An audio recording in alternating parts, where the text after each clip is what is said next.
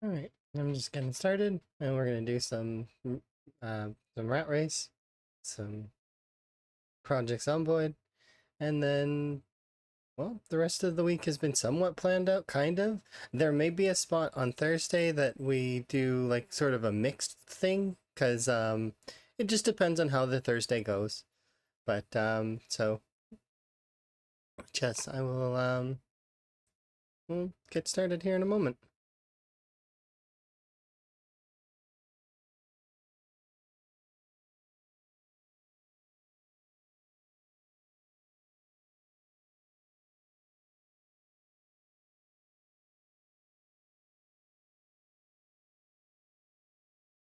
Hopefully everybody's Tuesday's going good. My Tuesday's pretty good so far. And if, well, I suppose if you're watching this at any other point, your day is good.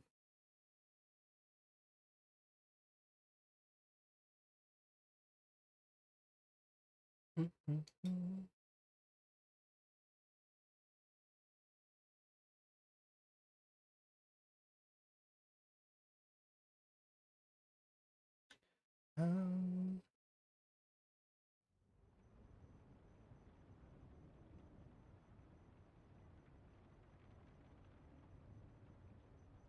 I was gonna do something, but I can't remember what it is now.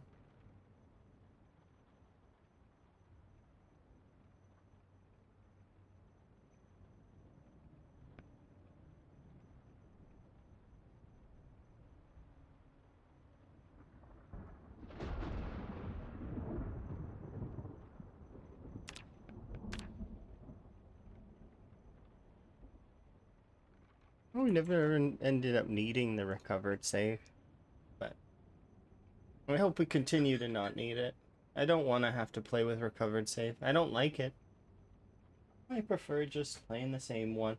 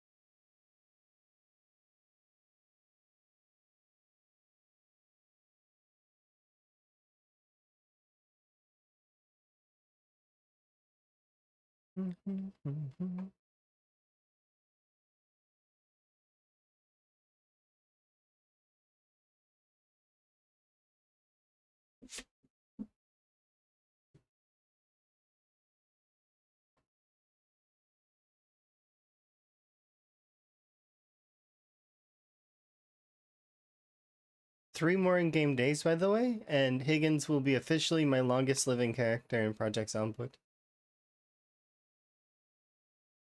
Which, well, and I theorize that that'll be a thing. That'll be fine.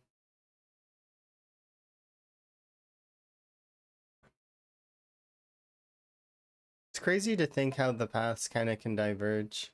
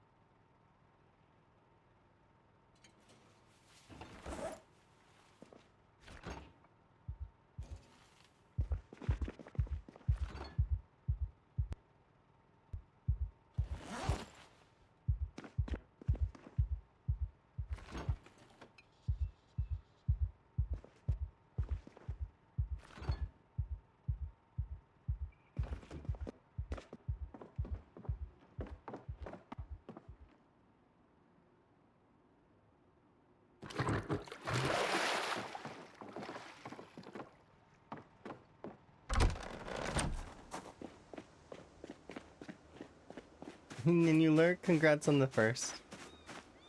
Do very much appreciate you. Hopefully you're having a good day, and I hopefully you get some good rest, and or if you've got work, hopefully your work goes well.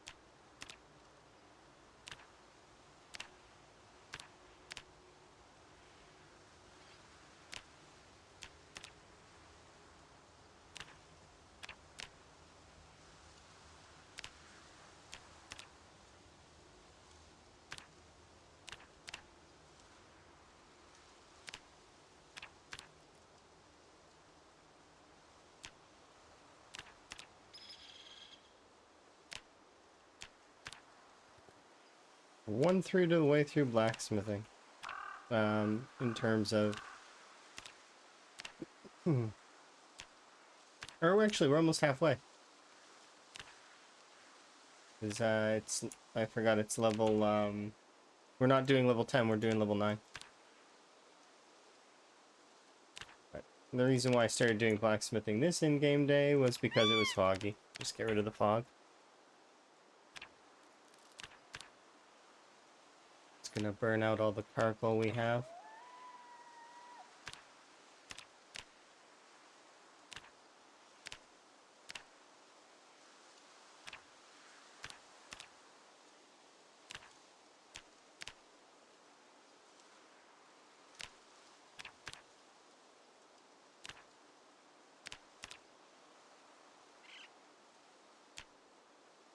There we go, out of charcoal.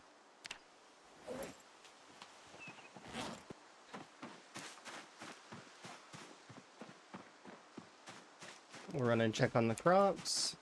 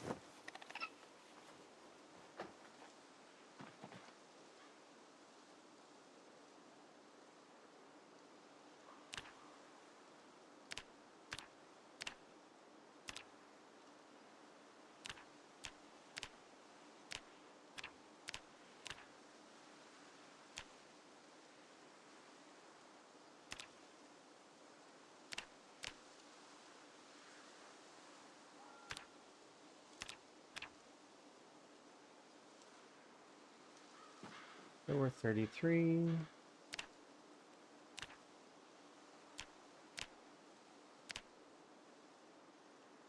Eight,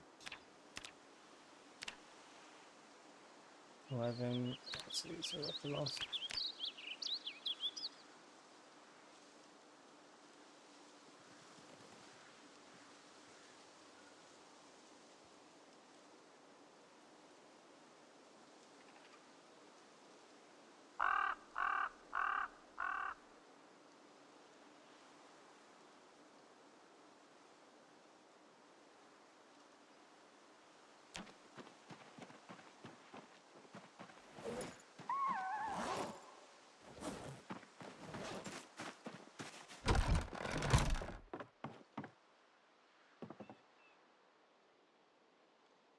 We have 10 of them already, so I'm going to throw the remainder of these away.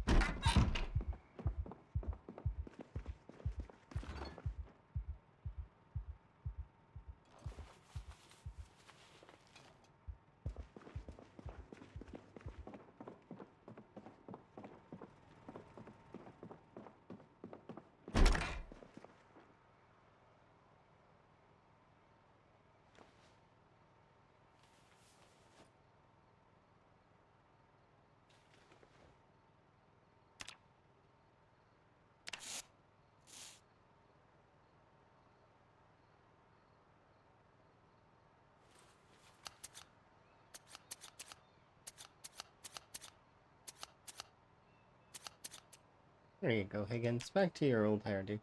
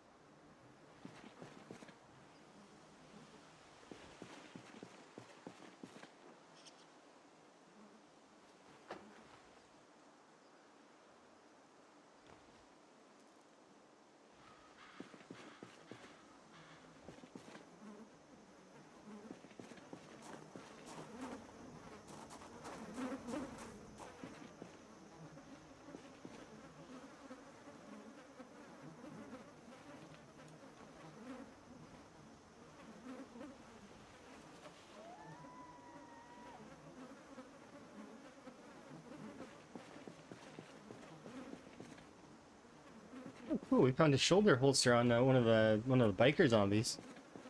Morning. Am I winning? I mean, we just found something kind of neat. I got a shoulder holster from one of the zombies. I'm perusing the corpses for right now. I'm looking for gold and looking for steel. So gold in the form of any of the golden trinkets, so like oh, you know, the rings, necklaces, studs, all of those little things. The reason why I'm looking for gold is because, just for me specifically, I'm doing the gold stuff. You can do silver as well, and they're not the worst in terms of leveling blacksmithing, especially early on once you've got a pair of blacksmithing, like, metal pliers. It's essentially you can trade charcoal to level blacksmithing, which is good.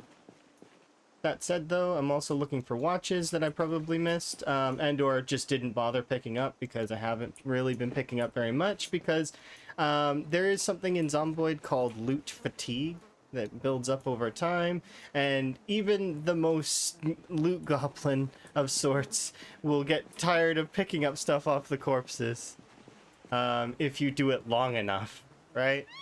I know that it's useful, but at the same time, it's just like, I can't. It's too much loot all the time, right? It's the same as houses. Sometimes you want to loot every house, but sometimes it's like, oh my goodness, I've been looting for too long.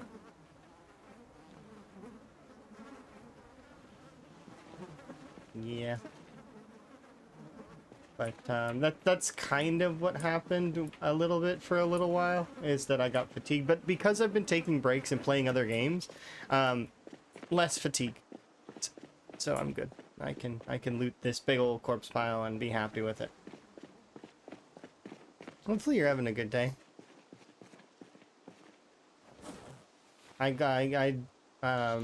When I woke up today, I got to enjoy a positive interaction with some support folks, so I'm really happy with that. They're good folks. It's hard to be a support person, really it is. It's not the easiest job in the world. They put up with a lot of nonsense. And I know that.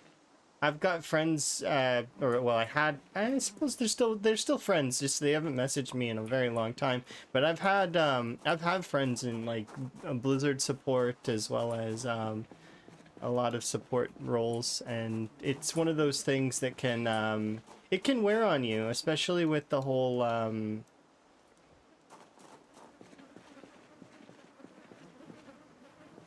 players not fully understanding certain things and getting really mad and pointlessly so that maybe it was something that was super easy to understand, but it ended up devolving into this ridiculous nonsense. Yeah, it's not their fault either. They're just support, right? I'm missing hours today. Oh, that's unfortunate. Hopefully it gets sorted. I always will bring that to the boss right away. Be like, you know, I'm shorted hours here, and then usually they get back to you right quick. Sometimes they give you cash, which is a little bit. At least it's quick when they do that. When they give you cash or they write a check. Unfortunately, when they do that, it doesn't reflect it in like taxes, and it doesn't reflect it in unless you're the person who does the taxes. It doesn't reflect it towards things like pension.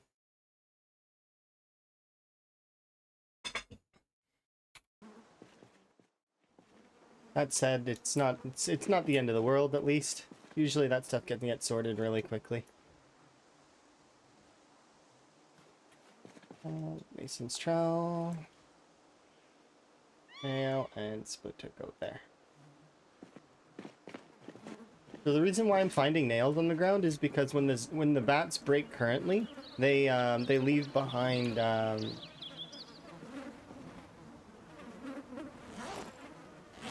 nails.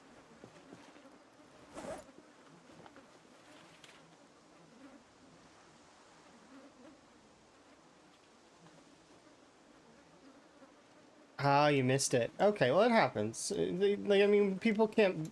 It's one of those things where we can't be expected to always be right, and sometimes when mistakes happen, they happen. And people can deal with it, and like, I mean, that's why we talk, and it's not all machines and not all, because a machine won't always get it right, right? Because they don't understand. They're just logging everything. Yeah, hopefully it gets sorted for you though.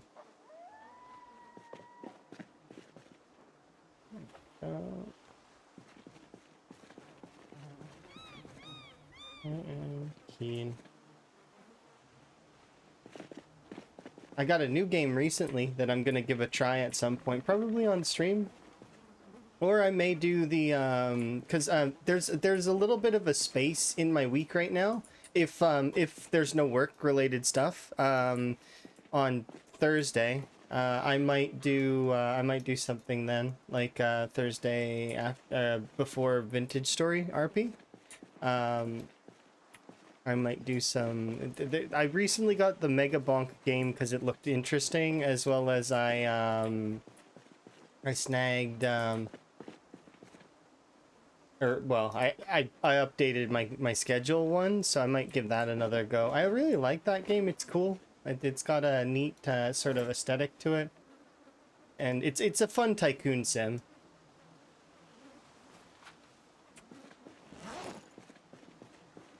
I'm tempted to see if I can convince Emma to play it with me, but it's one of those things where it's hard to get Emma to play those kinds of games.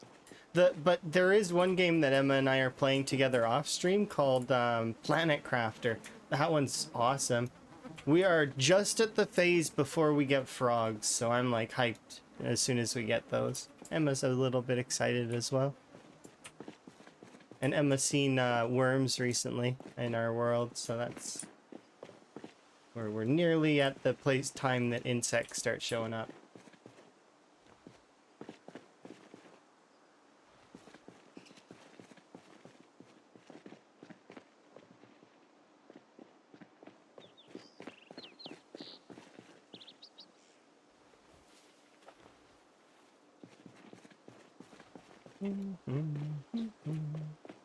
Yeah, I'm really happy with the playthroughs that are going on right now, and now that I've got some kind of schedule going on, we can like I'm looking forward to being able to actually like plan stuff.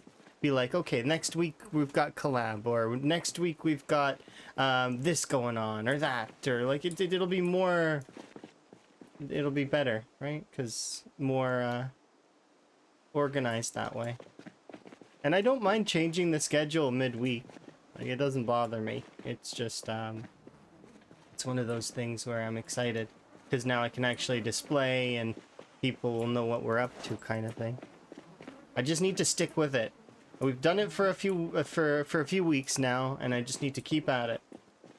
It's hard to do, though, like, because there's quite a few steps to get it together, but I might talk with Elm about automating some of those steps so that it's easier, but we'll see.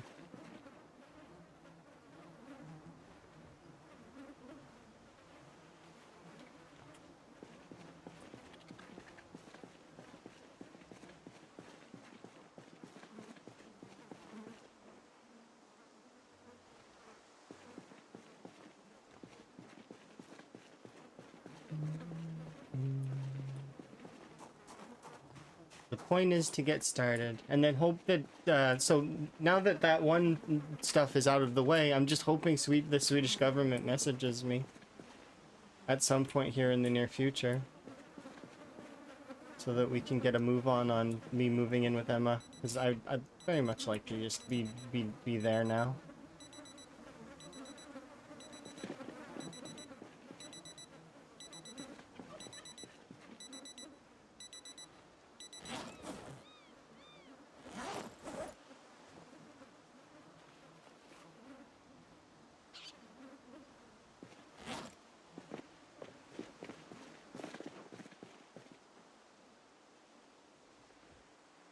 Yeah, it'll get sorted. It's just a matter of time. It's just annoying that it does take as long as it does, because, well, and it does annoy me a little bit. Like there is a little bit of irritation there where it's like, okay, well now we've got to ask permission from the government to be able to be together. That does sound a little stupid, right? Like it's like dumb. And I don't think that I need government permission to decide my fate. And why do they care anyways?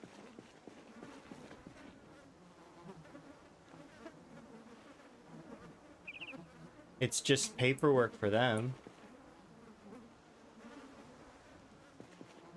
But I get it. I understand some of it, some of the bureaucracy.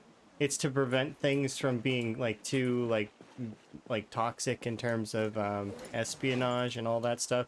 But I'm not some spy that's coming into their country to you know, divulge secrets. That's silly. I suppose that they need to make sure of that though. But hey, look, a pack of cigarettes. I'm gonna put it in a mailbox so that we can give it to a smoker. Either that, or do I have the cure for mildew? I might be able to make it into a mildew bottle.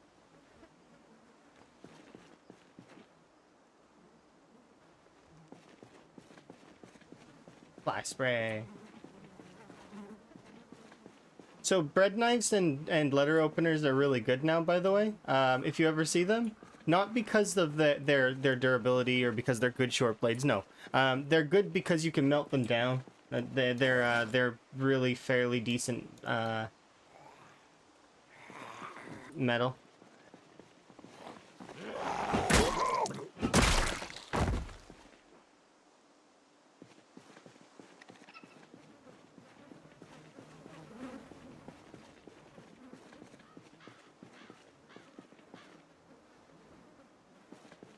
I do really like that I'm excited to see those now when I play.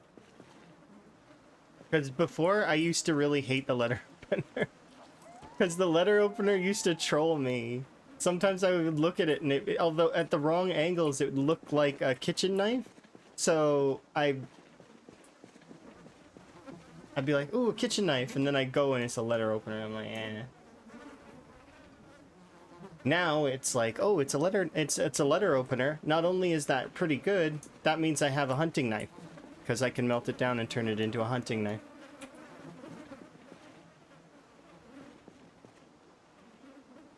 Even if it was 3 to 1, I wouldn't care. Like, that's still pretty good. But I think it's 1 to 1. Something like that. I don't know. I haven't really paid attention to the metal itself, the recipes.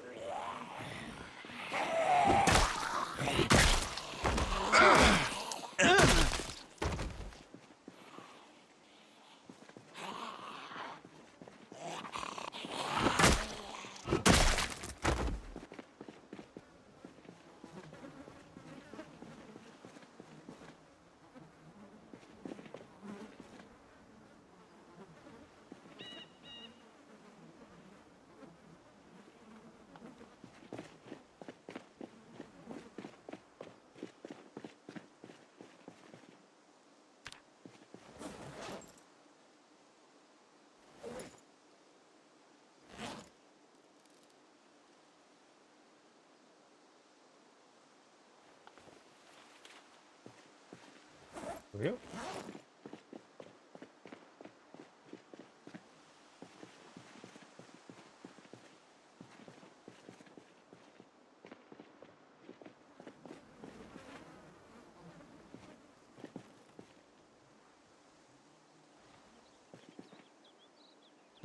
Early on, it's not particularly important to get the gold and stuff. Early on, it's actually much more important just to make sure you have a secure area.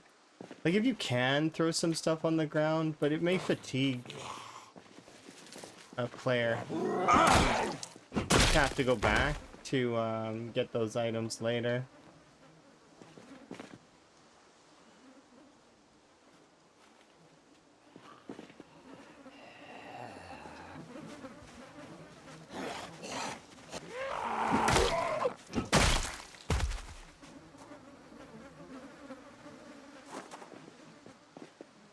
Especially if it's a lot of items. I was noticing that a lot on a couple of playthroughs is people had this like entire street full of clothes that they have to go back and get, but it's like, if that's gonna take them hours to do.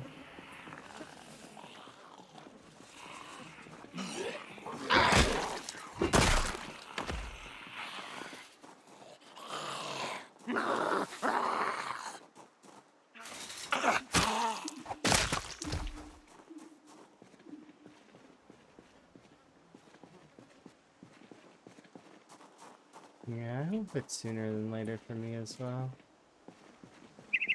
I'm very patient though, for the most part. I'd like to believe. Like if somebody tells me, hey, you have to wait a month, I'd be like, okay. But the problem is not knowing. That is a big issue. The not knowing is not fun. If they told me, okay, well, you're gonna wait like 6 months. Okay, that's a little bit excessive, but I can do it. It's in my opinion, it's like, why though? But, you know, maybe it's just protocol. Maybe it's part of the bureaucracy. Maybe they want to make sure that I'm committed, right? I don't know.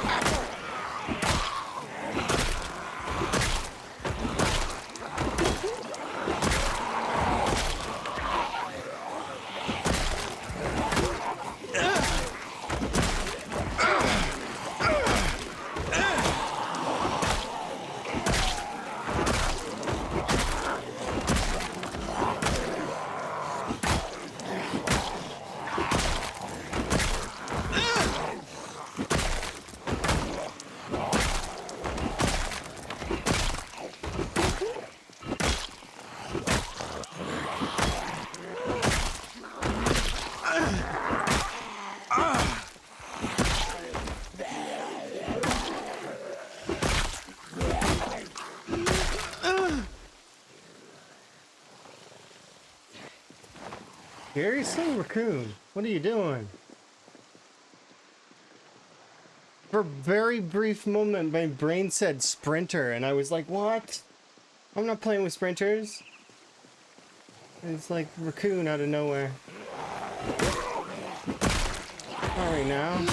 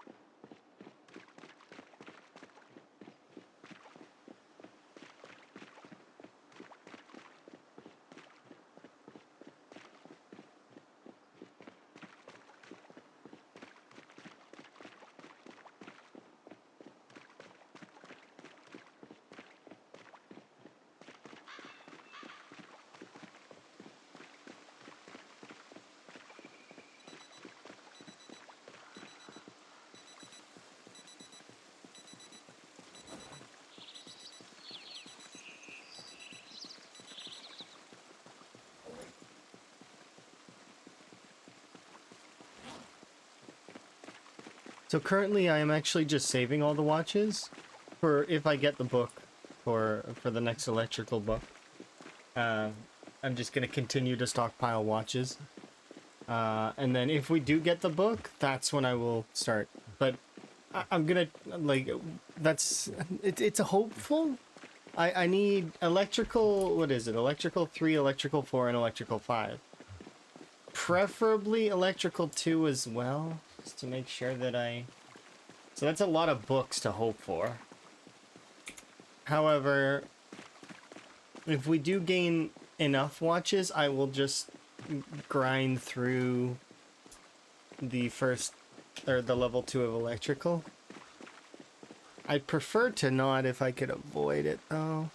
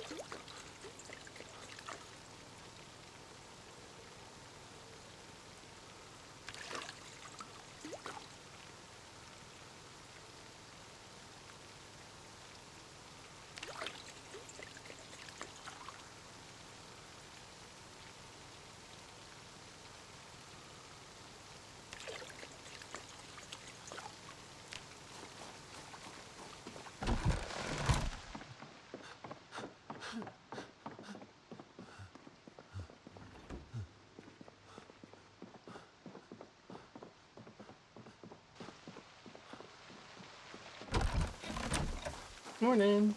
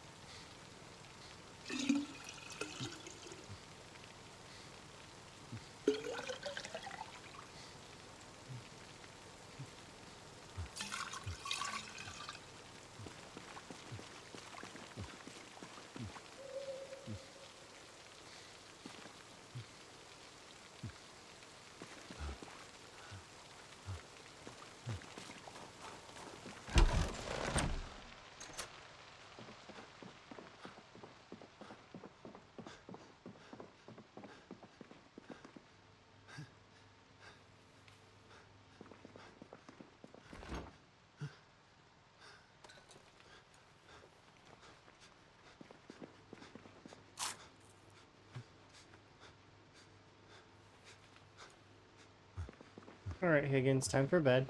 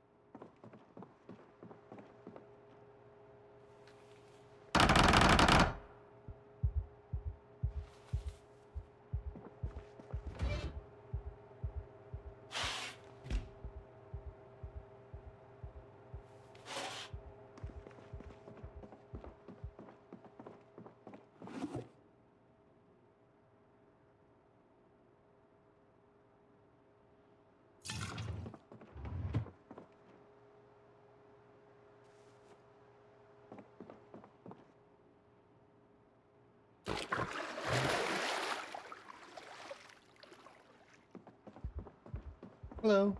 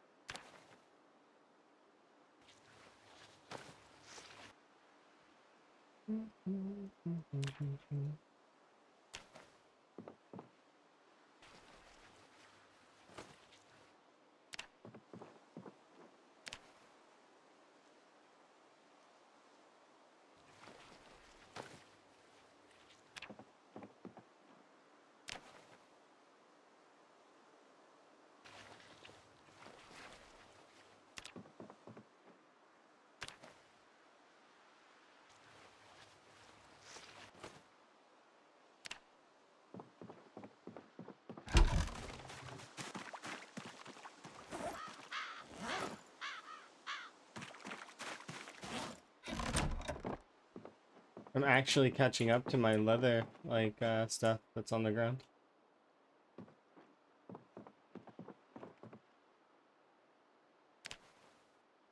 My backlog of leather is starting to run out.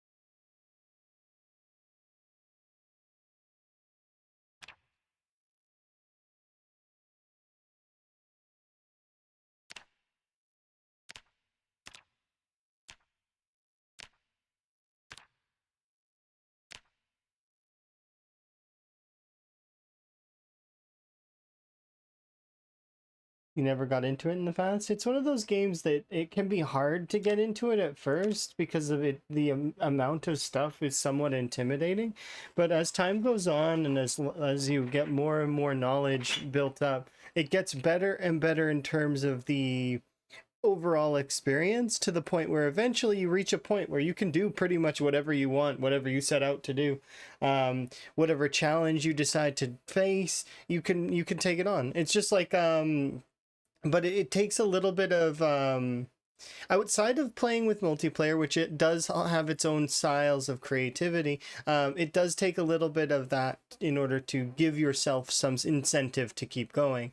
Like it's really that apocalyptic level of, what do I do?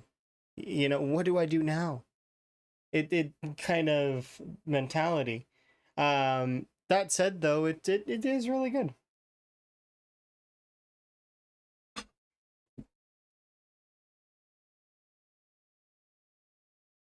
Currently, I'm looking to see if there's something that I maybe missed that I could do.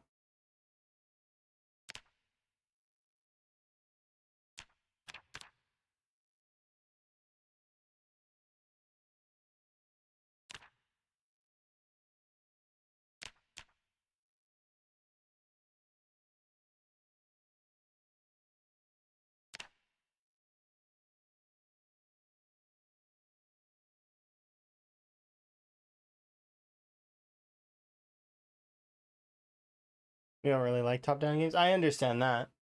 There's a lot of folks that don't like certain styles of games. A very good example would be my Emma does not like voxel-based games that are like Minecraft or those kinds of games. However, my Emma does have an exception to that, and that is 7 Days. 7 Days to Die, Emma really likes. But Emma doesn't like Minecraft, doesn't really like those kinds of blocky. She finds that they're too, just not in the style that she likes, right? I heard my name. Yeah, you heard your name. If you were to hang out in the stream long enough, you'd hear your name a ton. Because I don't stop talking about you because you're my favorite. Which should, yeah.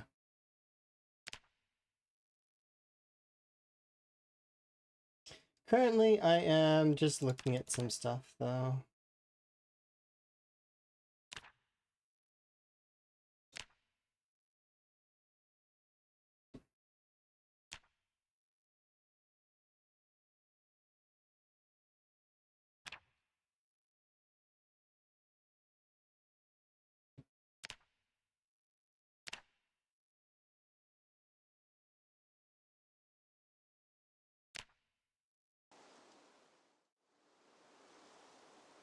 Yeah, no, I know.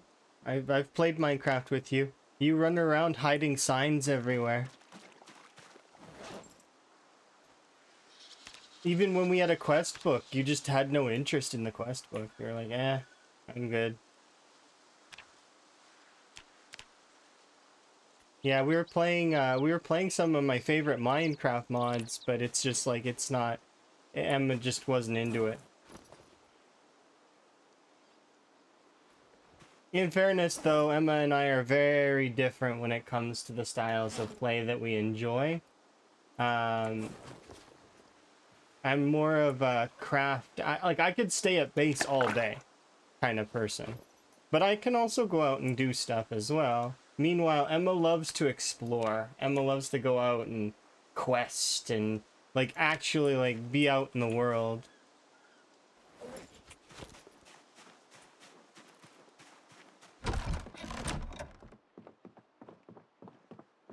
I mean, you guys can tell that that pretty much based on the styles of gameplay. If you were to look at my Satisfactory playthrough right now, in that playthrough, I was like, I rated a couple people that were playing Satisfactory as well, right? And I'm looking at their map, and they've been like everywhere all over the map. If you look at my map, I've only got one of the achievements is to set foot in each of the different starter zones, right? And I don't have that achievement. It's I'm 2 out of 4 because I haven't left the starting area that I was in, except to go to the desert. That's the only place that I've been. Dark chocolate cake for breakfast. I mean, that could be good. It could be required. Hopefully you're having a good day. That means that your day is good.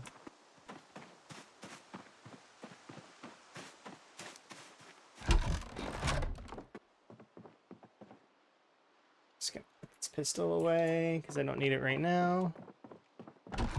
Yeah, Emma gets cabin fever. Meanwhile, I actually have the opposite effect of cabin fever. I do need to get out and explore a little bit, but my cabin fever is like, I don't know. I'm happy being at base, sorting loot and adjusting things and making our overall progress. I feel progression when I'm at base.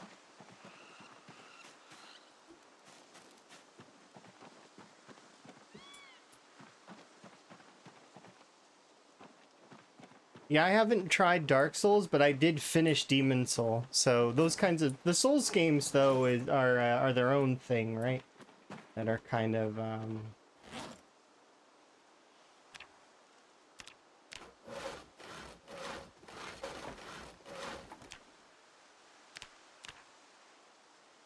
That's interesting. There's a scrap jewelry option that gives nothing.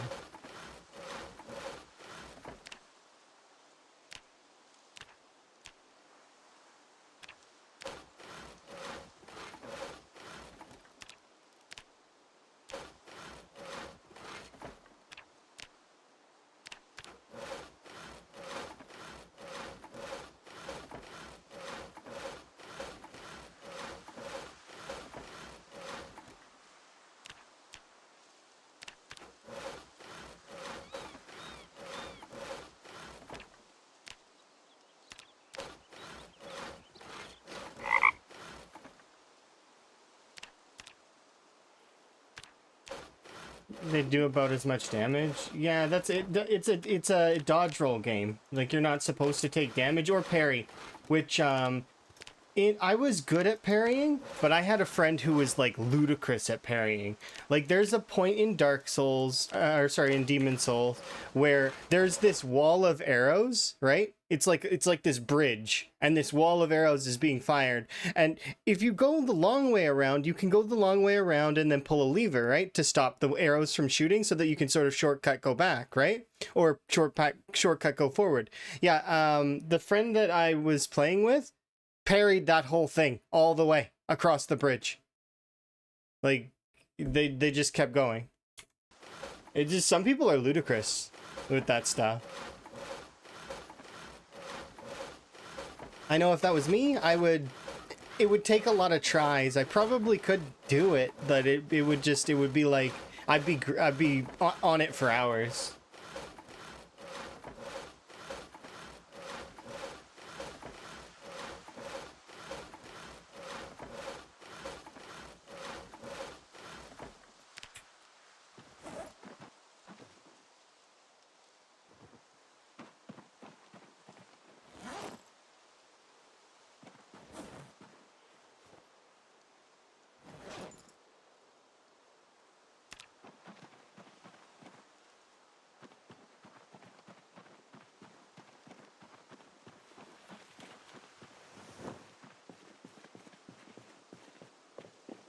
You get good at it, but there's no question. The question is it fun to get good at it?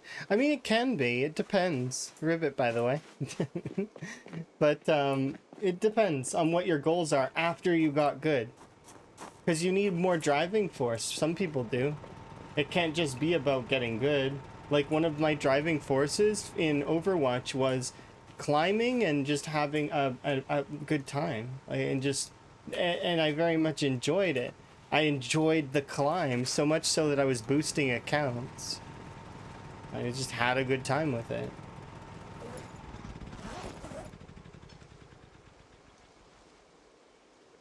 But it stems from a little bit of that and a little bit of, especially in the early stages of Overwatch, people kept telling me that I couldn't do a certain thing, and I would prove them wrong because, well, it was easier strategy than they thought it was, and because people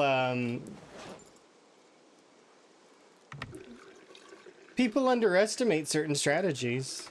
It's just the way that we are sometimes, is we think, oh, we think one way, and then it takes a little bit of adjusting to change your mentality.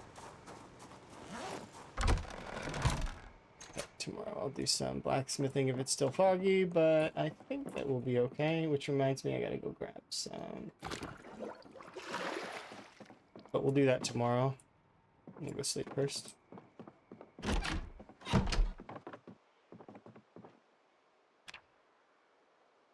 So we'll sleep.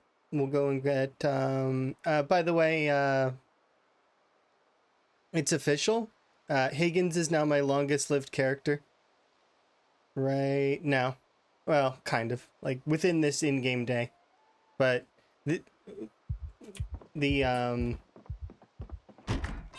that's it. He's surpassed my previous character's personal best survival time.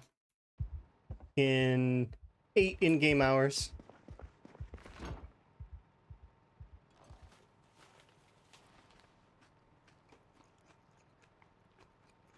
He's a little shy on the kills, but let's be honest, he struggles because of his difficulties. It's not necessarily because he can't kill. Don't excellent. I did that one time. Only one.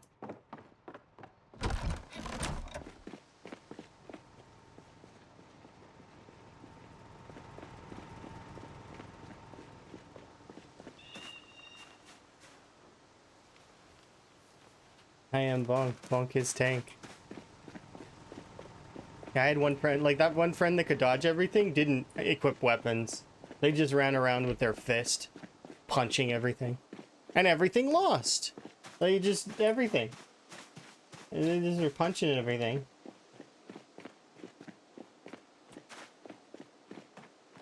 At least that's how I remember it. Remember, it may not have been that way, because, well, I don't know. Maybe they did equip weapons sometimes if there was, like, boss that required it or something.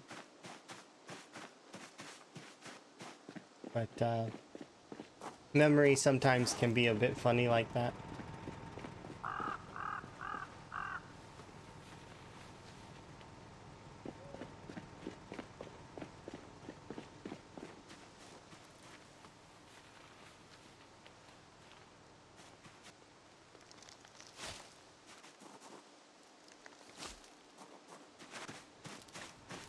Yeah, Emma likes challenge, but it's like,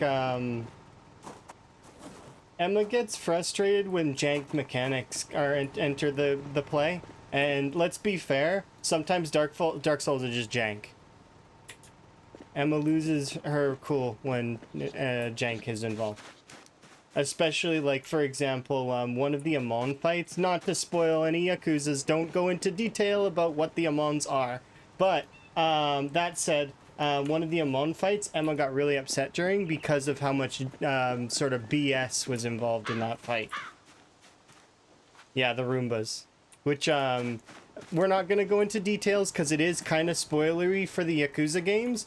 But, yeah, essentially it was one of the bosses had these little Roombas that exploded. And it was awful. Yep. No spoilers on that, though, because I want... If somebody... just know that if you complete the game and all the sub-stories, you get to do a really cool thing that involves Amon. That is the cool thing. And the Amons are fun. It's super fun to watch. I've never played the Yakuza series myself. The reason why all of the music is on my playlist is because if Bonsley makes me think of Emma, because I watched Emma play them all. We went through that game series together, and anytime Emma has ever played a game series with me, it feels like we're both playing, and we're both there, and we're both, like, thinking about it, and we talk about it, and we're like, oh, what do we think is gonna happen next with this? Oh, and we think this. And sometimes we're right, and sometimes we're wrong, and there have been times where it's, like, gone completely left field, and we just are like, whoa. Like, we think that one character is gonna be around forever, and wow, suddenly, like... especially because of the build-up, and it's just like, nope, and then it's just like, but once again, don't go into spoilers. If anybody wants to play the Yakuza series, please. It is an experience. A magical experience to play that game. Because it goes so much beyond just a beat 'em up. Because it's not just a beat 'em up. It's like there's heartfelt story, there's effort, there's mini games, and a lot of mini games. Like you will be surprised just how much they fit into the game. It's crazy, and I can't wait for Kiwami 3, and I can't wait for Dark Tides. I'm hyped. Those are gonna be amazing. And Emma's also so hyped that, well, Emma doesn't get super excited all the time, but Emma was, like, verbally bouncing at the announcements.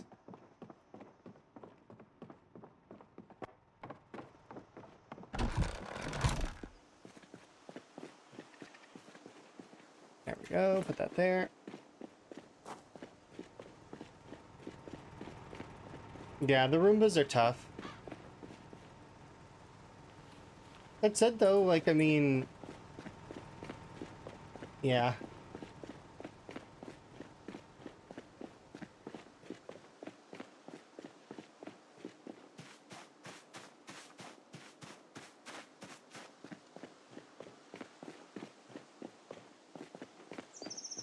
Start my stick collection again.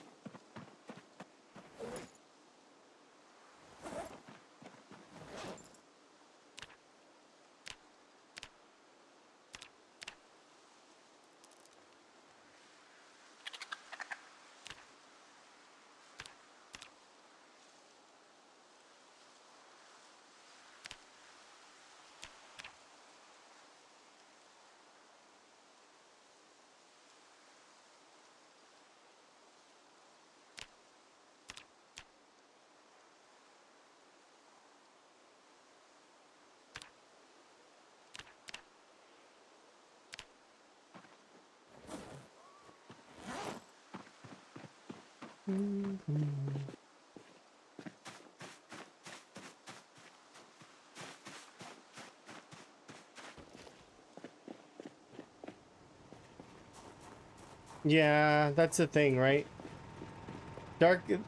Emma's good with most things, but if you start throwing jank into the mix, Emma gets upset. Because jank becomes, like, unless the jank is part of the core mechanics, which in Dark Souls it kind of is, but it's just, nah. Jank is something that just genuinely will aggravate Emma. Naturally. It's not part of the game, right?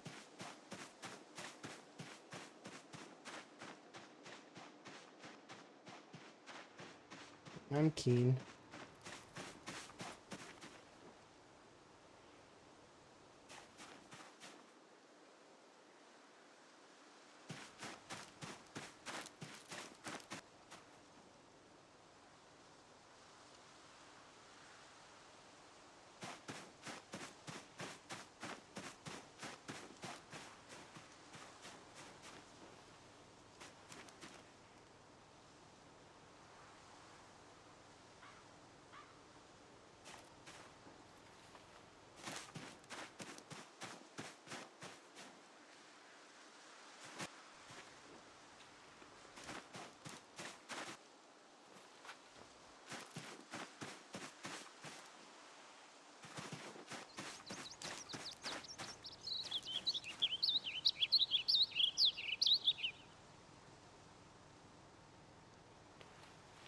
Yeah.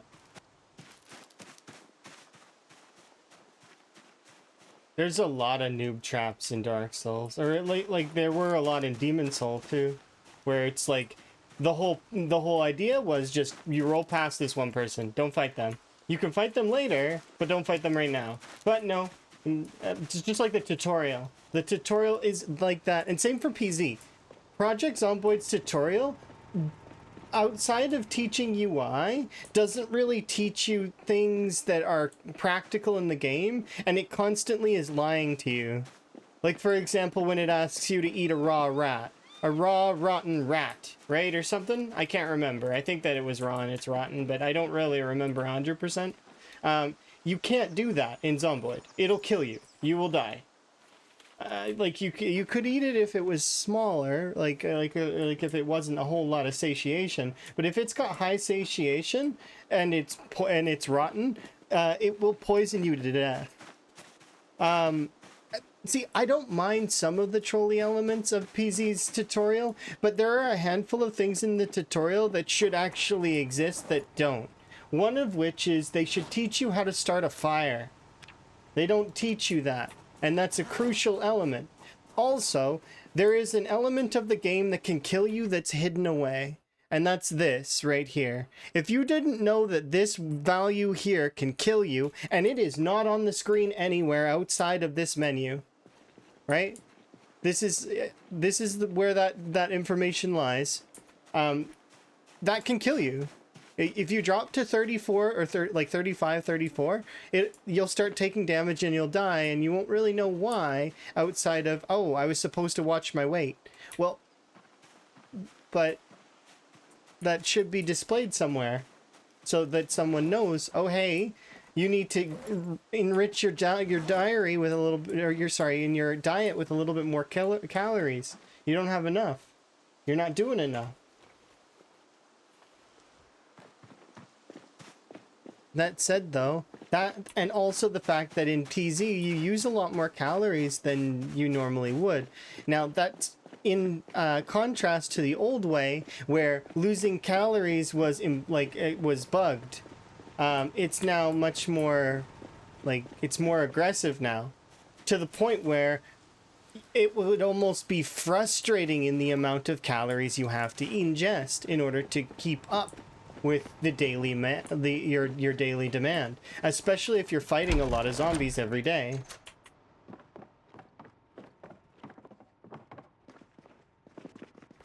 Like right now, if I eat these, I'm not actually going to be gaining weight, not unless I go and grab a couple bottles of vegetable oil and drink them directly, which I'm not keen on. I really don't like that. It's the same as the butter, but I feel like I'm almost hampered into that playstyle to maintain. I have almost no choice, otherwise I'll start losing too much weight and then we'll start getting debuffed.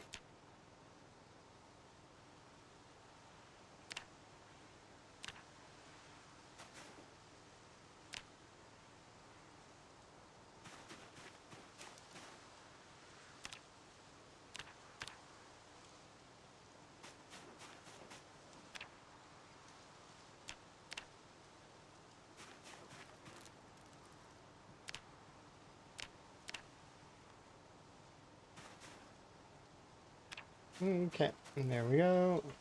As much of this as I can carry, and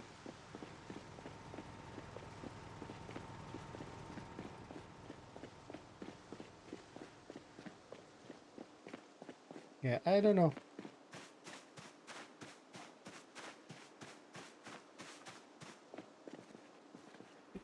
Would you, more than I have you seen anyone say that they're unable to take action? Yes, that happens quite a lot. It's a common bug that exists in the unstable build.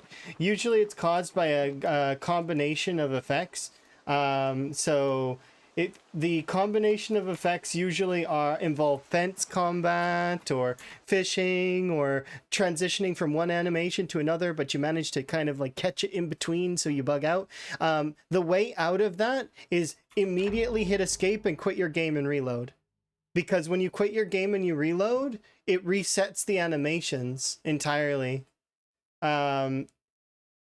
So if you notice that your character is acting funny, like your character seems like they're not animating at all, like they're frozen and you can't move, escape right away and quit. It's the easiest way to fix your animation.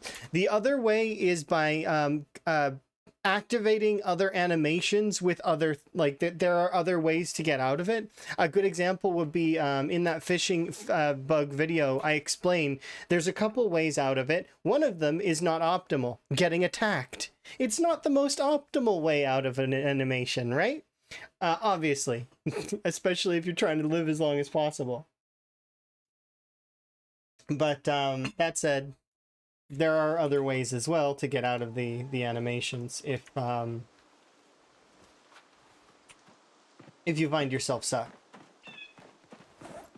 Some of them are simple, like switching weapons. Sometimes will get you out of it. Some of them are more complicated because like things are a little bit more difficult. But yeah, that would be also classified under jank in my opinion. Easy has its jank.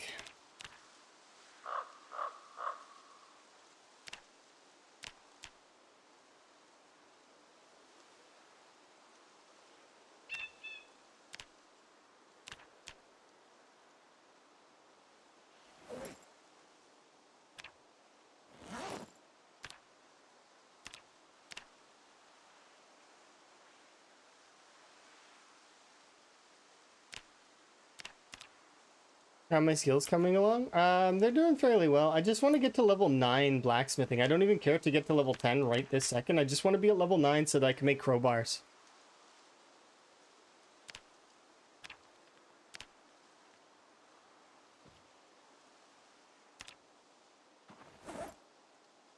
But if you wanted to see my skills, they look like this.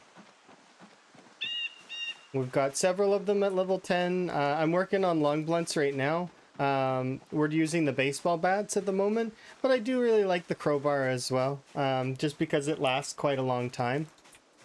So long blunts are currently my goal. And then the best part about leveling blacksmithing to 9 is the next weapon I'm gonna level is long blade. So having level 9 blacksmithing will be useful because I will be able to make swords.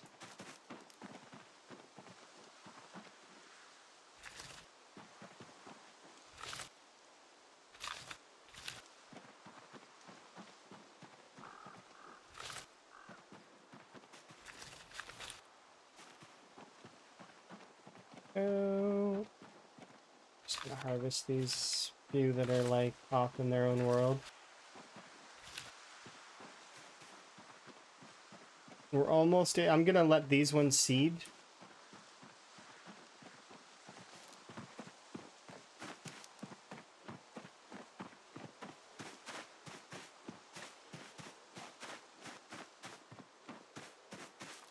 But yeah, I'm excited to have my skills finished. That'll be kind of nice for some of it. And then once those are done, I just need to focus on doing like kills. I'll be needing to focus on like the other off skills. But after that, it's just combat. And then after that, it's just outposts. So yes, it's gonna be a while before we're able to finish that stuff, but that'll be okay.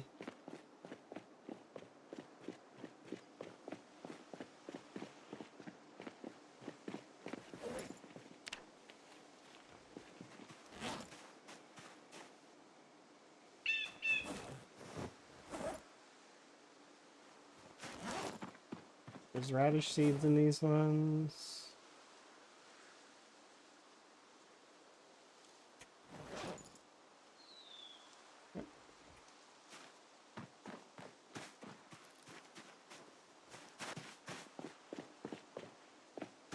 Radishes. The reason why I'm using them is because they're one of the easiest crops to speed grow. I'm able to do 2 rotations of radishes in fairly quick succession in its grow time. They're able to be hardy enough to last, and then I can do a big bunch of them. They were a good way to speed level farming before as well.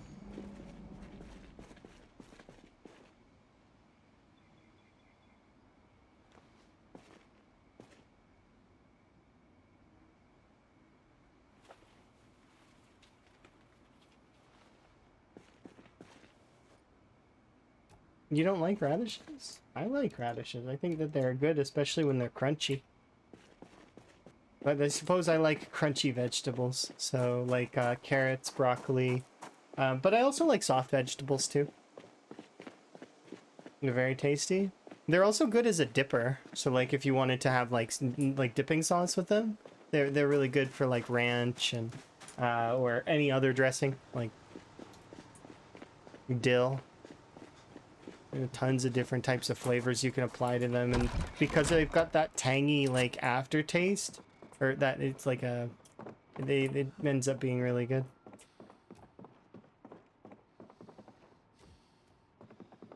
No.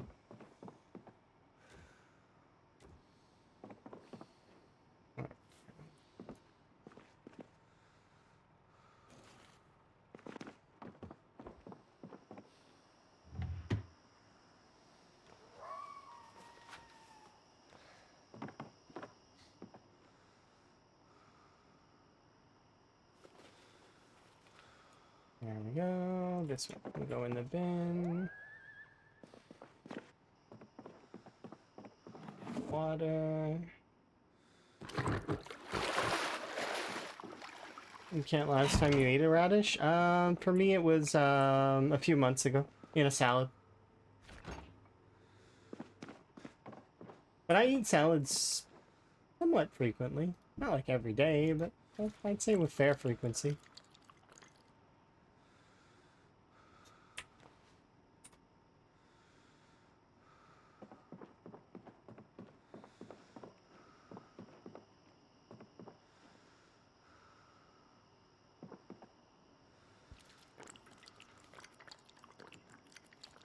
There we go.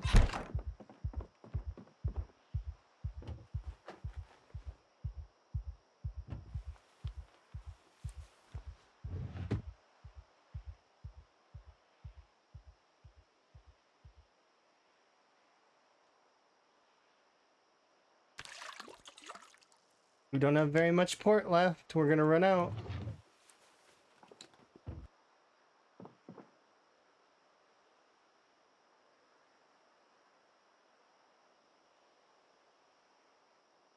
Delicious. Alright, let's do some reloading.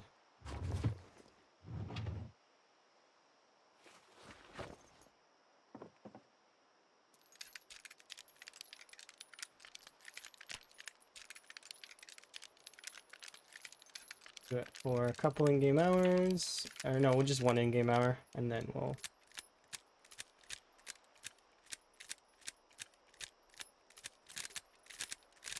I don't think Emma's ever been to a rotating sushi restaurant. I've been once, I think, but it's not something that's common where I live at all. At least I don't really know of one offhand. But when I was in the States, I have gone.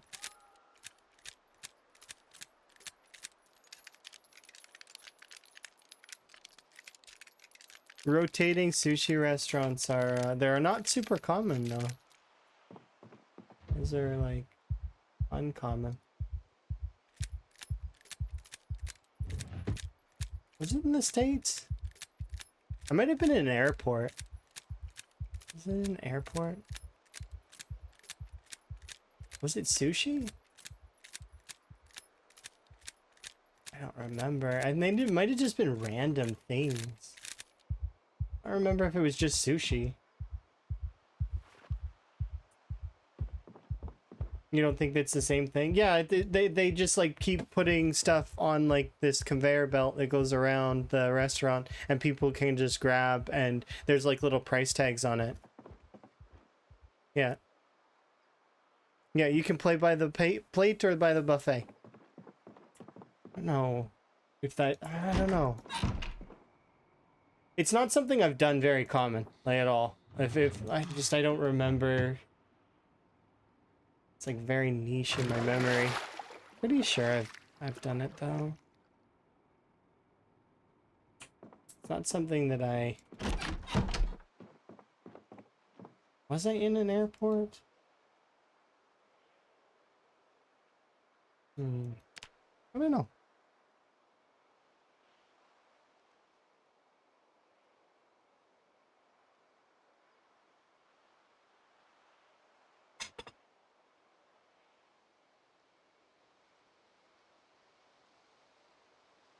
I didn't put on clothes.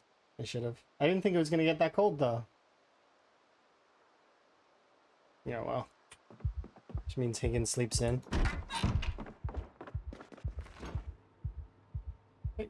So we gotta do some meal prep here in a short while, but not right this second, thankfully. Let's see.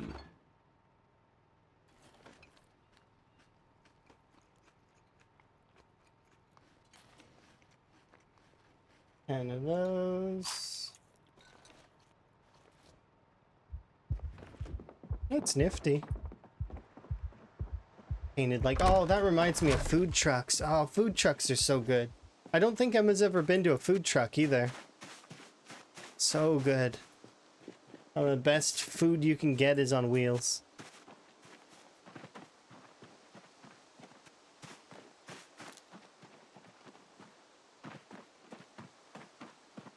Does a donut cart count? No, I mean like actual food truck. I don't mean like a hot dog cart or no, or a donut cart. I mean like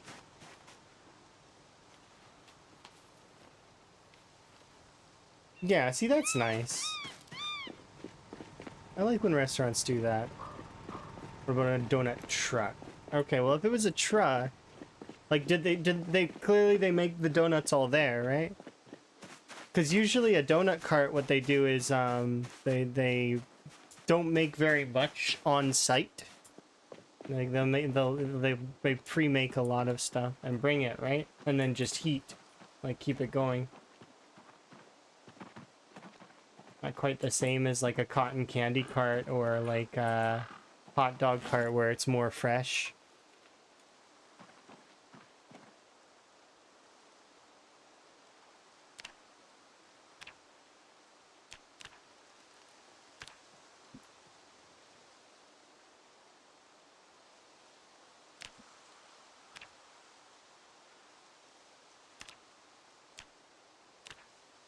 Isn't there 7 golden sheets though? Why can't I make this into that? It's because of the 3 gold fragments, isn't it?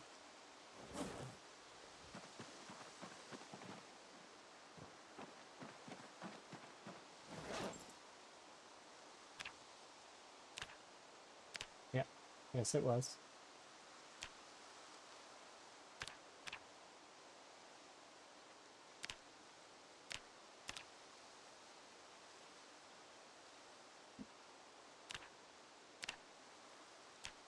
Maybe it isn't.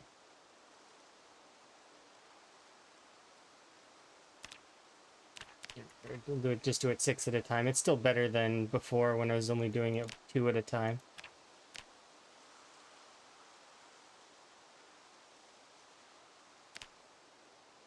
Yeah, I'm looking forward to going out to eat and stuff. But like obviously not every day, but it'll be fun to have like because that was one of my favorite things that we did was that we went out to eat a couple of times and we also we did we went to the movies. It was a movie date. Emma likes going to the movies. It's not that I don't like going to the movies, but a movie drains me. Like I get drained by movies. And my energy goes down by a lot. It's like 25% of my energy goes into movie. Which is funny because I have ridiculous energy pools. Like my energy pool is not endless, but it's like it's fairly large, at least I think. That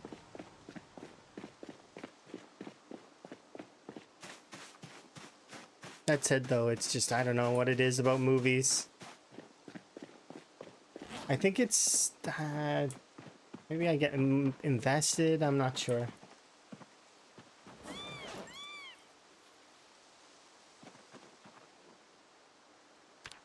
Meanwhile, the same thing doesn't happen with the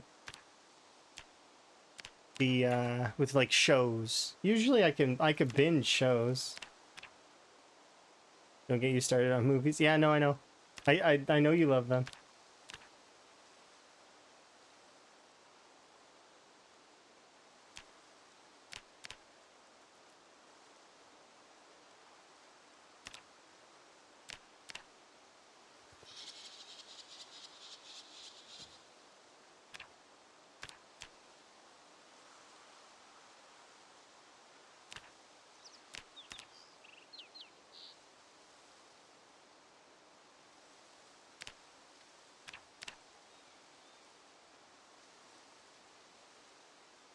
Yeah, Emma likes collecting the physical copies of the movies.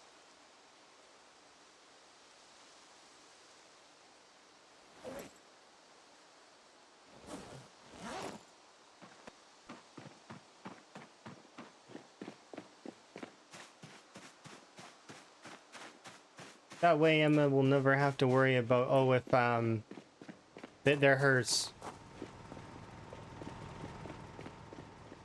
They're her movies.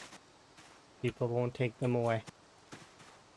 And that way, if she ever wants to watch a movie that she has, they're right there.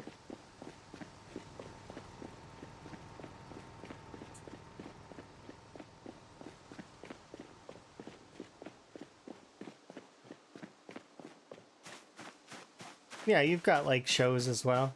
I'm looking forward to when Loki comes in. Because that was it's been cool being on the Marvel kick for a little while. Eventually it'll come to its end though, and then we'll be on to other things. Yeah, no, I know. But it'll come eventually. Because you would excitingly message me that if it was here going to be on the way. Hello.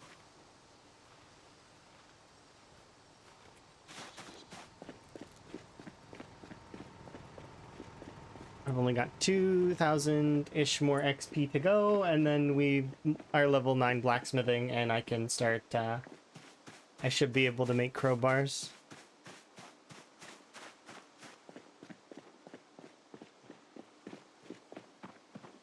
It's not like I dislike the baseball bat, it's just that having crowbars is nice.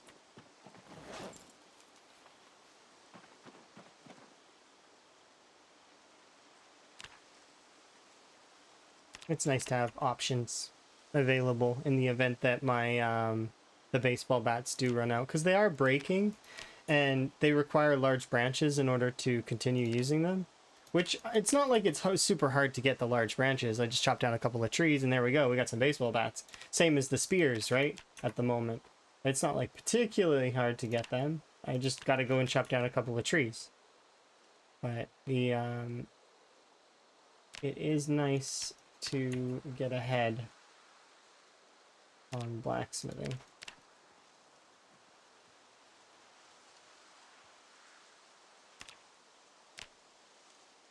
Gotta put these in there.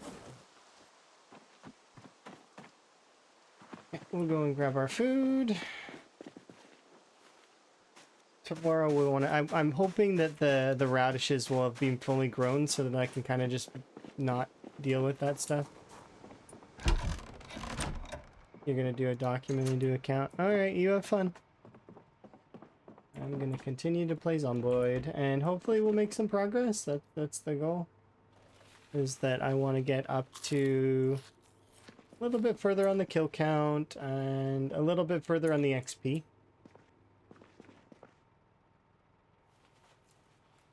Finding this was nice. I like that we have this now.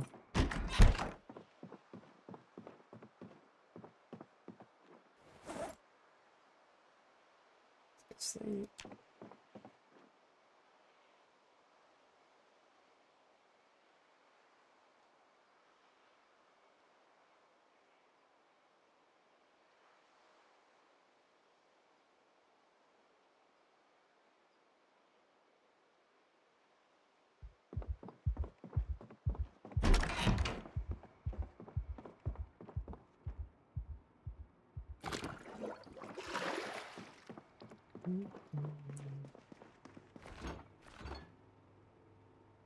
Check on the rabbits as well while we're at it. It's not like a rush to go check on them though.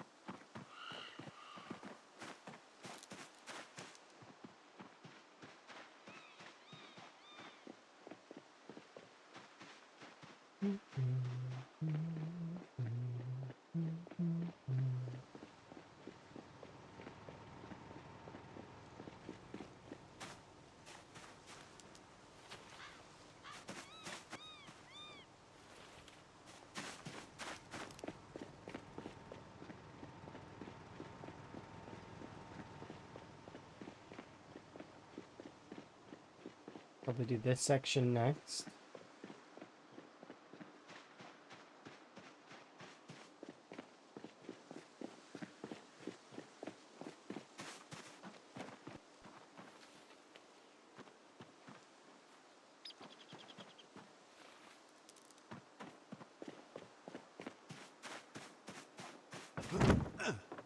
Oops.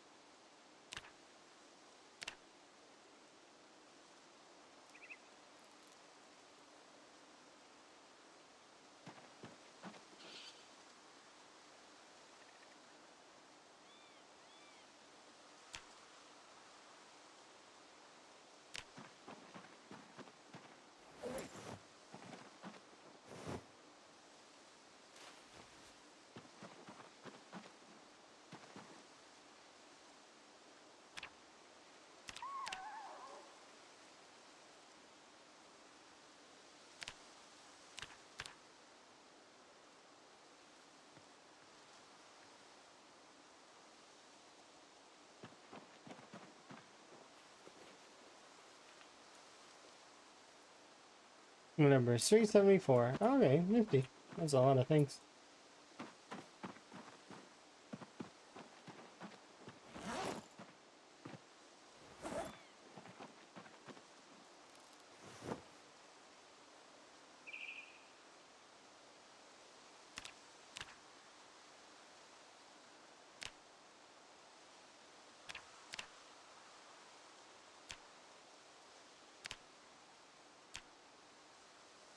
How many glassware types are there?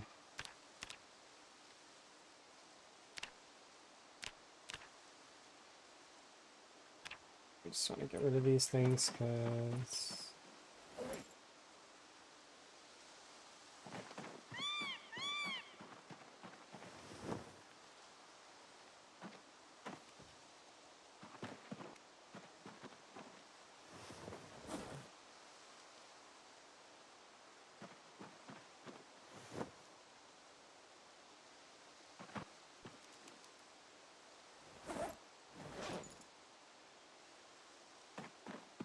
I have no idea what these pipes are for.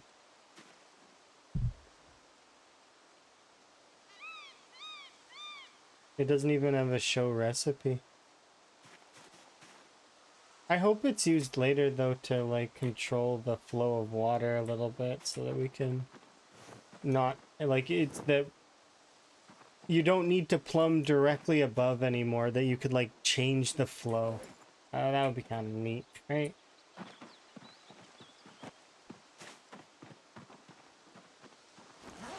I don't think I have any. I think I used up all of the... No, the magnesium fire starter's still there and doing good.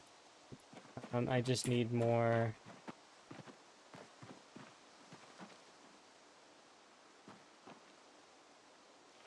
more charcoal, which we are sorely out of.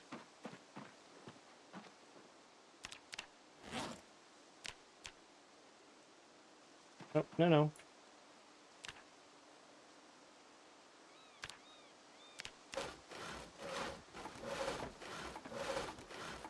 We don't need to do carving anymore, so it's better to just saw stuff.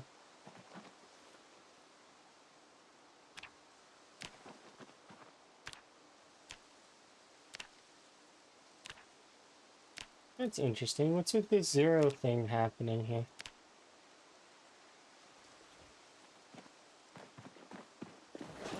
It's happening on the blacksmithing as well, with the creating stuff. There's some kind of crafting bug that exists right now. It's not affecting the game like in a really bad way, but what's happening is that sometimes the crafts are not being accepted. They're so it's like it says that there's no craft available, but there is materials to do so. But if I have the ability to craft 2, that seems to kick it over, and then I can do 2, is what I'm noticing. So some sort of crafting issue at the moment.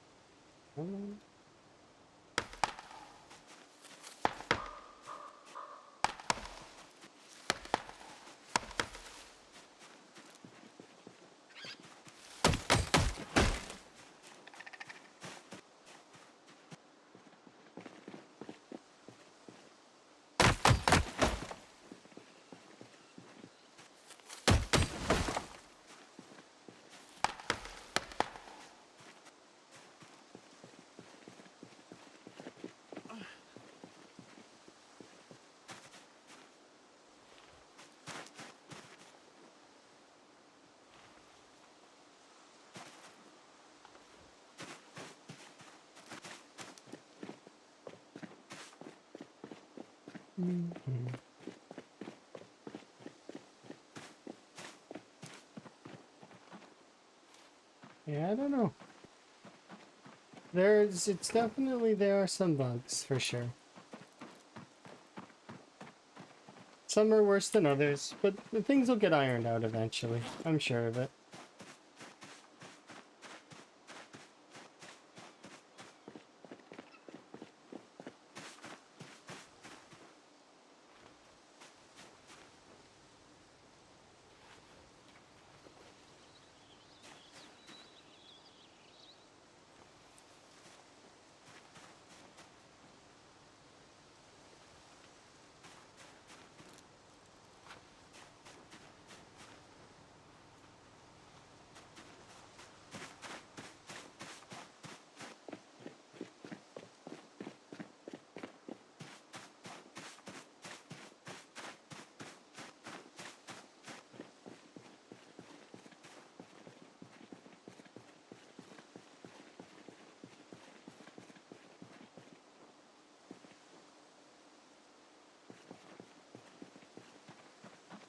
You've had a hard time getting level 1 carpentry with no points.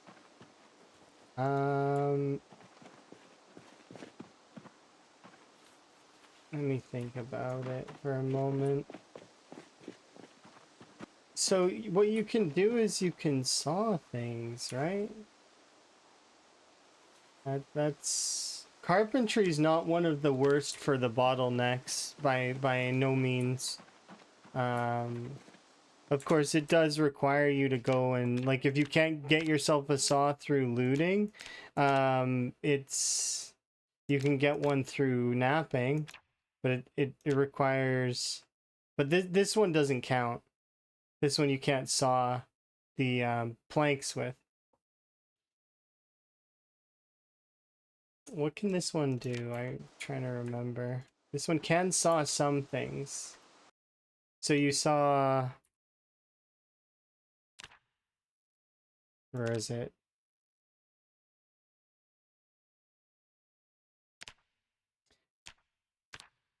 With the flint saw, go and get yourself some wooden rods and saw stuff. That's what I would recommend. Saw things. You can saw large branches into planks. You can saw long sticks and saplings into wooden rods, and then the wooden rods into handles. I recommend doing the sawing stuff. That'll help level you fairly quickly. And it's not like the wooden handles are hard to get either, because even if you can't find wooden handles, what you can do is you can carve the branches into wooden handles. That's if it's necessary. Doesn't it just say that you can saw... Can you saw the... No, so you need the wooden rods, but so you could just carve them. Wooden rods are carvable. So you just grab a tree branch, turn it, it gets you carving XP. Napping is harder to grind early? Not really, not that hard. It just requires you to go and grab forage for a while. See, the thing is the level, if you don't like foraging, then the entire early game of PZ is just absolute pain. Because the thing is majority of the starts for almost all of the skills require you to forage for a large amount of time. So if you don't like foraging, if you don't like walking around like this, then you're not going to have a good time. It's just going to be pain. And there's a handful of folks that have voiced that concern already, that there's not enough variance for some things, which I do agree. There should be some stuff that's like if there was like a study, but then you'd have people just sitting AFK studying for ages to try and like fast track through things. So it just depends. It's hard to strike that balance for gameplay, and then also make everybody happy, because you're not going to be able to do that, because there will always be a handful of folks that are upset about the whatever mechanic, regardless of what it is, right?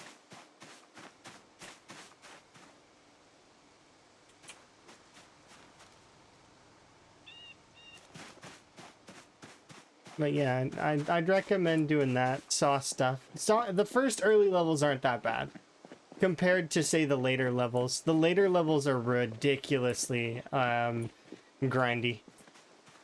And for some of the stuff of what you get, some of it doesn't make sense in my brain. Like level 5 electrical for the lighter.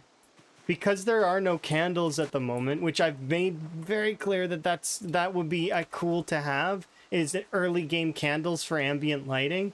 Make it accessible, make it like through animals, through butchering, you can get it through tallow.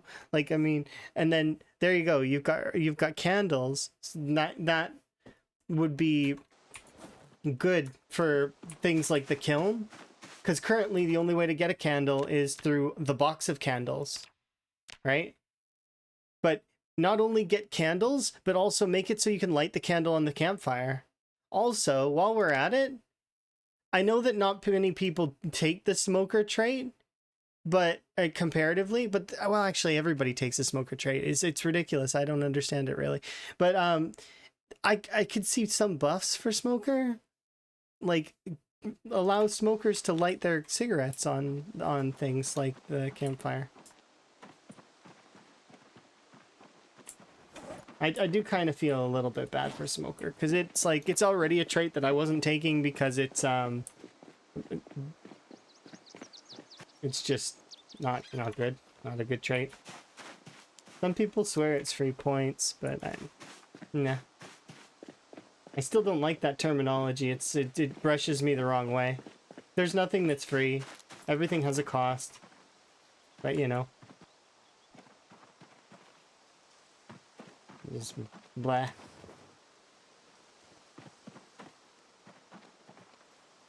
Conspicuous is the closest you get to free points, but even arguably, you can say that a zombie seen you because of conspicuous, based on the extra tile space. But that's silly.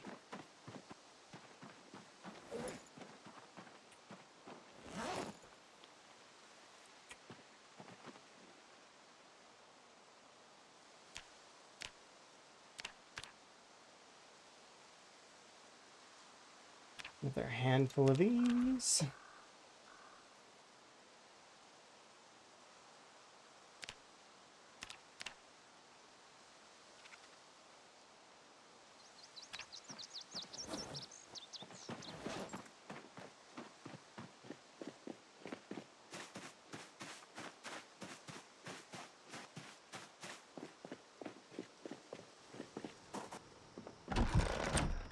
Yeah, I like foraging.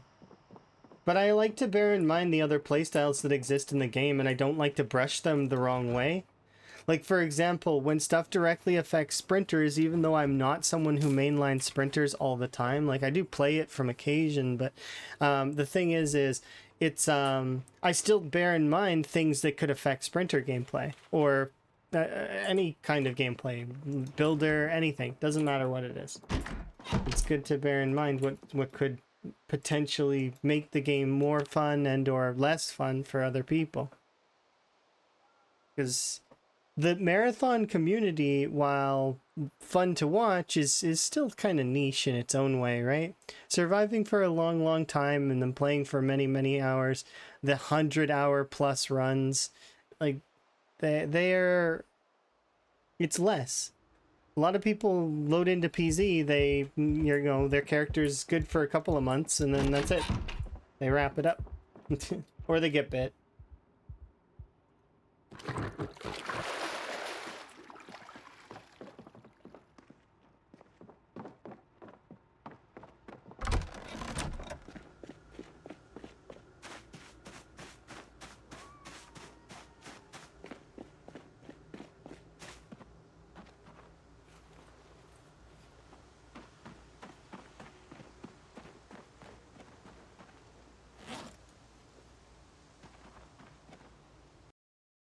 It's not hard to learn. It's only 75 XP, which in turn is like a mitt full of sticks. So it's if you were to do for carpentry specifically, it's not that bad. That said, like I mentioned before, level 5 for creating like tinfoil lighter. There should be other fire methods that you can use like earlier on that can help with certain things like the kiln. That said, if I like compare it, tinfoil lighters level 5 electrical, you learn how to hotwire a car at level 1. You learn how to correctly connect a generator at level 3, but the tinfoil lighter is some kind of magical science. Like I don't understand. It takes a beginner level hot wiring a car, intermediate level okay, doing generator knowledge, but then tinfoil lighter is some kind of advanced tech. It's like, okay, it's wrong.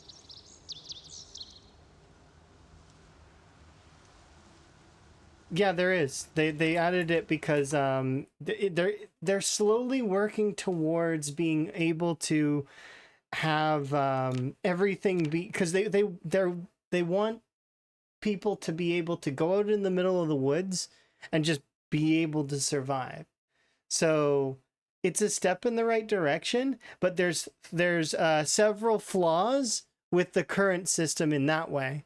Because if you're going to go out in the middle of the woods with no zombies around, you're not going to be finding enough watches or anything to level your electrical to 5. It's just not going to happen. So you won't be able to do that. There's no way to refill your gas or do a generator either. So and there's no lighting. So you're just going to be going to bed at night. You'll be stuck with daytime clock. That is essentially what'll happen, because you're not going to be going out during the evening because it's too dark, which means that you'll probably either reload or you go to sleep, and taking care of animals and stuff. It's its own style of play that's very devoid of itself at the moment. Eventually it'll get there, though. I believe that it's being worked on, and that there's probably a bulletin board that has a bunch of things on it that it's like, okay, we need to get this and that in order, and then gradually it'll make it to the point where we can have that screenshot that the dev showed, where they're in the middle of the woods and they've got like end game gear metal armor before they're able to go and approach the next thing. Like they're gonna maybe go invade a city, but they went off into the woods and became essentially a knight, right? You could level electrical like making copper wire. Is that actually a thing? Copper plates exist. Copper sheets exist. I don't see why copper wire as a thing. Are you making a suggestion? There's copper strap and copper ore. Oh, that's your suggestion. Okay. But yeah, I think for the butchering system alone, that tallow and candles would be wonderful. They'd be able to light candles. It wouldn't be too bad. It would help out in terms of early game progression towards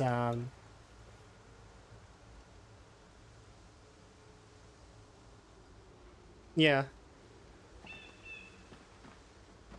Well, just having a couple of things in each category that you can gain some levels off of that isn't super intensive is nice.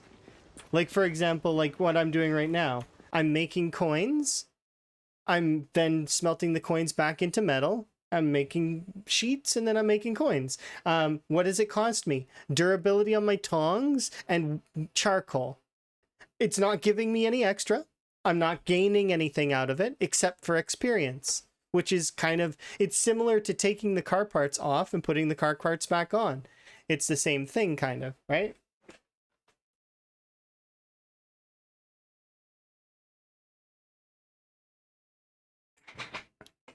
But that's the thing. There needs to be stuff like that for everything, kind of, so that there is a path forward.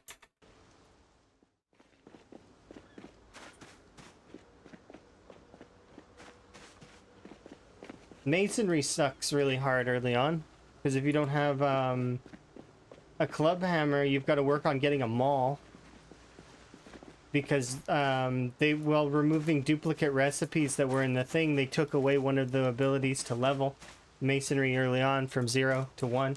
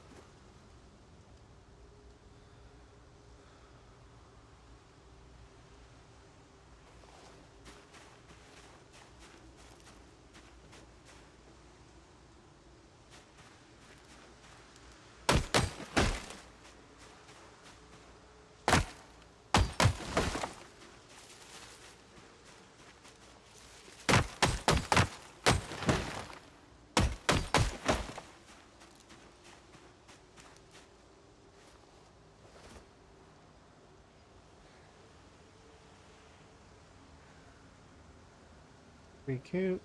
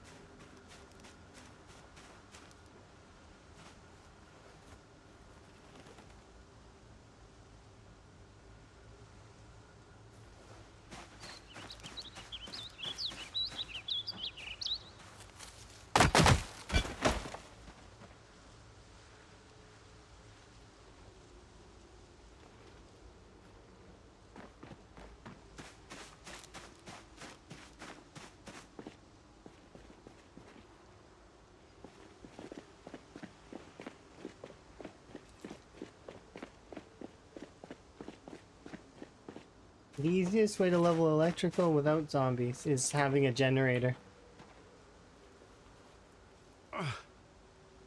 That said, though, obviously that's not everybody's able to do that.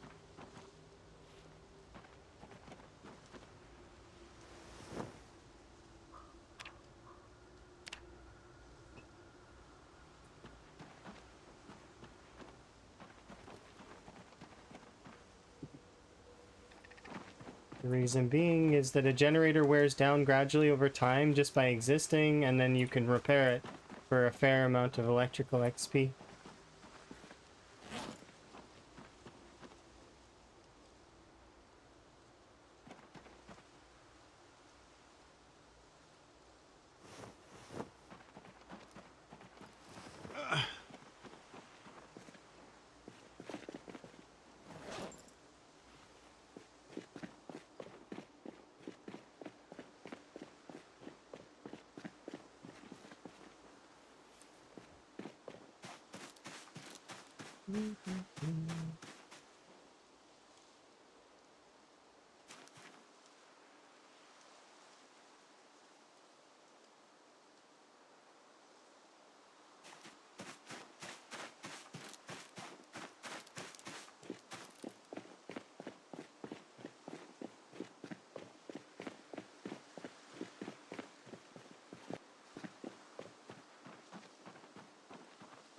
Are batteries actually easy to make? I've never tried to make my own battery.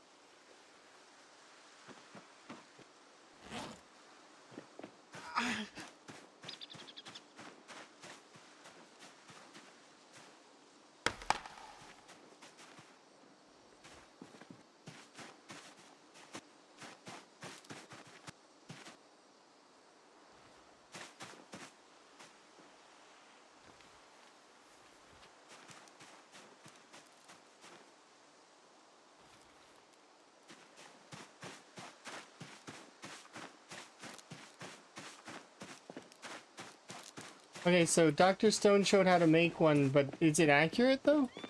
Because a lot of those shows, it's like they'll show stuff, but it's not like, it's not real. Is it real? I don't know. Just because something's believable, though, also doesn't make it. It's one of those things where it's good to look into it. Like, I figure people do make batteries, so it should be possible to make batteries. I'm not exactly certain how that would work.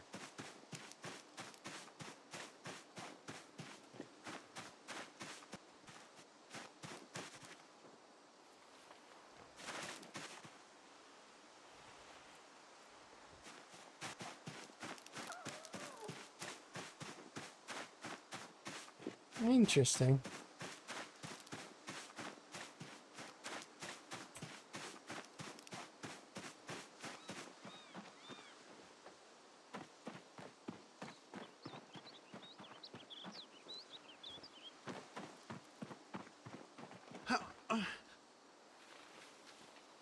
Hello.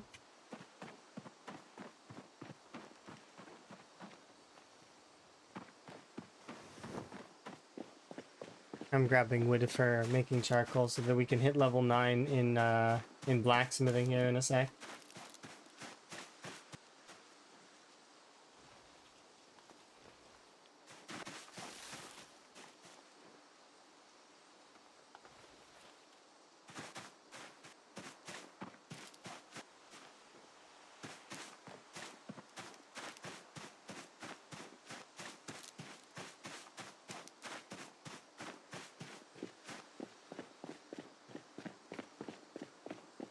Have I noticed any differences? I've noticed a very, like, a little bit, but also I shouldn't, like, it's small. It's small, but there is, it's slight difference, but mostly to, less to the usual calorie loss methods. So, like, this, it's not a large enough change to really notice it, right? I mean, it's noticeable if you look at it in really fine detail. Like, I noticed that, okay, now I'm able to go a little bit longer, but it's like, if you were to ask a lot of other folks, they'd be like, what calorie change? Because they wouldn't notice it. It's like very small numbers. They do add up a little bit though, so it's like it is noticeable-ish. But yeah, it's very, very small.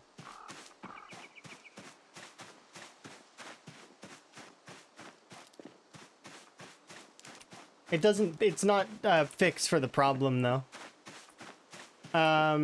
Higgins is doing fine. He's been having a good day making charcoal. He's probably sick of charcoal at this point, but we need to do it. He probably doesn't understand why he needs to do what he's doing.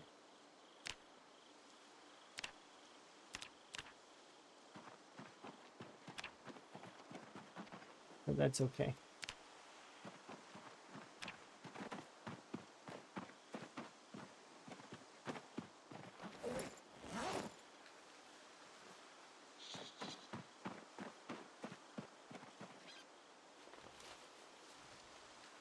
Okay. Am I still near Riverside? No, this that character died ages ago. This is Van Higgins the third Van Higgins iteration. This is one that's living in Muldra.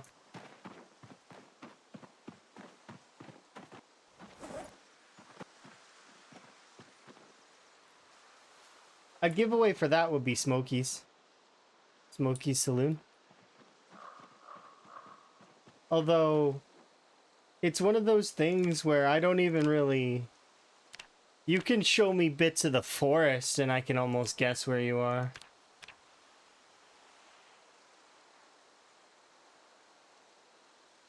Those trees are arranged in just this way. I know where they are. That's the forest beside Brandenburg, near the airport.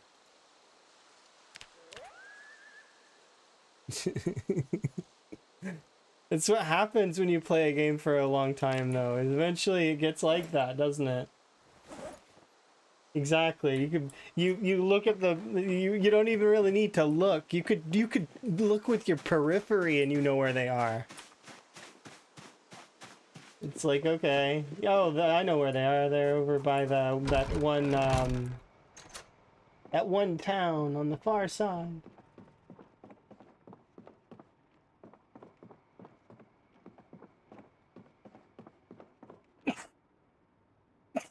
Sorry, I'm allergic. A lot of dust over here by the Amphora.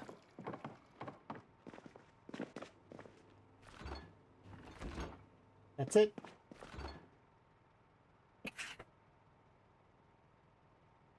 Let's see, another.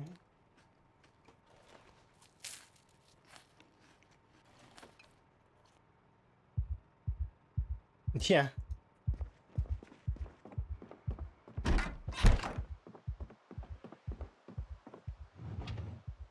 Although I don't understand DayZ all that much, I've been learning a little bit about it with Buzz. I played DayZ a couple of times, but I didn't like it because of friends that I was playing with at the time were cheesy with how they played. Because DayZ used to be an Arma mod, right? And the way that we used to play was they're like, okay, let's go to the airport. I'm like, okay, because it's got some of the best guns or whatever. So we'd go, but then there'd be people there because obviously it's got some of the best weapons, right? And they'd be like, okay, log out now. I was like, but we're not gonna fight. No, we're gonna log out. It's like, okay. And they're like, okay, now go on this server. It's like, okay. So it kind of killed some of the fun for me because I probably should have just played it by myself, and I did. I did play it by myself, and I got shot with a sniper rifle, and it was really funny because the person that shot me felt bad about shooting me. I survived, and they did a blood transfusion on me and got me back up, and then we went to a hospital, and at the hospital we were picking up some blood packs and stuff, and then we got mauled by zombies and we died. And that's my DayZ stories. There you go. You're all caught up. That's all I know. Those zombies in DayZ have pool noodle arms, by the way. They're like 7 days level of pool noodle. They can like hit you through the wall. But someone was telling me before that surviving the sniper rifle is a bit of a feat in DayZ. Apparently it's supposed to kill you. So I lucked out. And then I just happened to luck out so hard that the person that sniped me felt bad. They had a conscience, which is apparently rare on DayZ. Because everybody's killing everybody for their beans. Or at least that back then that's what they were doing.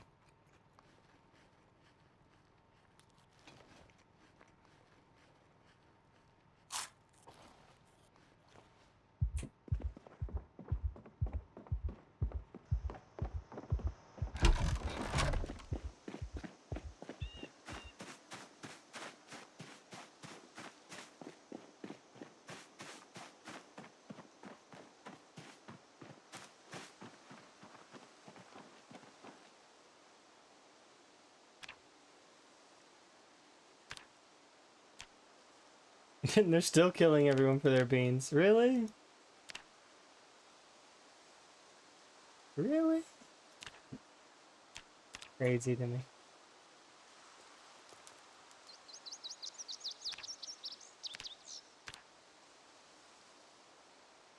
Yay. Less than 1,000 XP.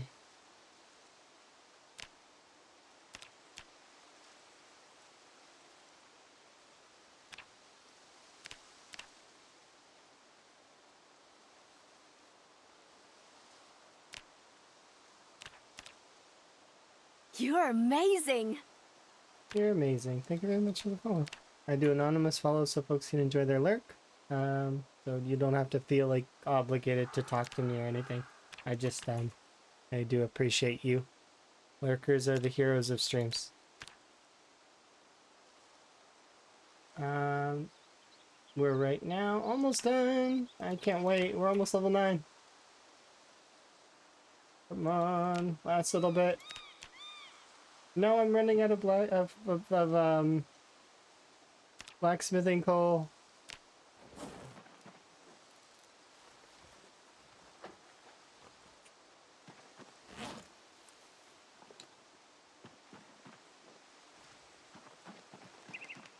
There we go.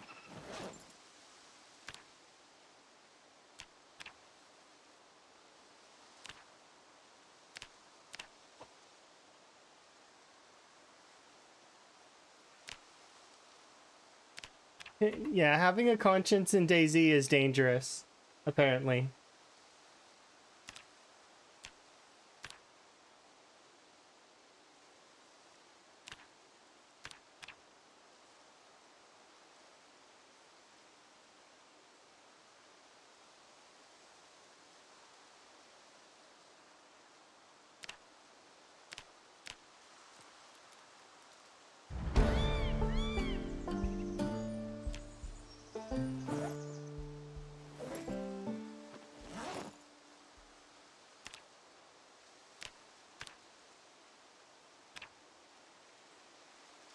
Here we go. And just like that, ta-da!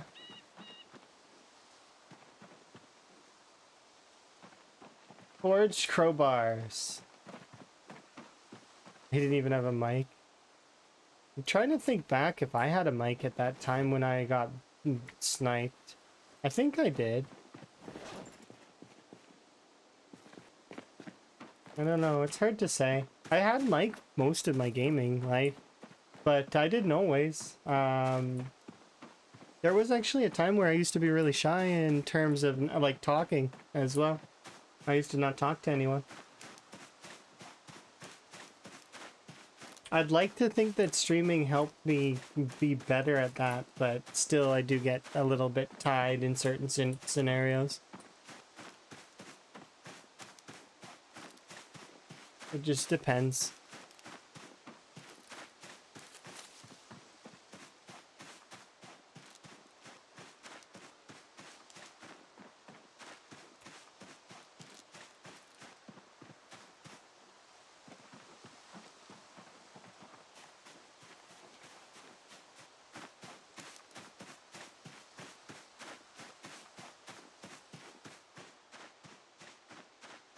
Oh yeah, people can be nasty in general anyways, though. I don't just mean in DayZ. Hello, bunnies. Are you doing okay?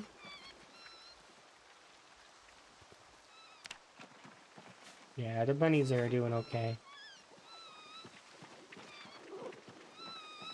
Let's get our obligatory 20 XP from petting bunnies. I like to get at least 20 when I come visit them.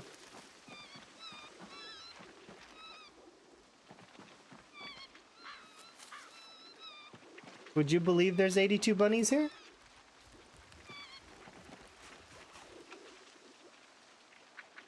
Yeah, that can be the case with some games.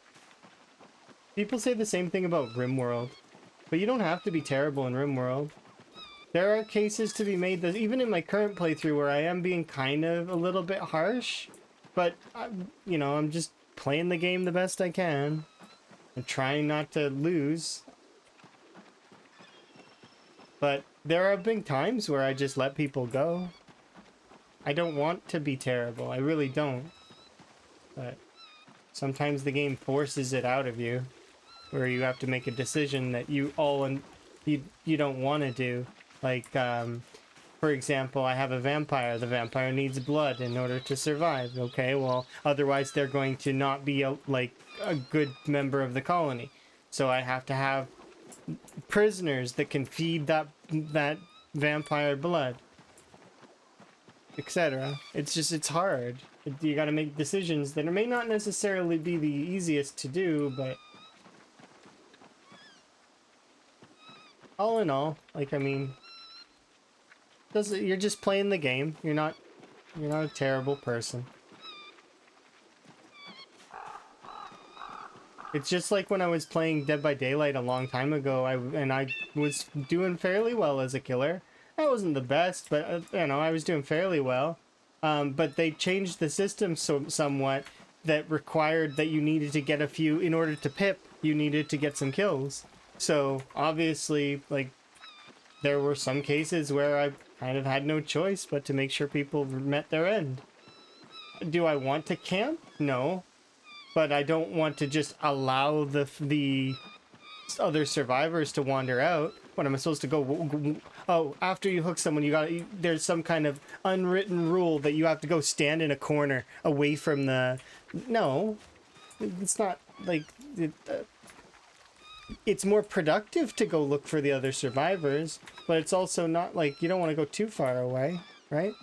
You're just playing the game, which is the Dead by Daylight community, from what I've understood, at least back when I used to play, is one of the most toxic communities, similar to League of Legends. They're both known for their toxicity. Now, in saying that though, and I want to make this very clear, despite them being toxic to some degree, those communities are also fantastic and can be really awesome communities when they're when they want to be. Because I've seen the League of Legends community come together for cancer awareness as well as other charity events, and like donate a bunch and just like really come together to help people, right? It's same as and same as the DBD community. I've seen them do like the I can't remember which health organization, but they helped a bunch of charities as well. It's just. So there are ways that, you know, they are good sometimes. It's just the community can get a little bit swept up in being aggressive and demanding some kind of weird thing. Like I said, it's like they have some kind of weird rules that the killer must follow. And it's like, no.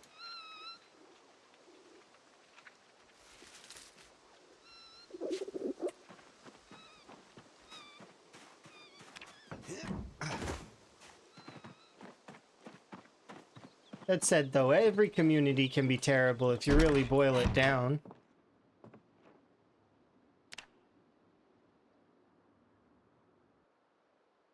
There.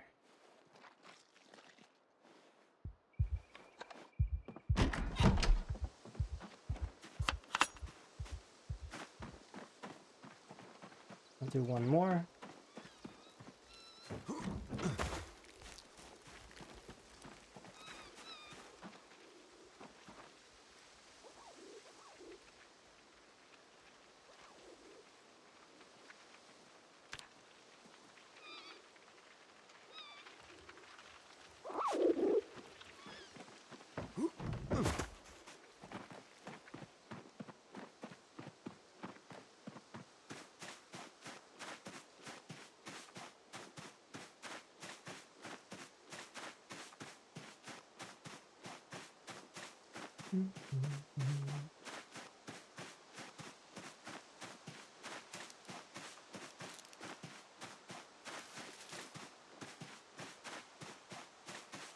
Very soon, by the way, something that I'm going to be doing is actually I'm going to be loading up the traps, like loading them up. And we're just going to be, I might bring a trash can over here if there isn't one somewhere. We're going to be just basically grabbing meat and throwing it in the garbage. I know that that's kind of wasteful, but we're not going to be able to use the amount of meat that I'm going to have. We'll cook it first, but we'll cook it, throw it away. Because I'm going to use all of the lettuce and leek and cabbages that we've got growing to prep for XP. So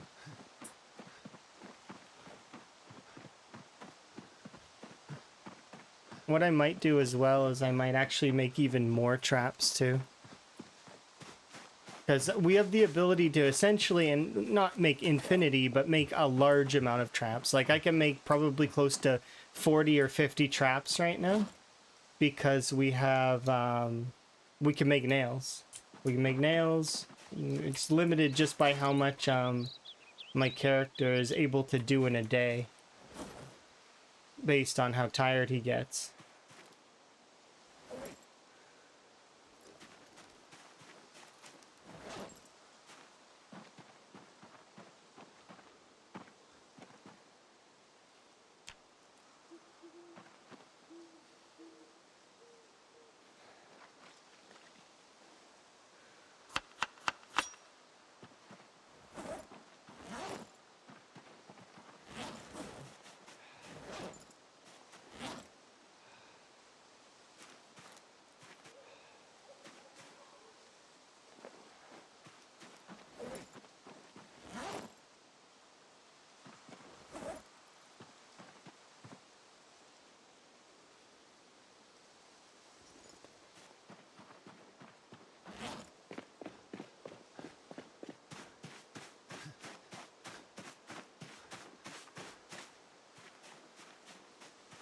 Yeah.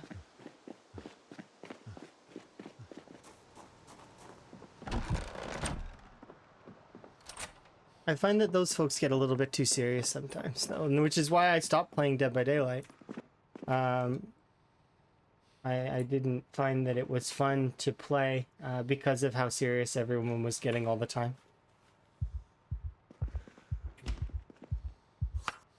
There's no need to be like that.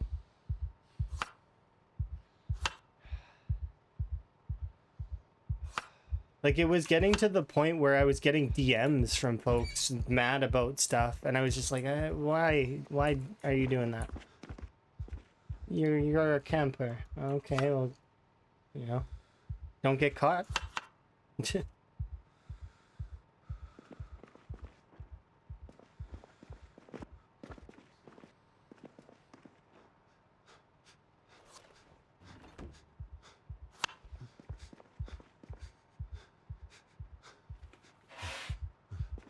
Yeah, it's because it's a 4v1 game. You're playing a game 4v1. You can't balance that. There is no balance to that. Because things will be inherently strong or inherently weak. That's just kind of how it goes. Not really balance. And then it can't be competitive. It takes serious competitive nature to that. But people still try.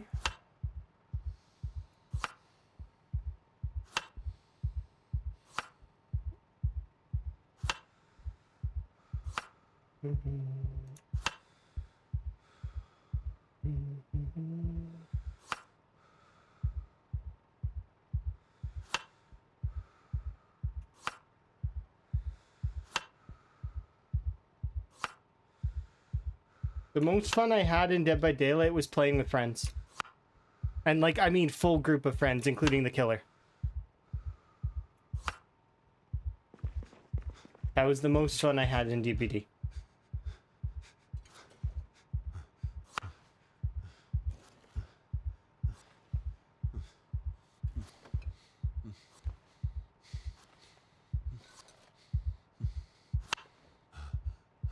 There were times where would play and we would be crying laughing because of how fun it was. But like I said, it's one of those things where it's that's not because of the game.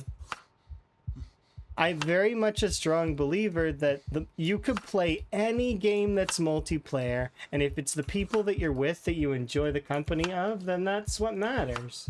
It's not the game at that point. The game is but just it just is a place where you're hanging out. It's the people that you're around that matter. That's why when people are like really craving to play PZ multiplayer, it's like, yeah, but you can play other games while you wait for it to come out. Eventually it will be out. But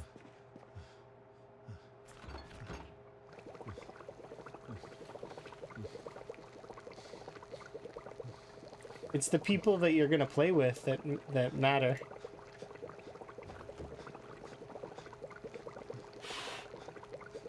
Yeah.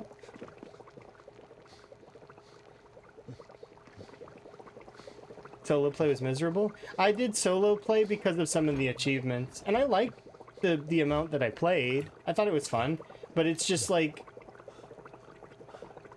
I had to separate the game from myself in a little bit of that, because like I said, the community was being really rude and bad, and I was getting DMs. I had to disable a comment section because of it, you know, on my Steam. Because they just kept coming in there and like leaving like constant negative things on that. It's like,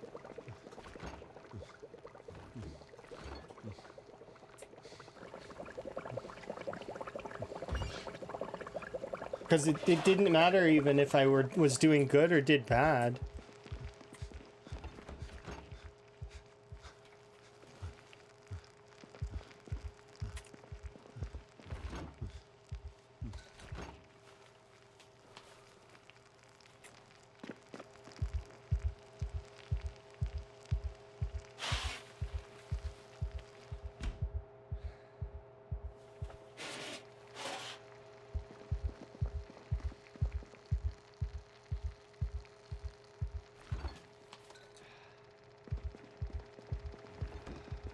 Yeah, I guess you're right, Emma. I do agree with that.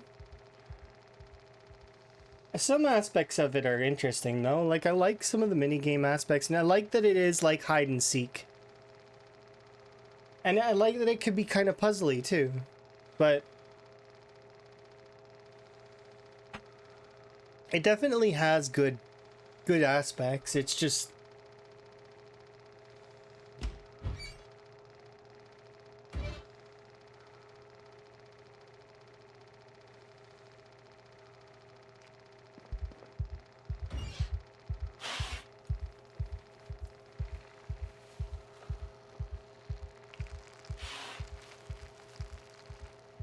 you know, the only way that I would play that game is with friends, though I don't think I'd ever play it by myself again.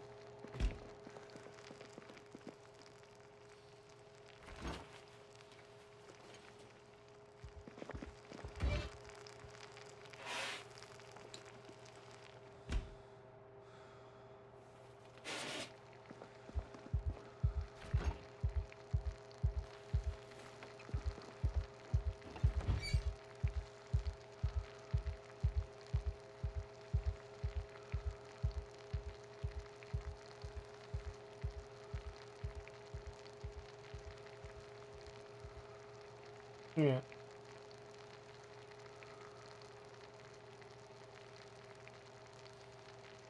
Well, it's like when you compare it to all those other games, like that one game that came out, the last, whatever it was, the one where you had to like be in a school and stuff. I wanted to play that one. I played it once. It was like the last something. I can't remember. It was on Discord, but I got to play it one time. There was that one, and then there's also that one with Jason, the Friday the 13th. Yeah, I only got to play it one time, and we didn't even play it for very long. Like, I wanted to play it longer, but I never got the chance. And the thing is some games do a really good job of that, but then they kind of disappear. A very good example of that would be there's a game called The Ship that exists. So the way that the ship works is that you're hunting somebody, but somebody's hunting you. And you get more points if you kill them with whatever it is that is. But there's cameras and guards around, and you're not allowed to be violent on the ship and get caught. So it ends up being like this murder mystery where you're trying to figure out who you need to kill somebody, but they also need to kill you. The Ship is a really cool game, and I'd play it more. But the thing is that's one of those ones that it kind of is like. It's one of those gems, right? That you'd only play once in a while with friends. Let's go.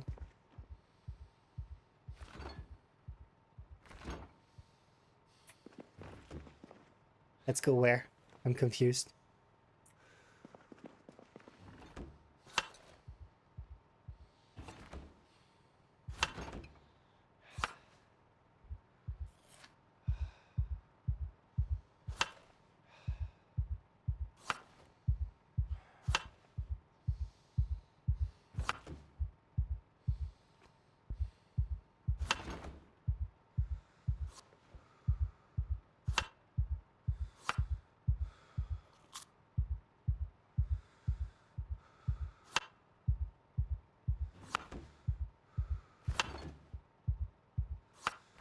How much is left?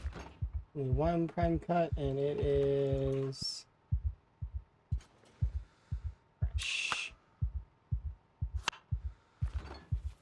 We kind of overdid the tiredness.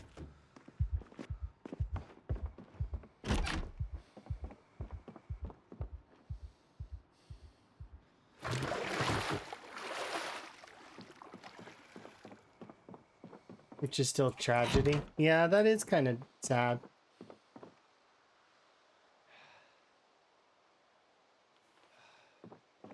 That one was fun to play with friends too.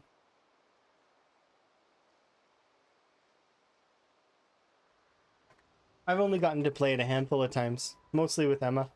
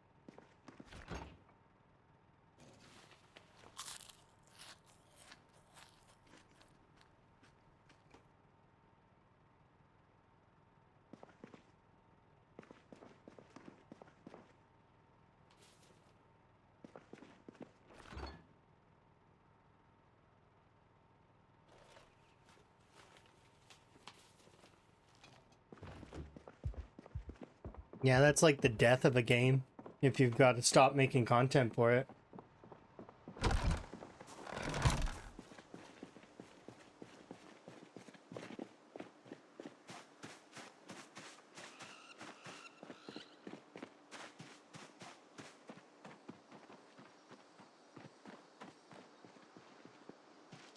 Let's go check on our veg.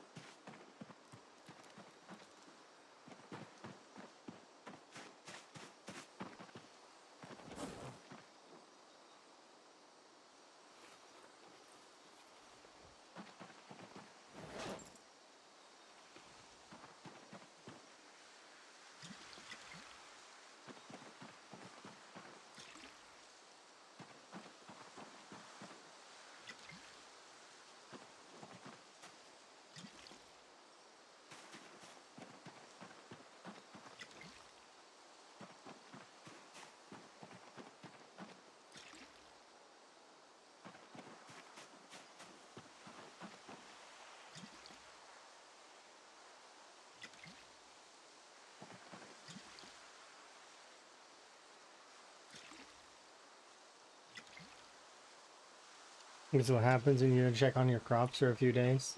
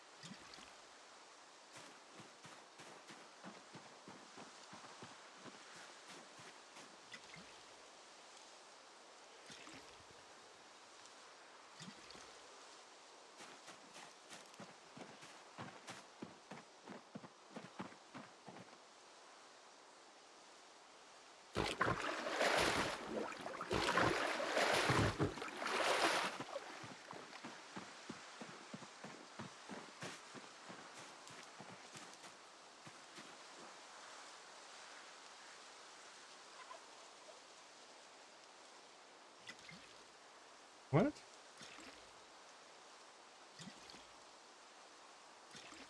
Harvest? They're not ready.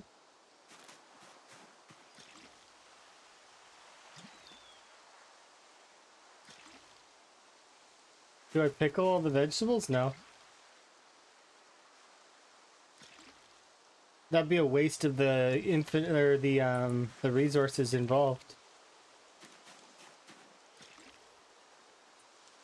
Now, if those systems were infinite, yeah, I would consider it, but they are not. And currently, eating the bag of sugar is better than using it for pickling.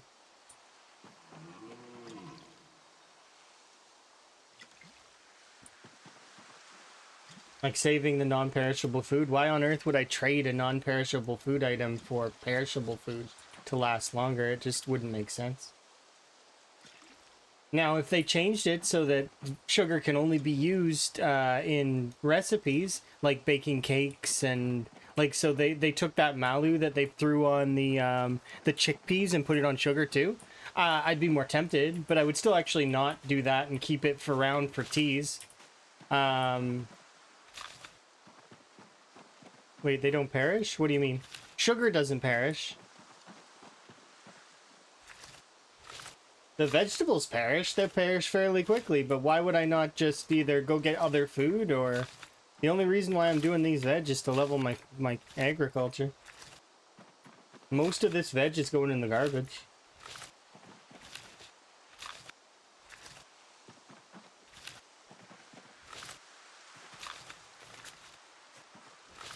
There's no way like Higgins could eat all these radishes. Do you see how many radishes we have?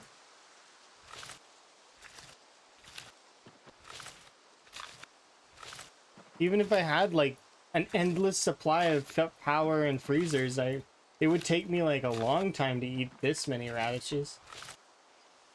Like,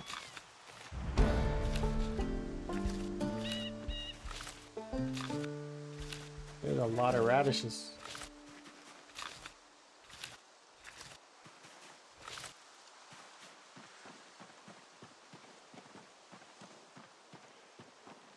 So fun fact, farmed goods similar to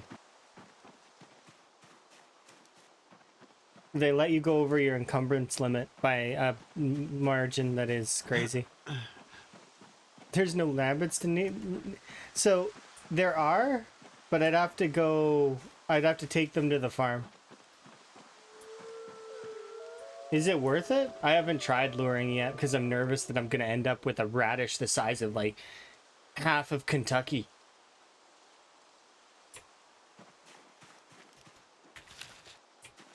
And I'm not going to be able to delete it.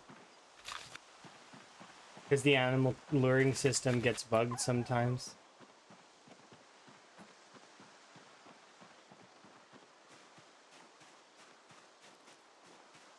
So these cabbages are ready to harvest, but they're tiny, so I'm going to harvest them.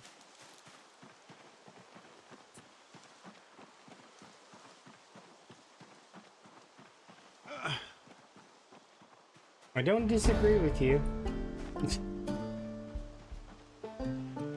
Hooray, level 8 running.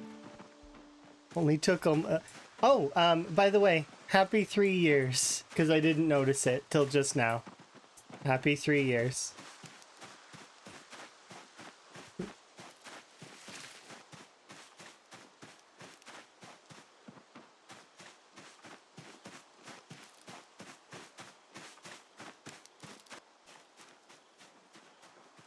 It's better to lure than to pet. I'll go give it a try. Oh, I accidentally brought the buckets of water with me. Dang it. I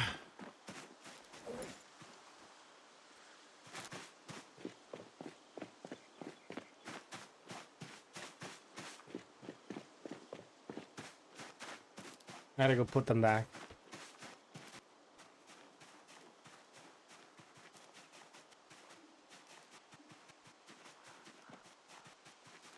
It doesn't matter if they're wild, does it?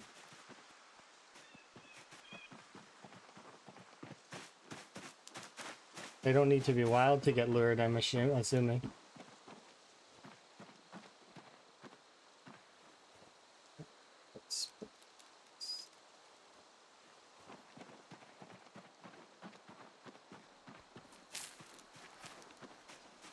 Yeah, I figured neither would matter. I'm gonna go test it anyways. But if that's the case, then I'll feed 702 radishes to the rabbits. Because I'm not eating that. There's no way. Way too much.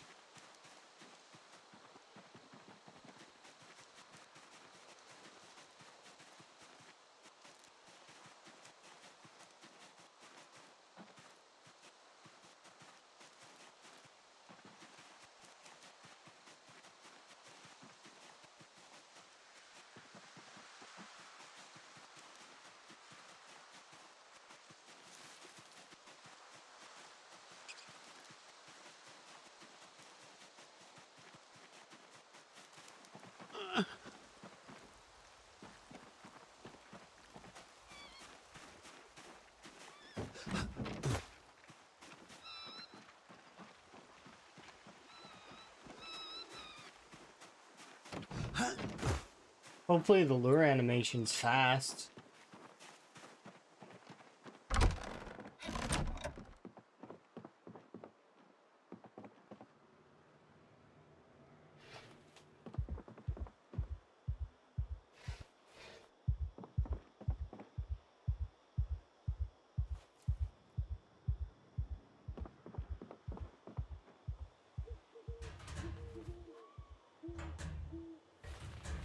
Well, let's find out.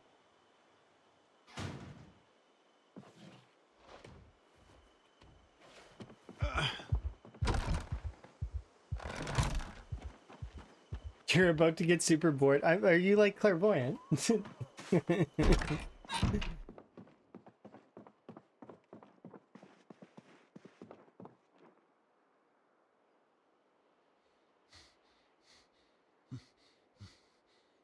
can see the future?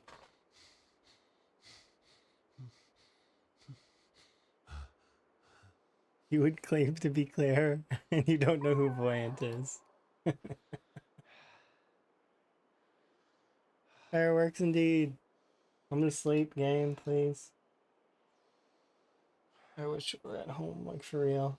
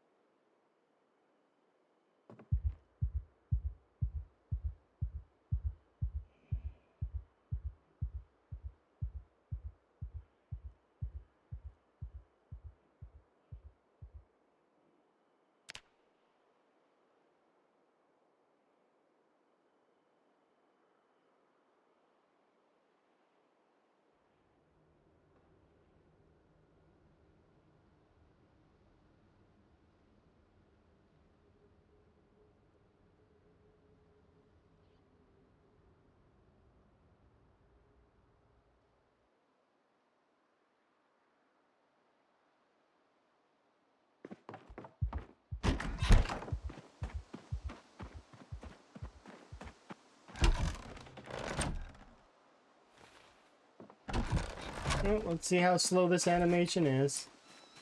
Oh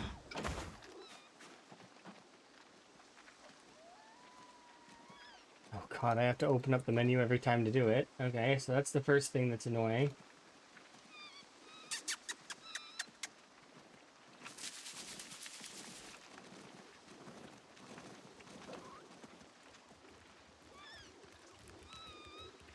Are they eating it? How do I tell?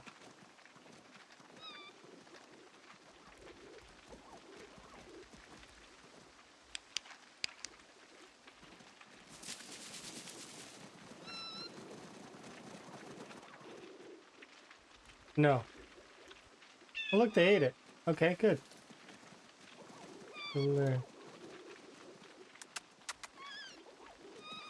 This is 25 a pop.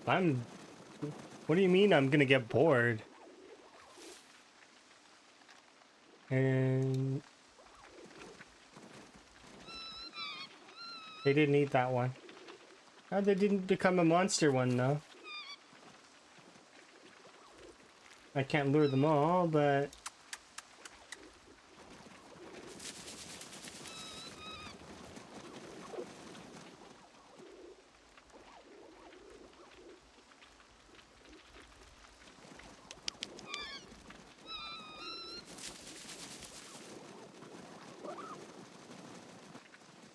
yeah, I'm the rabbit whisperer.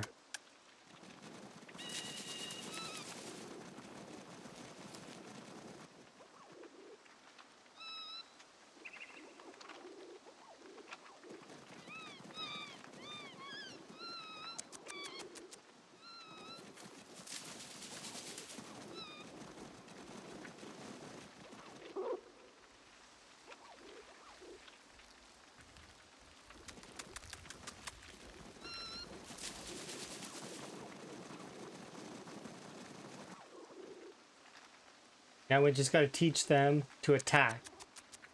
Attack the zombies.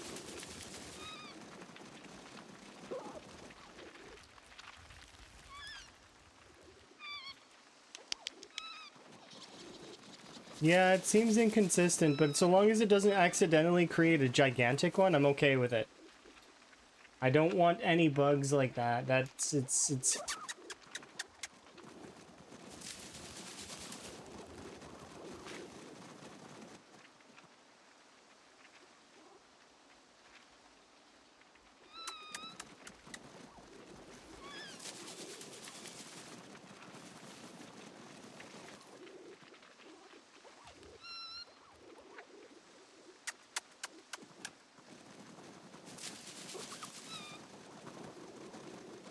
There's 82 rabbits in this pen.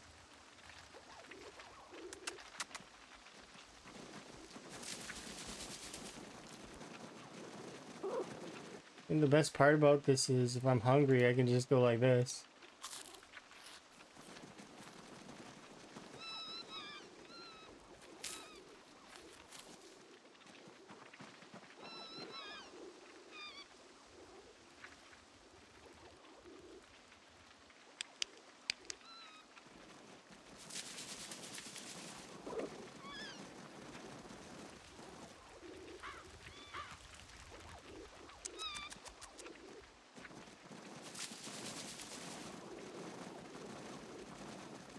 Yeah, so long as it doesn't become some kind of ridiculous, like, superfood, because I've seen some people with the corn, and I've seen some people with the strawberries, and I've seen some people with, like, you know what I mean. The 800-pound superfood that appears.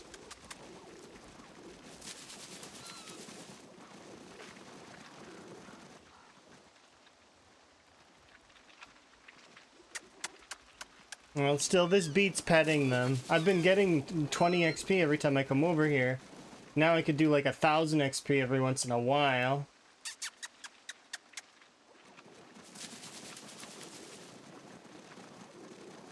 Given, like, lure foods availability.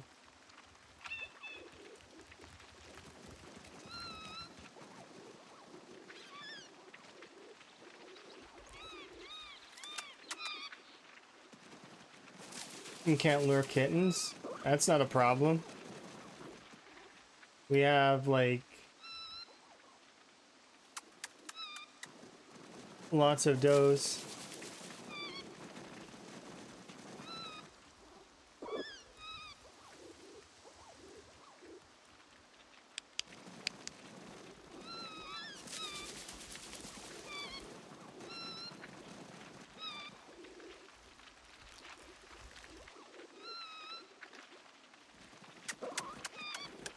Yeah, but I can take a mitt full of these back with me and freeze them, and then bring like 10 with me every once in a while and get 1,000 XP. And then all I have to do is just keep doing that every once in a while.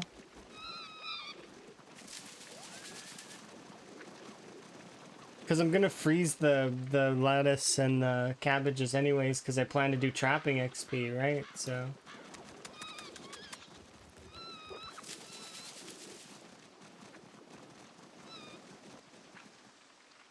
Right now I just want to get level 5.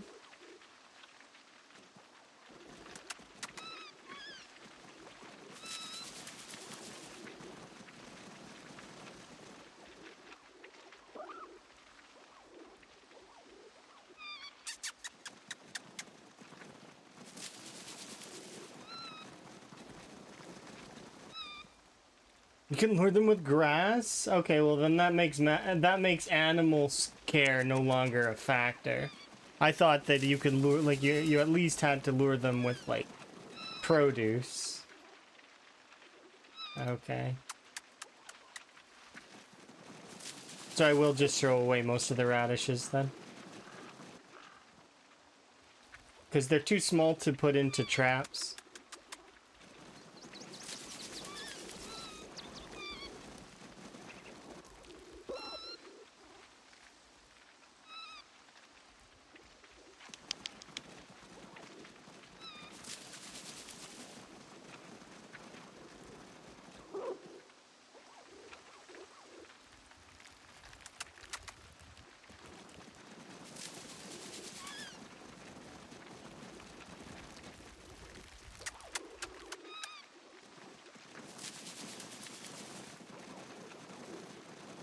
Yeah, the only skills that I don't really have leveled up is the ones that I have nerves about a little bit.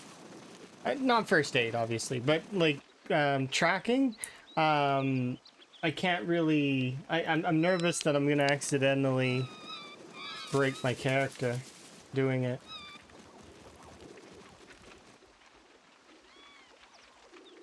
Welding is just annoying because I need to have access to more vehicles that are south of us.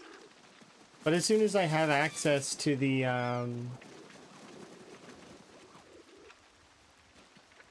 to that south road, there's tons of broken down vehicles at the crossroads that is to the south.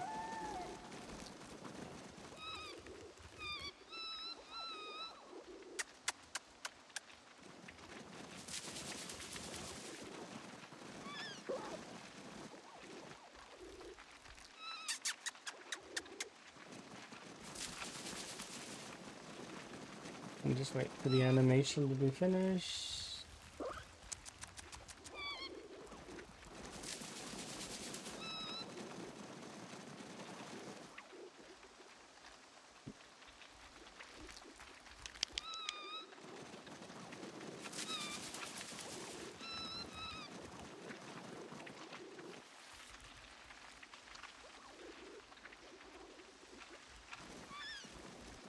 Yeah, see, I'm nervous that I would accidentally do it, though. So, like, I mean, as much as it seems like it's something that you would... I just avoid using tracking. Outside of that one time I did tracking to find those deer that are beside our area here. And even then, it's so hard to approach animals that are... well, obviously, because I wasn't using a lure of any kind. I suppose I could just lure the deer now. And they'll just walk right up to me and then I can clonk them on the head. Like...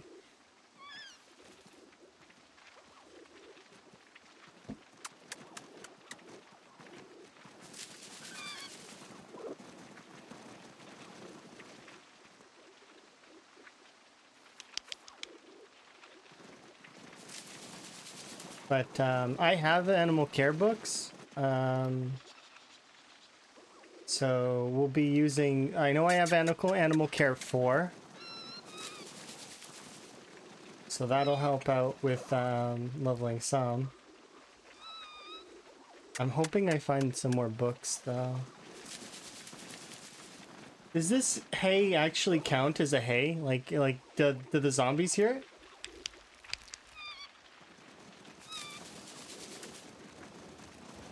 Or is it like a whisper?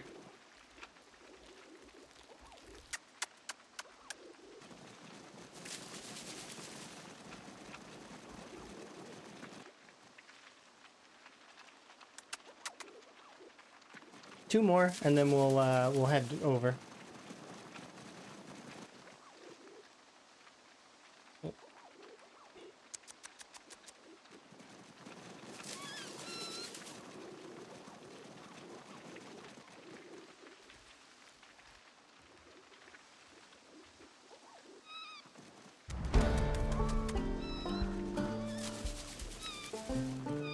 So my workaround for the nimble thing, by the way, was I was gonna level nimble all the way to 10 first. Because I can't gain XP in it if I... So like... And I need it to be full anyways, so that's what I was gonna do. Riverside Golf Course, they juiced it. I found out that myself when Build 42 was in its earlier infancy, is that they've added a lot more to it.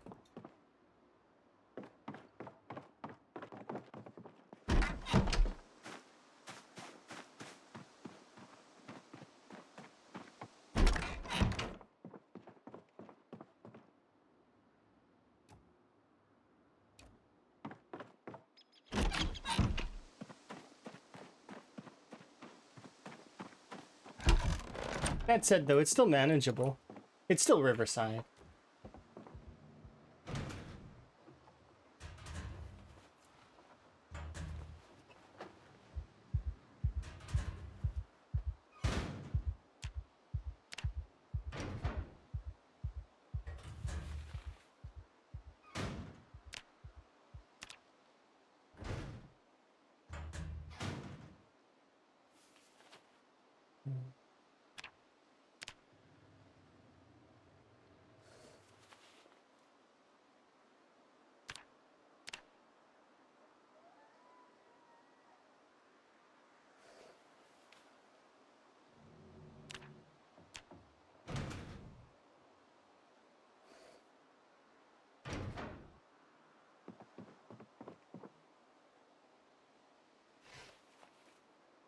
After finding out that the grass is a qualifier, I'm just not gonna bother with the radishes at all.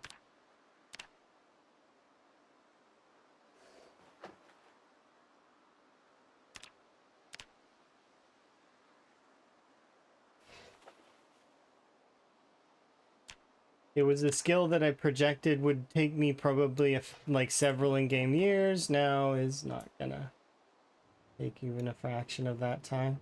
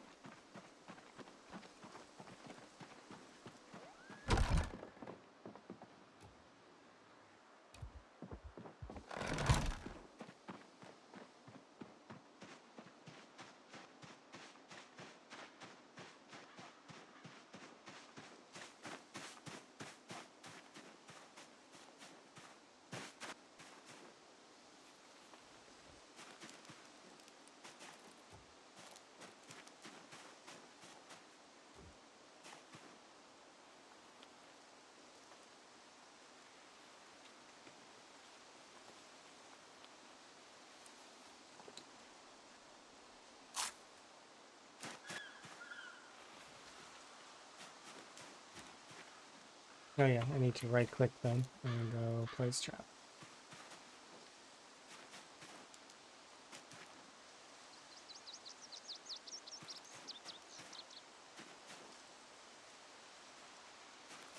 Your car thing though, it's going good? You're managing to handle yourself okay, right?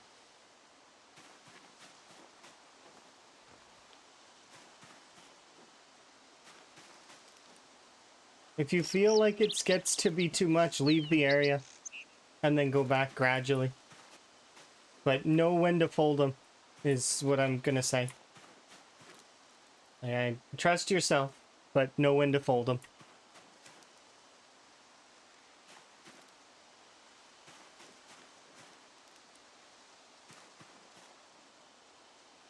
Because it's better you leave the area and come back gradually and slowly clear and retake than just stay and overcommit. Because that could be your your demise if you try to overcommit.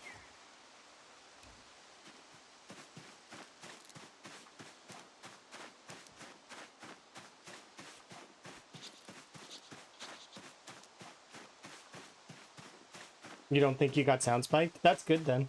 Because if that's the case, you can just kind of like, it'll only be like a 3-cell radius, which is not harsh at all compared to like the 7 to 12-cell radius that you can get.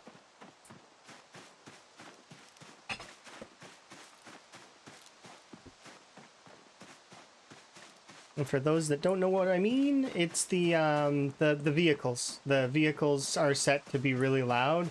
So usually at minimum, if you've got a fairly decent car, you can get away with like a 2 to 3 cell radius on your vehicle. Which is about just under how much the helicopter can pull in this mode. So it's slightly less than a helicopter. Slightly less than the house alarm. Worst case scenario, it's 3 times worse than the helicopter. It is a large radius. That is the worst case scenario. But obviously, you don't want to be dealing with the worst case scenario. It's not the best. It's not the most fun. It's super dangerous.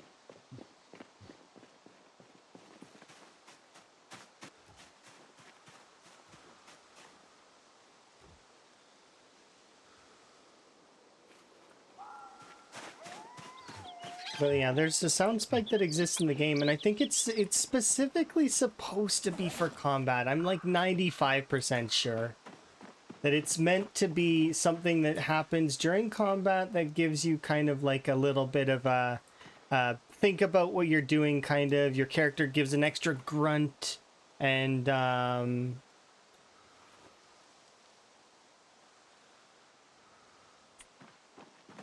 you're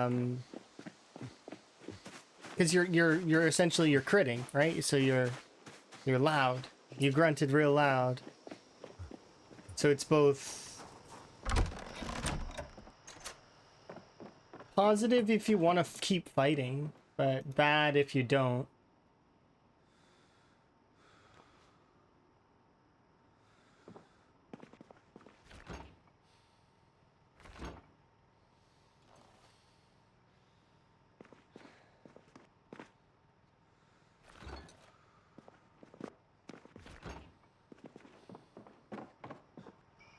Another refrigerator downstairs, right? This is a 2 refrigerator place? Yeah.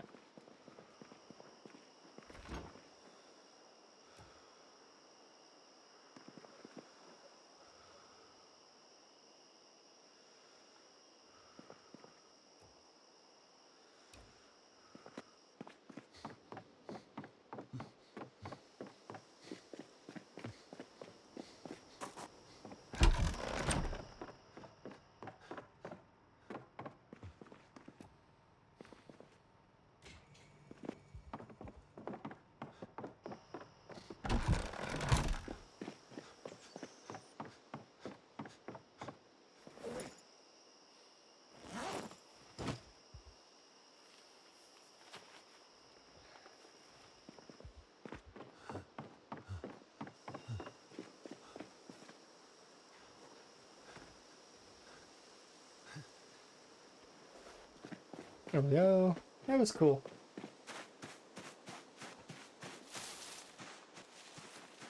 I gotta go over back to the crops area for a second.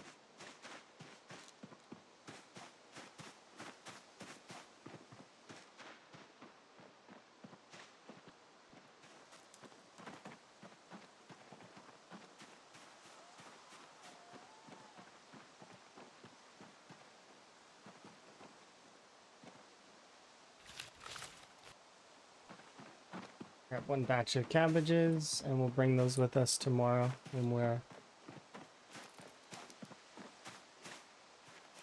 trapping.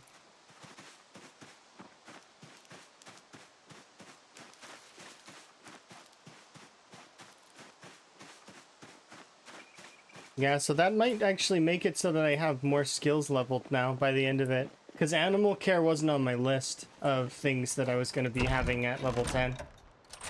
So now it gets to be put on there.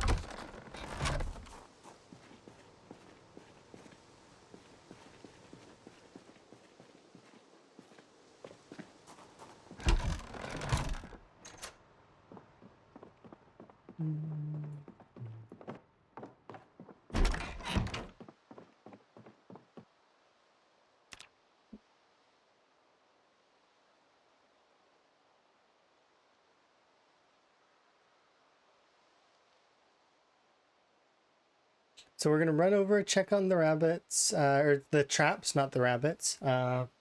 It's beside the rabbits. And then we're gonna go out and kill some zombies, because that's like, I mean, now that we can make crowbars, it'll be a lot easier. But I am gonna do a brief BRB so that I can refill my tea and stuff. So I'll be right back.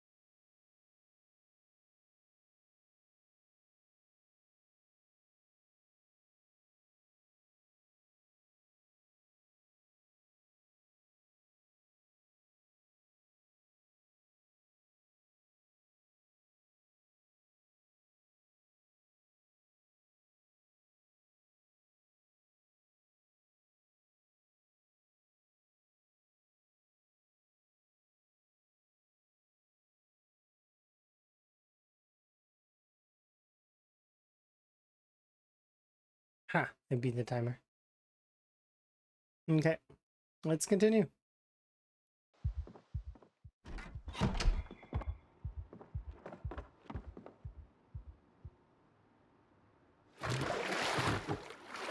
Hello.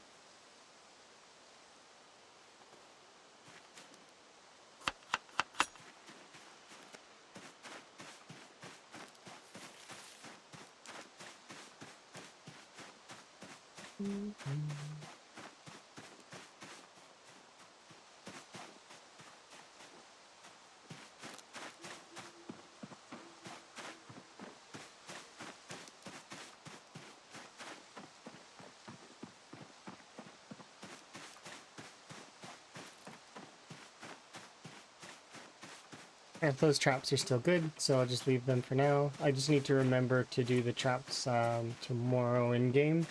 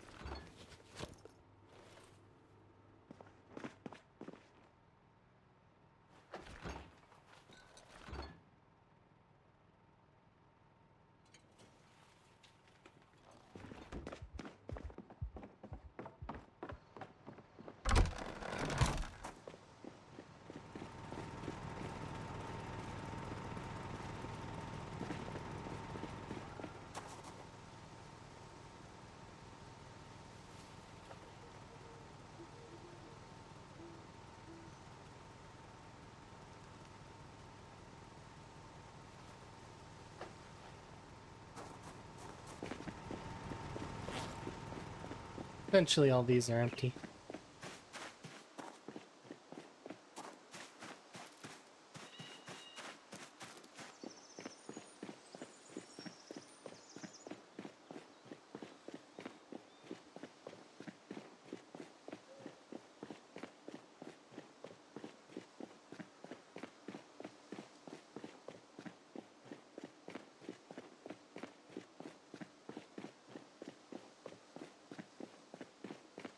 How am I doing? I'm doing pretty good. Hopefully you're having a good day. My day as well. Got quite a lot of stuff going on, and we'll hopefully get some more zombie fighting here in a bit. First things first, though, I am going to refill on fuel so that we're good for the time being for that.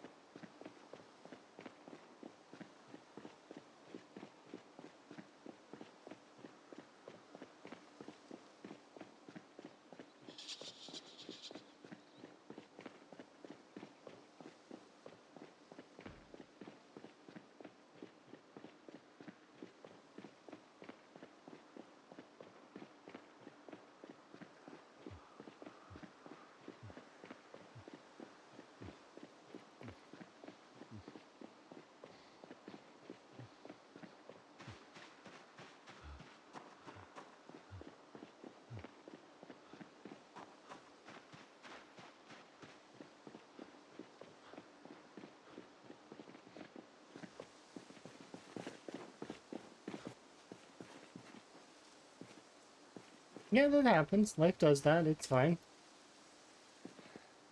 I just hope people stay well, that's all. It's normal for life to get busy.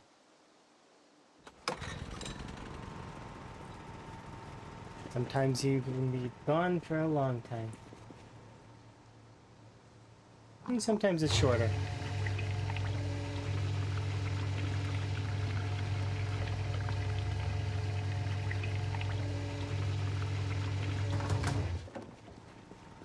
Yeah.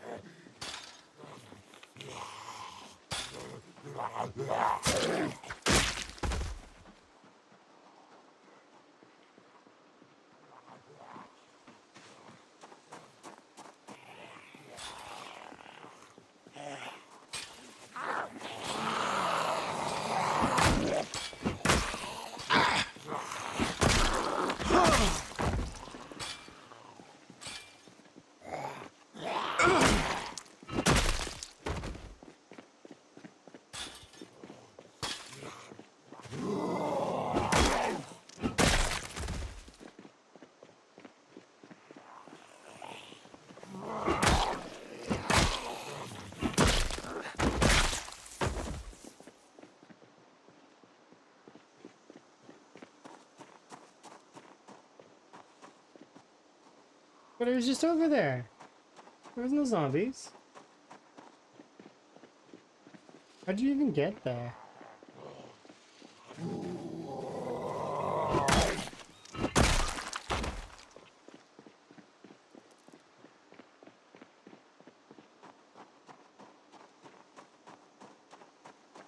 Our level of ninja sometimes is crazy.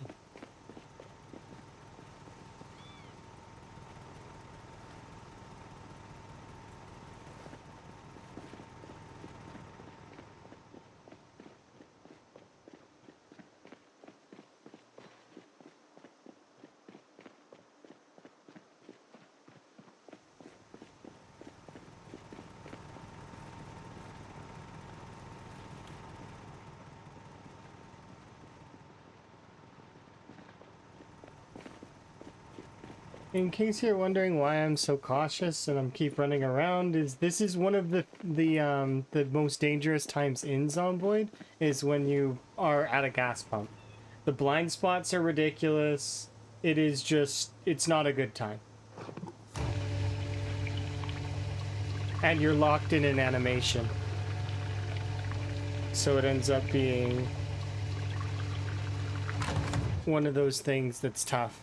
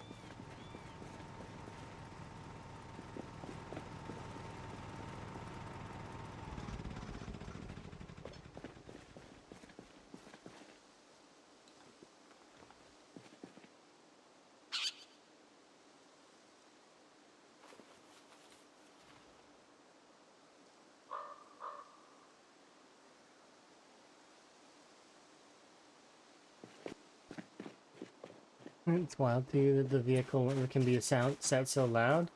Yeah.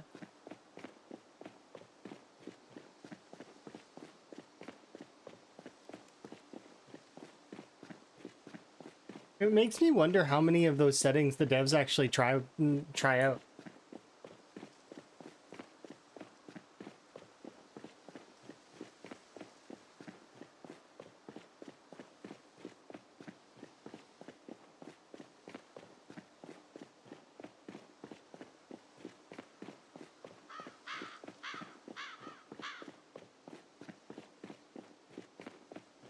Because you have to believe that quite a few of the devs, well, I mean, some of the devs were modders initially, right? They used to play all the time. So it's like one of the things that's interesting.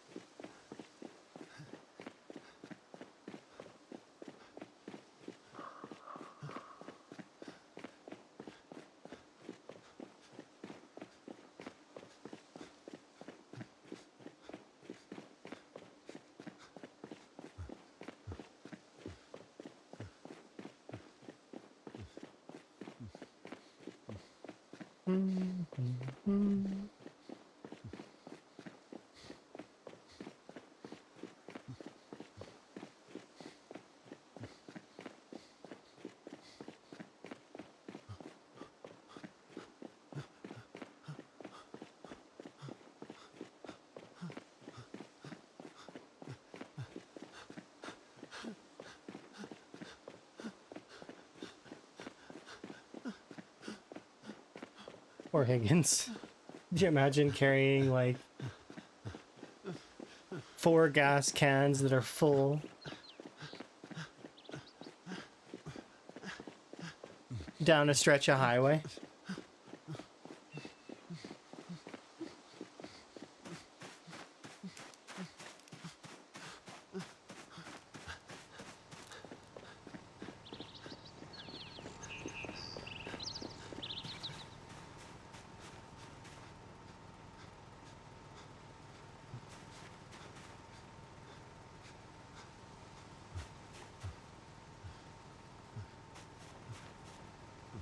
Hello.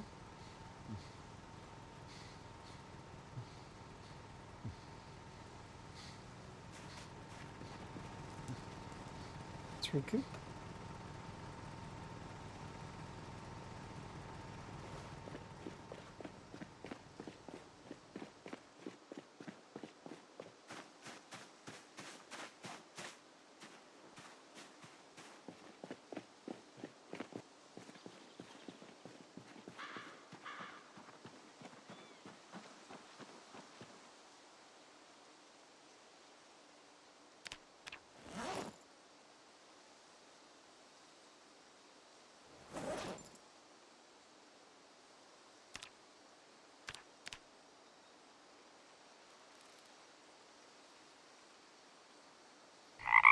Grab it.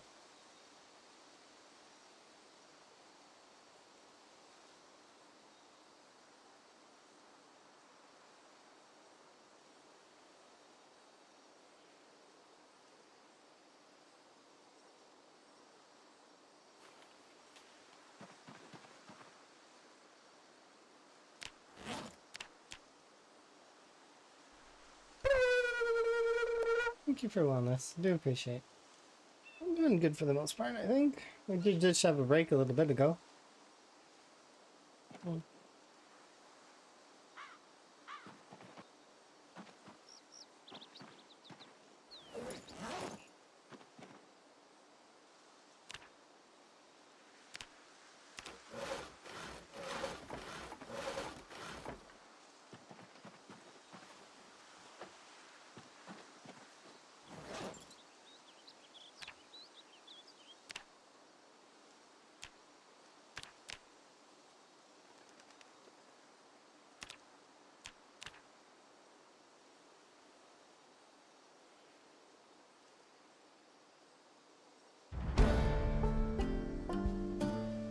I've been hearing that a lot today.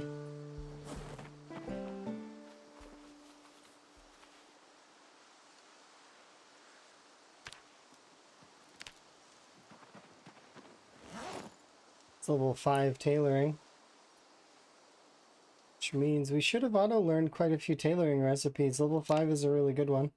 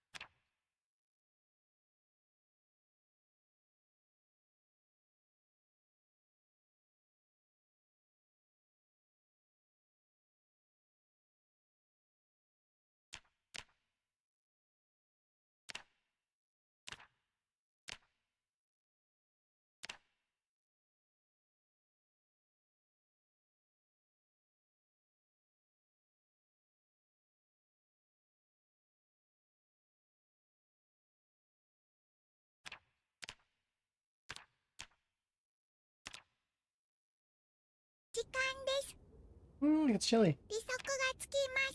Hi, Chili. How goes? You winning? I'm gonna guess that you're probably doing some more of your one playthrough there, with the no hearing. How far are you? Did you manage to get some more skills leveled? We leveled a few more things just recently. I got my animal care to 5, my tailoring to 5. What else did I have? I've got... We just did, so... Let's see. We just got running to 8. Animal care just hit 5. Same for farming, so agriculture hit 5. Yeah, everything's hitting 5. Except for running. Almost level 10 strength. Kudos. I'm close myself. I'm nearly 2/3. I'm at 83,000 out of 150k. And then fitness wise, I don't do squats. I should do squats. No frog hat? Yeah, so what one of the redeems is that chat gets to choose my accessories a little bit. I've got some glasses as well as my frog hat comes on and off based on if people nick it and run off. So they steal my hat and then they run away. Which is fine, I guess. They just want to wear it, I think. 110 out of 150 for you. I see. So you're really close. And then you get the joy of listening to that level up sound again and again and again and again. Because that's a sound that doesn't get muted by the playthrough being deaf. At least I don't think it does.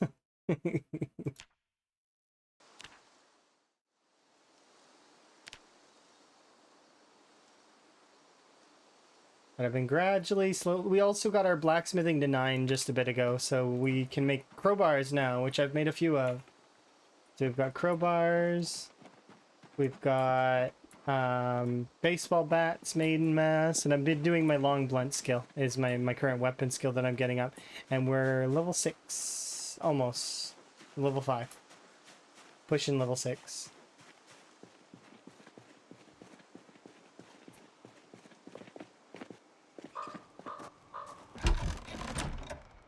But yeah, if you were to compare, like, even ignoring that this is Rat Race, and just compare the distance that I've managed to, based on the way that I've approached it, I'm managing to really take control of the area, right?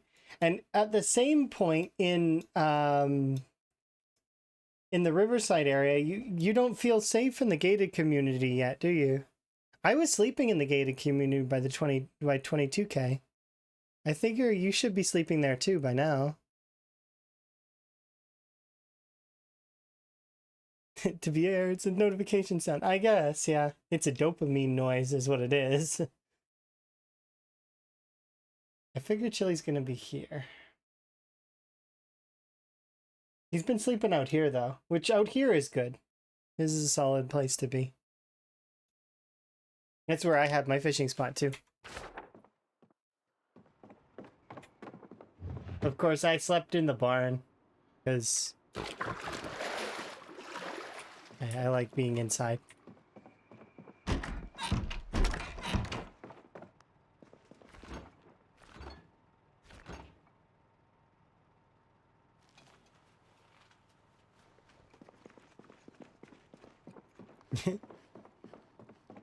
Chili also, check this out, look. Oil. Oil. Right? And not only that, but so the sunflower seeds, I've got each of them can be made into paste, which can make me more oil. And then the dried heads can be made into seeds as well. So essentially, I have well over several thousand oil. It took me a year to get it going, but it's now I can essentially if it's exponential, so the way that it works is quite like big. It's so because that's just how farming is, right? You got loads and loads of vegetable oil for days, weeks, months.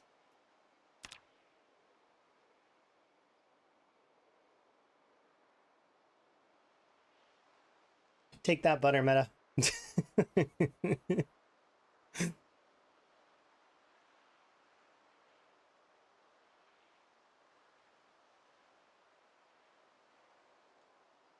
We're gonna wake up at 4? No, 5.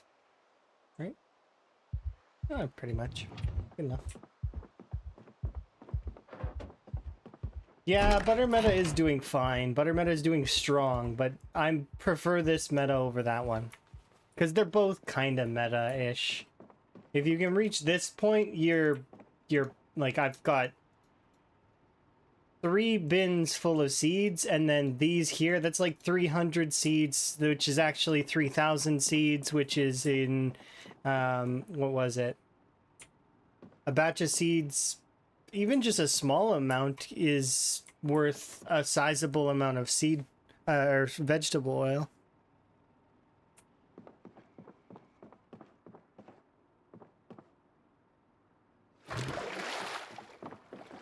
I'm content with it. Alright, let's go actually fight stuff today. I'm gonna go harvest some of the other stuff.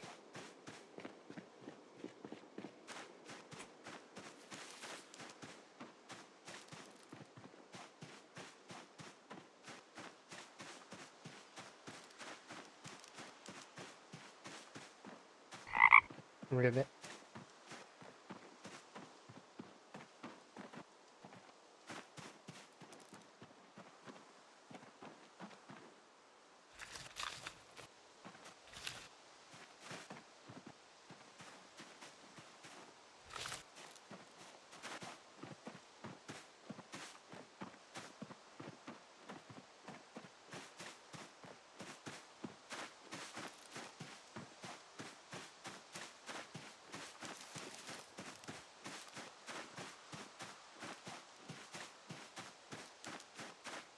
Fireworks, hooray!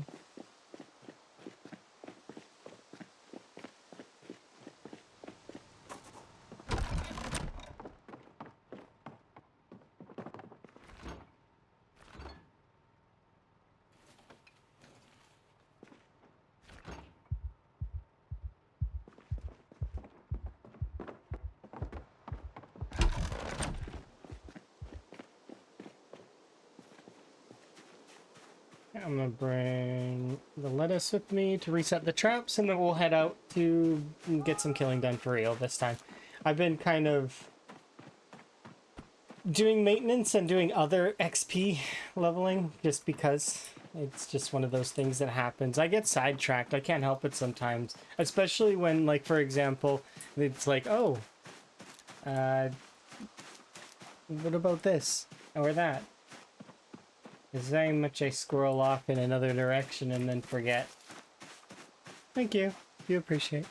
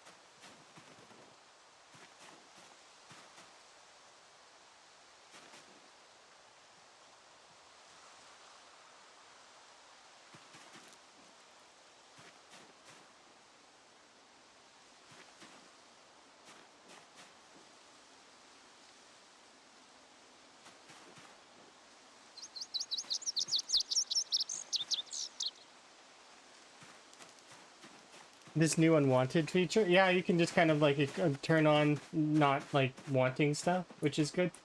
No.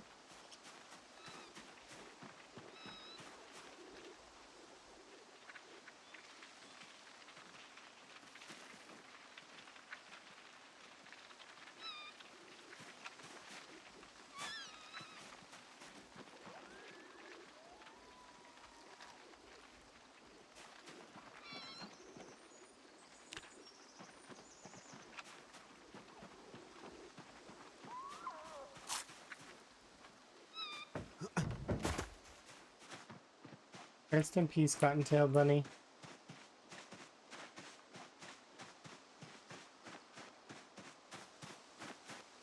Steam is buggered this morning? What do you mean? What's wrong with Steam? Is it down? It is Tuesday, isn't it? Tuesday is maintenance. Isn't it Steam maintenance today?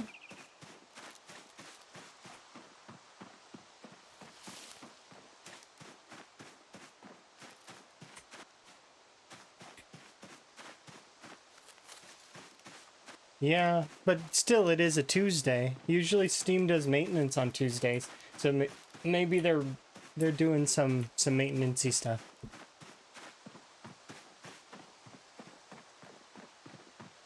Maybe they hit a snag during the maintenance. That happens sometimes when, you know, you're trying to like be as quick as you can, you know, fix stuff up, and then suddenly you hit a bump and you're like, "Oh god." Okay, well, what do I do now? Hopefully people will be understanding. Most people are.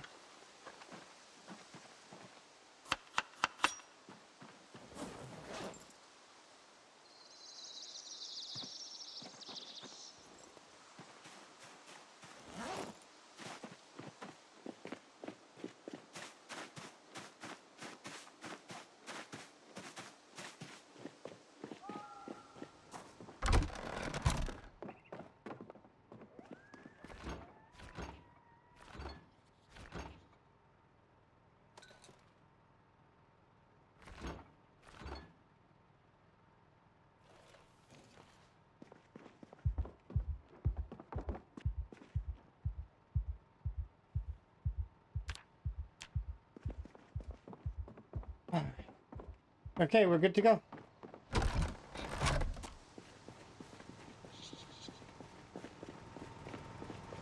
Finally. Thankfully, I don't I don't usually worry about Steam until like later. So I'll check it at some point, but it doesn't matter to me right now.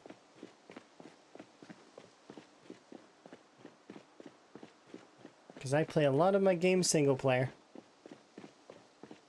But it is annoying when you're trying to play with friends. So I can understand.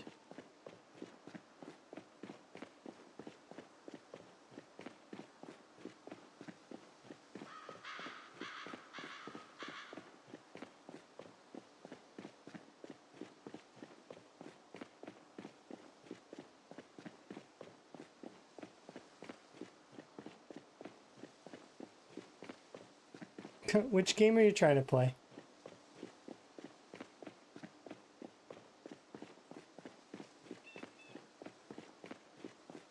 I just recently picked up that Mega Bonk game. Oh, Stellaris. Stellaris is a great game. I just recently picked up Mega Bonk and I haven't tried it yet.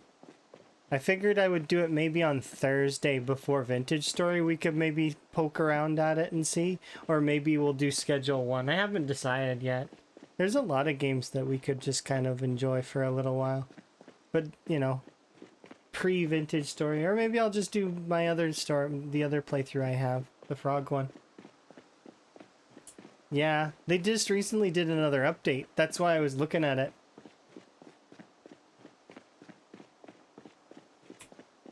I want to convince Emma to play it with me at some point, but it's hard to get Emma to want to play games like that.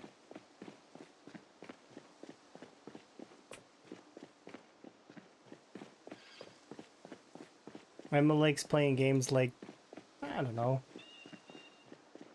7 days.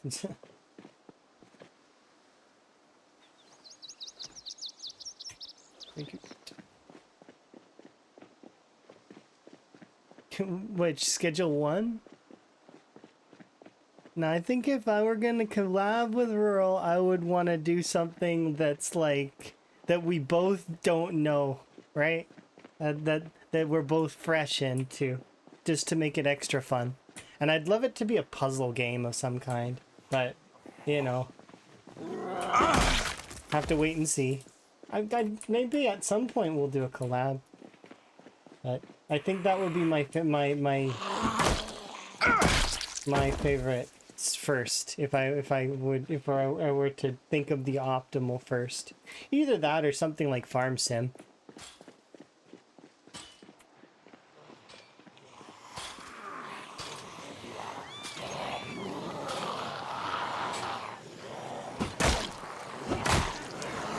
Or like Path of Exile like game with like a really big skill tree.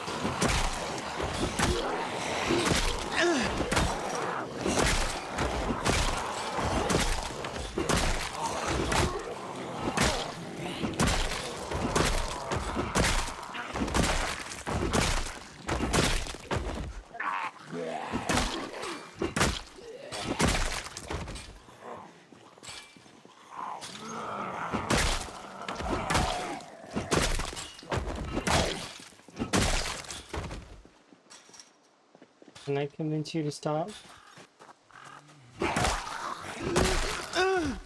Thank you.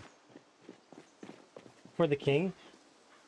I don't know if I've ever played For the King. Maybe. I'd have to go and look. It sounds familiar.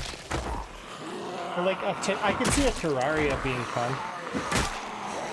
But I know that Rural's beat Calamity, which I haven't ever beaten Calamity. I beat the base game, though, on Master difficulty.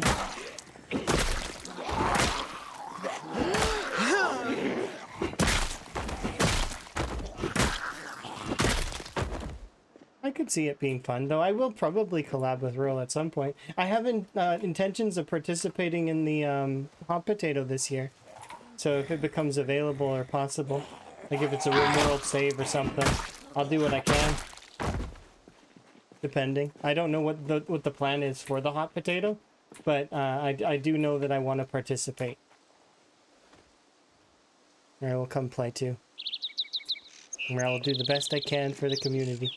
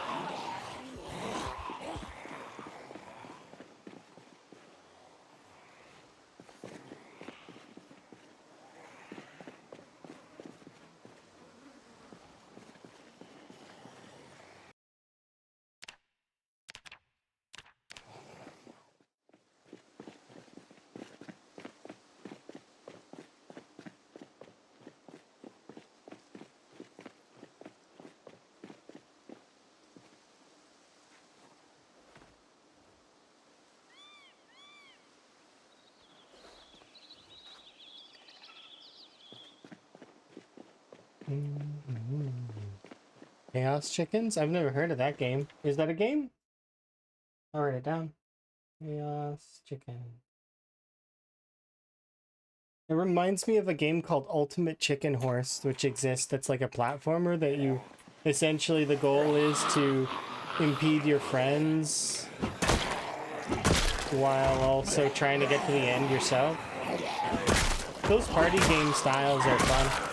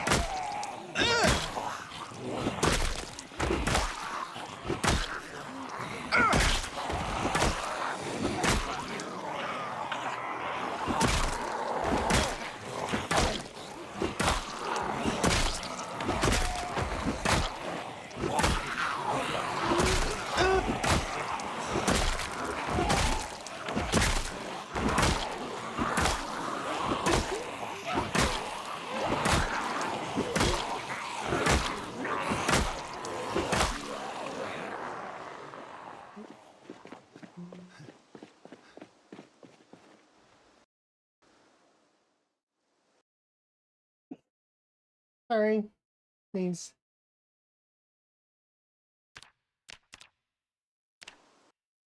Okay.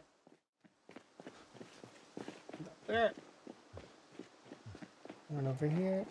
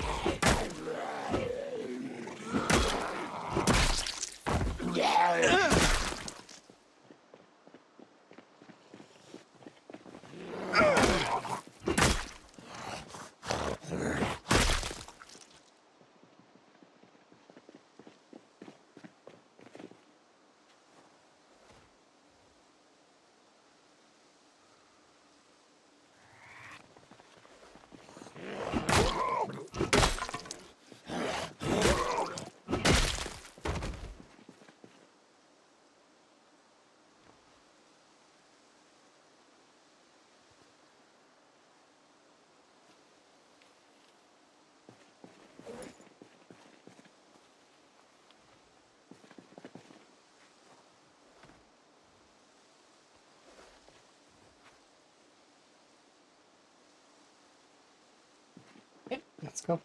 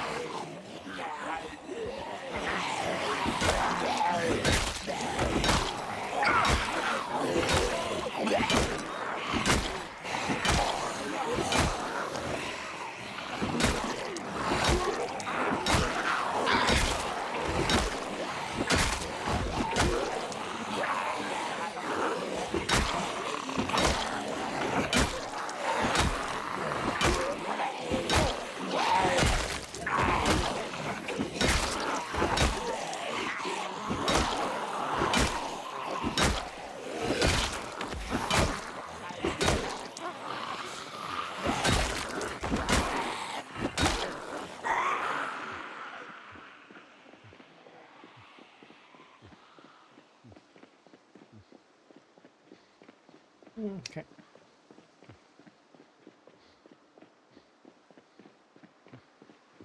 Hey! Got once there. We're running this way.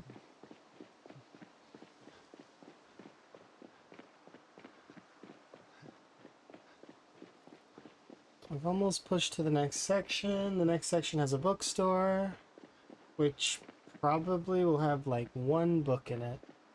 But, you know, one book beats no books.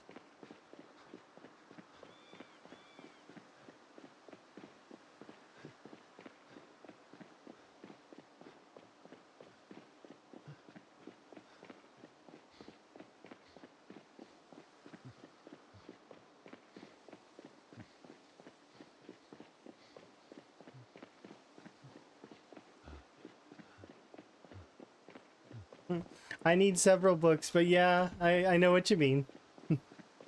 I need lots of books. There's several books that I need. One of them is Electrical 3. I need Electrical 4 and 5.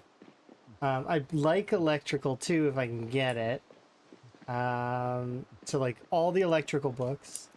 All of the like level 5 books that are not napping. If I got napping or masonry, I wouldn't be upset, but like I want all of the books of the skills that I still need. And level 5 books are always welcome. Like those books are the best ones. They save you so much time in the long run.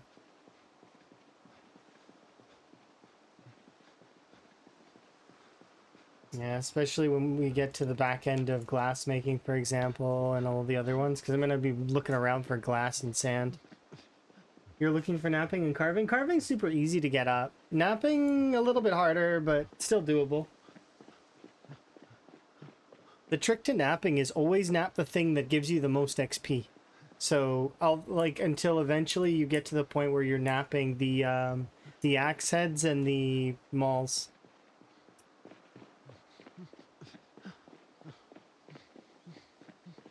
Like right there. See these flat stones here? Those are napping XP. But before that, if you can leave them on the ground, leave them on the ground because so the way that foraging works is foraging rolls based on the tile. So you see this tile here, how it's got cracks in it? That increases the odds that there's going to be a chip stone or a stone variant found here. Same for if it has a flat stone like this, or if it's got like a pile of sticks. If there's one here, I could look at and show you. Garbage piles like this. They have to be natural though. If you put the garbage pile there, it doesn't count. But trash piles like that increase the odds of finding trash. Twigs like this increase the odds of finding like branches and firewood. But you can pick them up. And if you specifically picking up the things like this, the large stones, it's useful.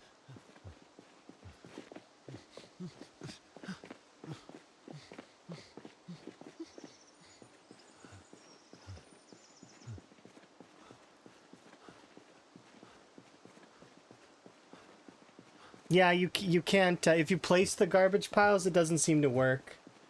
And that's as far as I'm aware.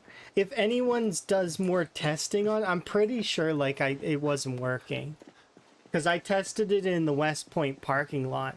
I put a bunch of garbage piles, like placed a bunch of them in that parking lot, and it didn't help. But maybe there's more to it than that, I don't know. Foraging is an RNG based thing a little bit as well, right? So to get a proper pool of data would be a little bit of a pain. Yeah, well, some of my redeems allow people to play with my accessories. I don't let people change my clothes though, because I like to get dressed myself in the morning when you know I put on my own clothes. I don't need help with that, and I don't ever want help with that. I want to be, you know, if I can, I will always put my clothes on in the morning. You just died because you played an unknown mushroom? Yeah, don't eat mushrooms. Don't eat mushrooms unless you know what they are. Ribbit. Are you having a good day, Wills? How goes your demo crawl? You've been playing lots and lots and lots of weird, strange games that I've never heard the titles of. Like so many things. Let me shout you out too, because you're great. I know for Wills. Yeah.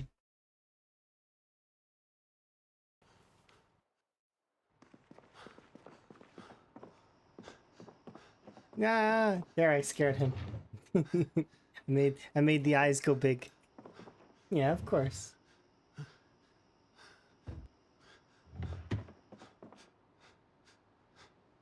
I don't always shout folks out because well, it's one of those things that I do sometimes, but it's supposed to be special, right? Kind of, but at the same time, it's like it's also, it is what it is. I gotta do this. It's not super special, but it is kind of special.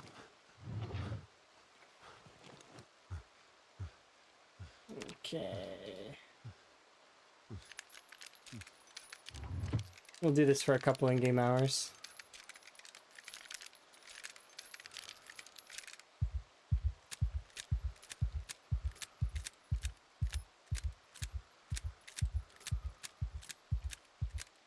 You like the Heroes of Might and Magic demo? Yeah. Emma's gonna be super excited to play that. I can't wait. Because Emma loves Heroes of Might and Magic. Emma wanted to play that again just recently. And I'm for it. I like the story. The story's really good. They did a really good job making it like really fun.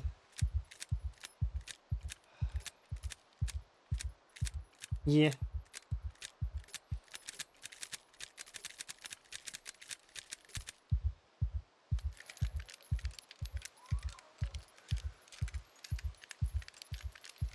I don't trust the ragdoll zombies at all.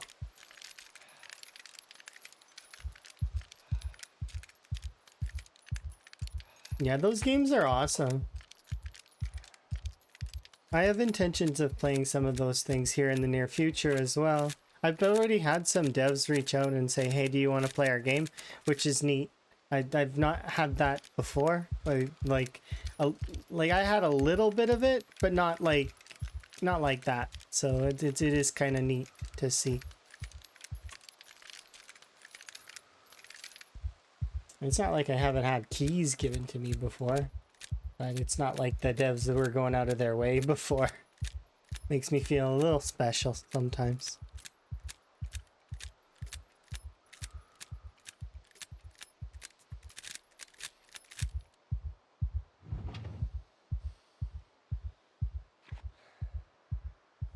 It's a good feeling. Let's get a nap in. Let's wear our coat.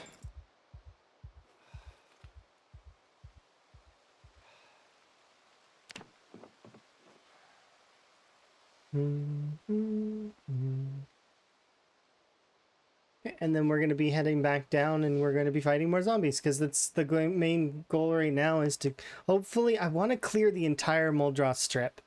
So for those that don't know why, like what I mean, it's now called the Dixie Highway. But because of the way where it's located, I've always referred to it as the Muldroth Strip, as well as a lot of veterans call it that, because it's the main line of Muldroth, the one that goes from top to bottom, and it's where most of the zombies are. Of course, there's some over here as well, like there's some here, but this is where a large amount of the population is because of all the commercial. And we're actually, it seems like we're like here now. So the watch bag is right now like down here somewhere. Right?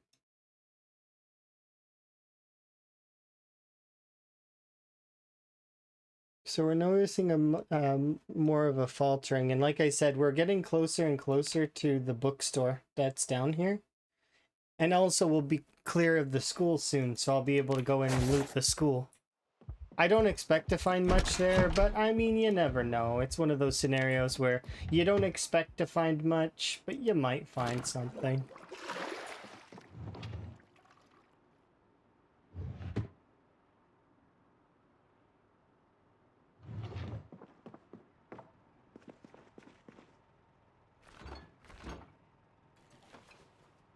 Did you ever find a pipe wrench? I have a pipe wrench, I just don't remember where I put it. I'd have to go back in the VOD footage and look for it, and or go look... I think it's at McCoy Estates, but I don't remember. But I've had a pipe wrench for a long time. Just one. Like I said, though, I would have to go on a soul-searching journey looking for where I put it. So I'm not doing that right now. I want to finish Muldroth first. Once we're done with Muldroth and I actually can drive around a little bit, like with a car, and not pull everything under the world, because I don't intend on driving very fast. But it'll fully clear Muldroth, so there won't be any zombies left here. We'll be good, and then we can start making our approach towards West Point. I may go do Phallus and Rosewood though as well, just to kind of get them out of the way. If I'm gonna do those, I'm gonna want to outpost them all, meaning that I'm gonna want to do Phallus. Phallus's church, I think, is one of the outposts, and I think Rosewood's church is one of the ones, as well as Rosewood also has one of the most dangerous outposts in the game, the Hogwallow military facility over in the woods.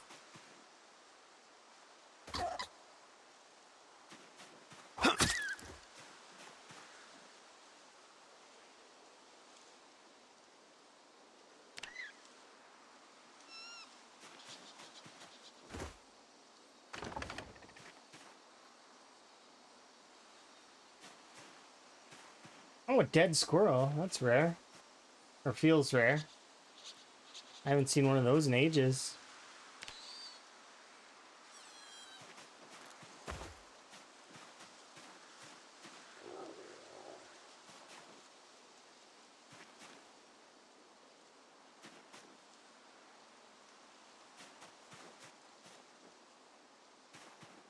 Hello.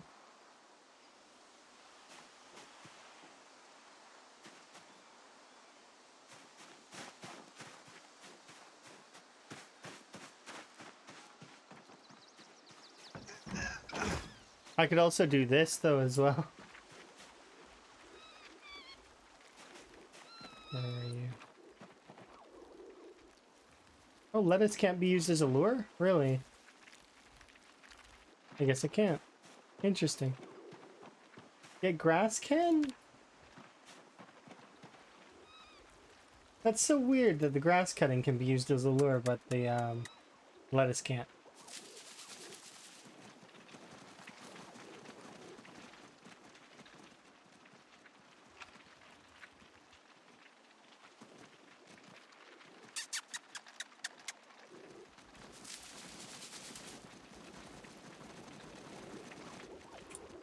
Look how many rabbits there are.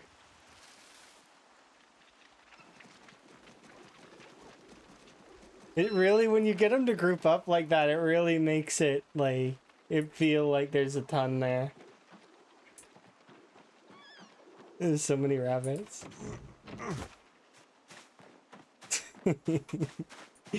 800 million rabbits later.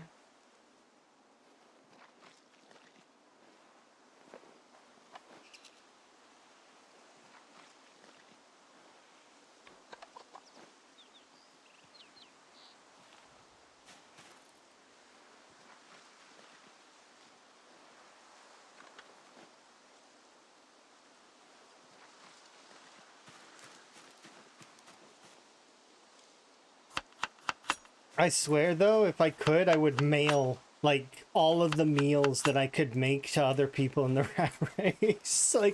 The amount of food that I throw away is ridiculous.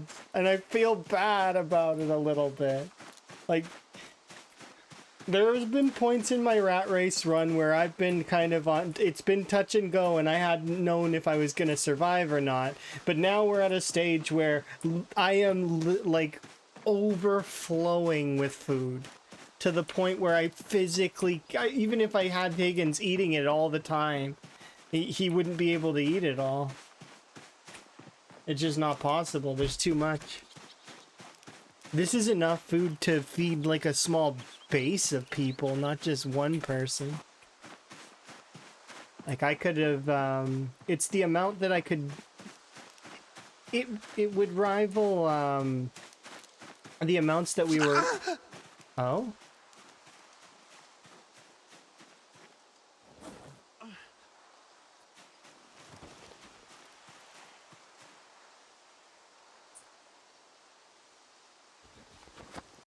Really?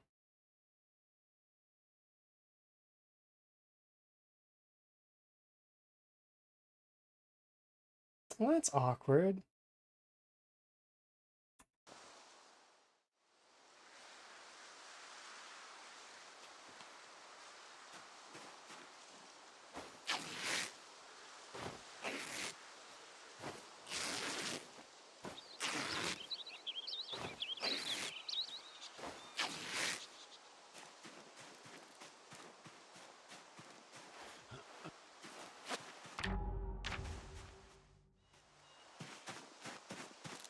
That bush just brutalized me.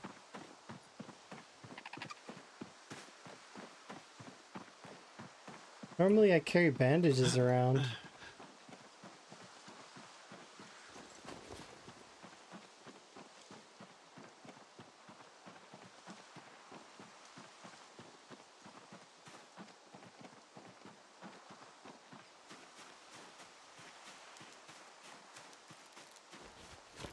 Yeah, Bush 1, me 0. It's actually, it's, if we want to start keeping score, it would be, I would have like hundreds of points at this point because I chopped down so many bushes. But like let's be generous and say that I, starting now is when the score is being kept. I have, the amount of trees I've taken down in this game is ridiculous. Because think about it, I did the CDDA wall run, and I played, I was on the blood drive server, right? Helping with the walls on that one. It's just the amount of log walls that I've created is It's like a lot. It's like a lot. It's too many. Too many log walls.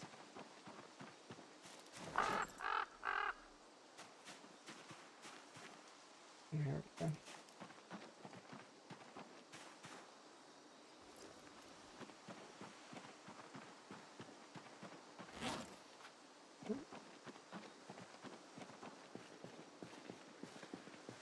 Finally got back at me, yeah. I bet it is plant-based revenge. I wonder why the plants turned on us. It used to be plants versus zombies, now it's plants and zombies versus player. And they've been slowly getting more recruits. Like, think about it, before in Build 41, there was no bush attacks, now there's bush attacks. Pretty soon, then we're gonna be, the crops are gonna get up and they're gonna start attacking us.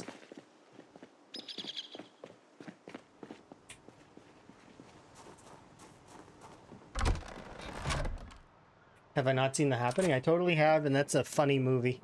It's a comedy. I have never seen up somebody's nostrils so much as that movie. The amount of shots that are just directly in that guy's face. What a funny movie.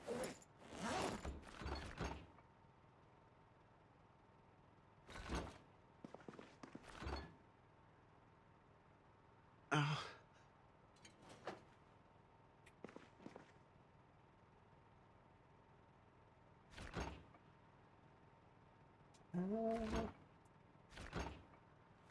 I actually physically don't think I can. Maybe we can.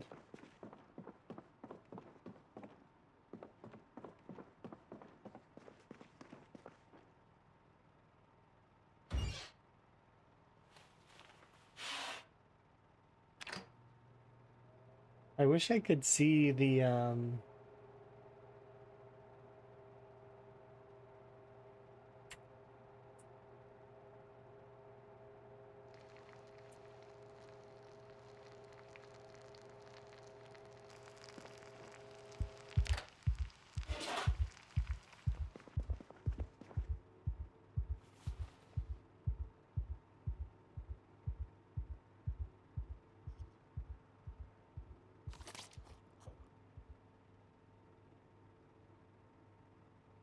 I can't do it. I was gonna, but it's like, no, I can't do it. No.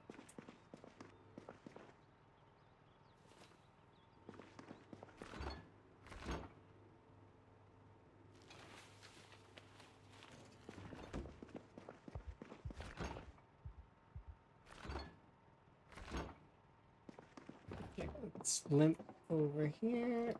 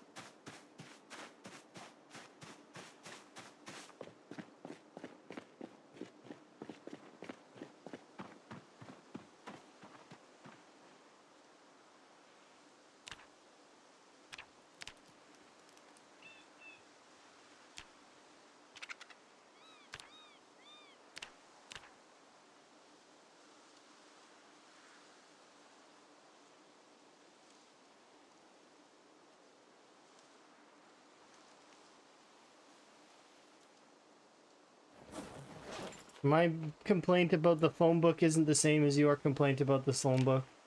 My complaint about the phone book is that it says that it's a boring book that you can read, but you can't actually read it. The game won't let you.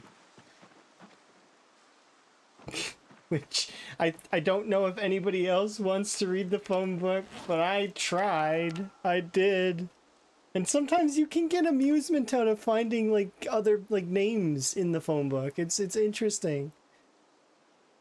I don't know. And some of the ads in the phone book are always fun. Like, Oh, I would be amused for a few in-game hours if it were me and I had a phone book. But perhaps I'm not normal. It's possible, right?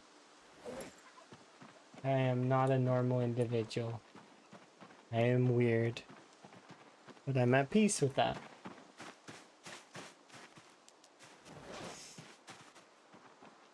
I think they're part of wild plants, right?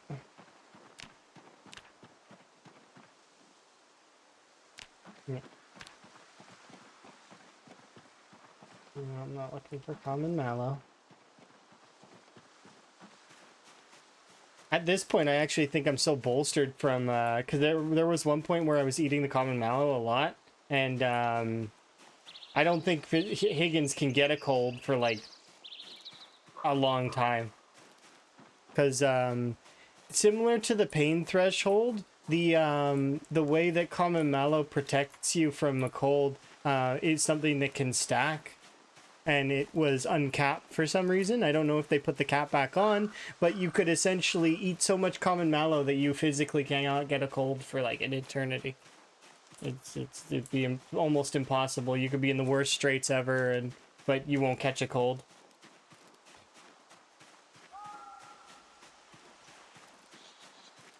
Not that you'd keep yourself like that. And no normal person tries to catch all the moodles. Outside of boredom.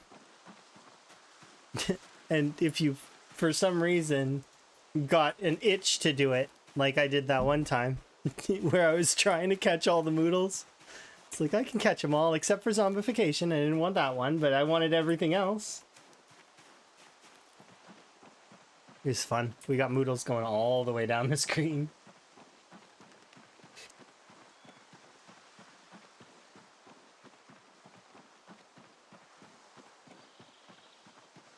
Sorry, sneezing. Sometimes it's fun to do silly things like that, though.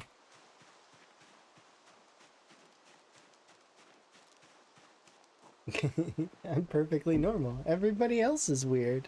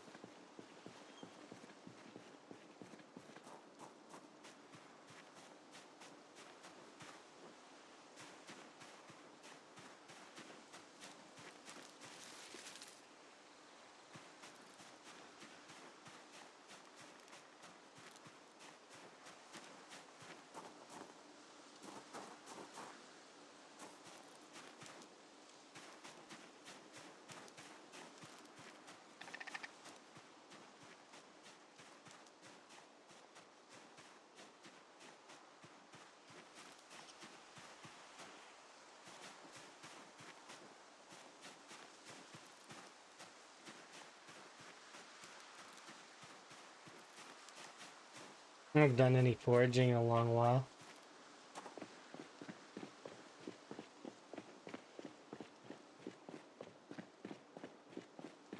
It's because I spent like a large percentage of my early game foraging, so it...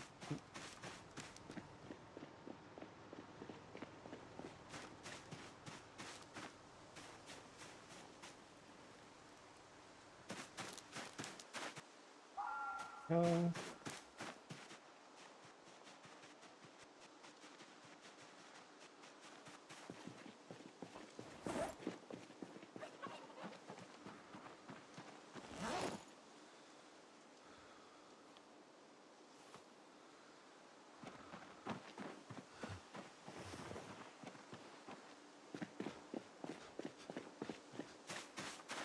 These can go upstairs.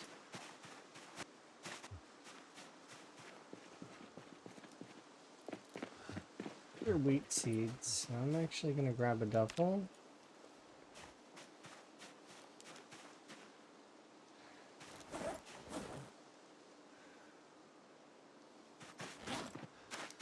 Because wheat and flax are both,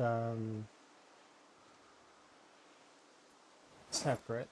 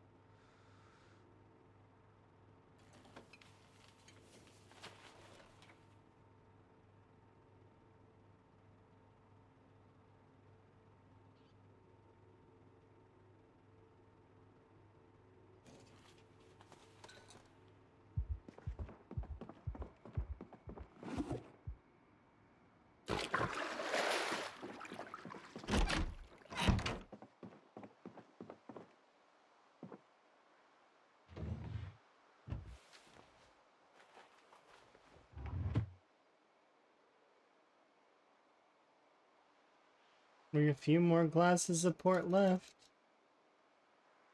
And that's it. We're out of port.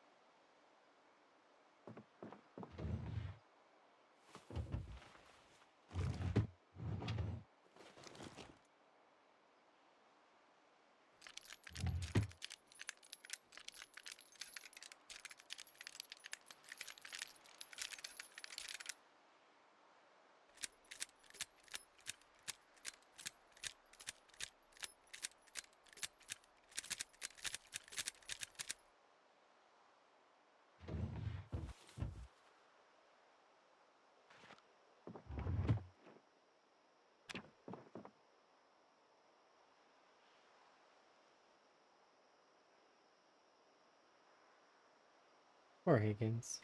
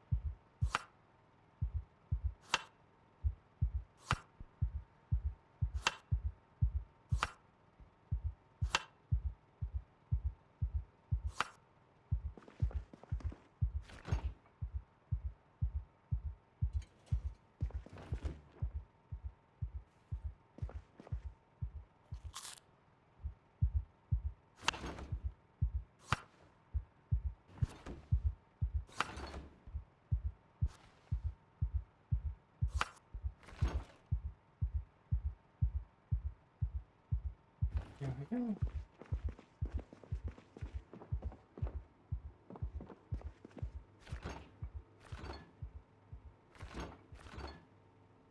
This shouldn't be frozen for much longer. We can put away this vegetable oil and then we can head out.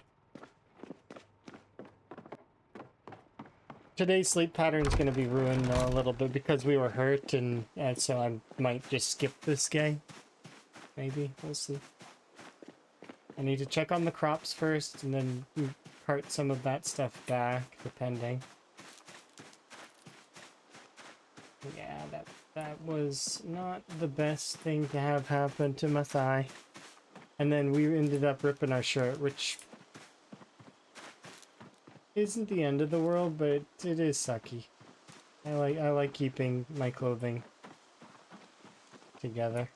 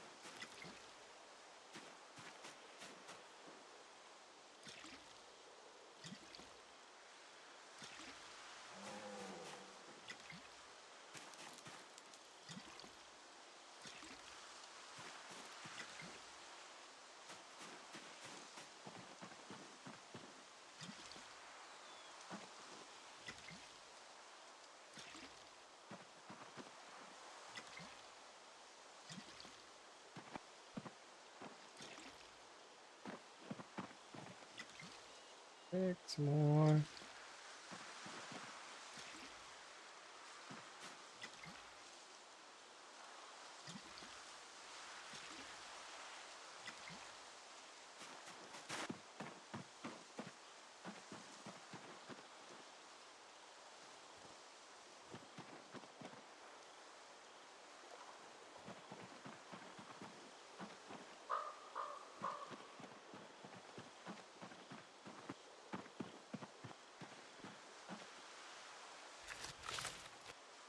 I'll harvest one more. And this is more than enough cabbages to bait my traps again. So we'll go, we'll bait the traps. I might actually consider tearing apart all of the foliage along this route.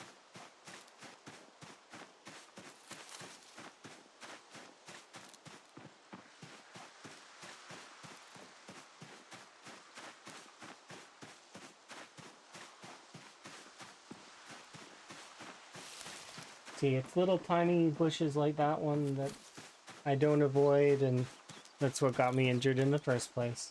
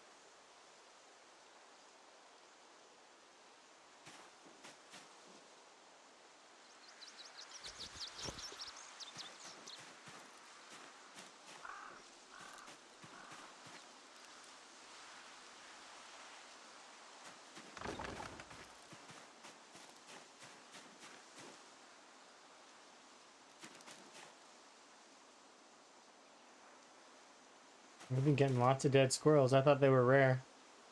I thought it was more of a...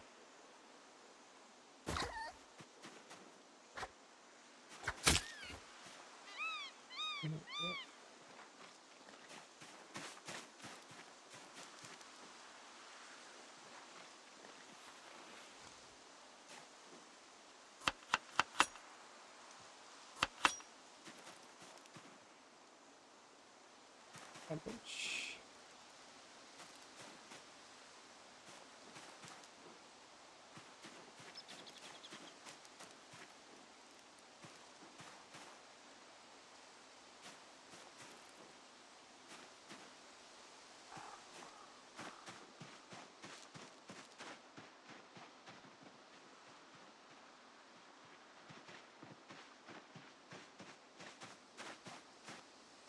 How is trapping going anyways?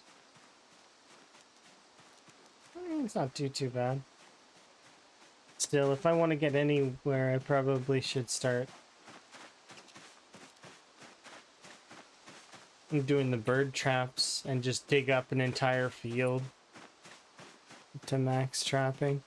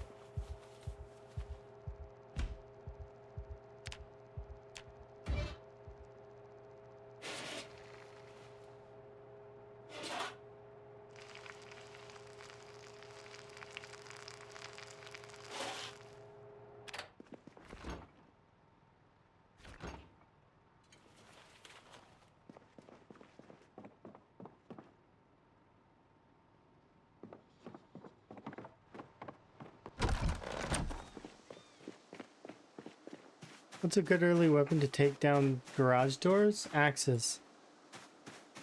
The meat cleaver is less good than it used to be, but axes. You want to use axes. So, you say early game, but like how early? Like no XP at all? Like none? Like, so the crude axe, can you make a crude axe? Maintenance one? I would do use a crude axe. But if you can get it, you'd want to use like I'm pretty sure the stone axe is really good. Like this one. No, those are mauls. The mauls might be good though, maybe. But I know that the stone axe is fairly okay. I don't really take down garage doors though. Why do you need to take down a garage door? Do you want to go inside? You want to loot? That's why. You want to know what actually is the best early game tool for breaking garage doors? 2 zombies. Grab 2 zombies, get them to pathfind into the door, and they'll break it down for you. You don't have to do any work. There you go. That's what I would do.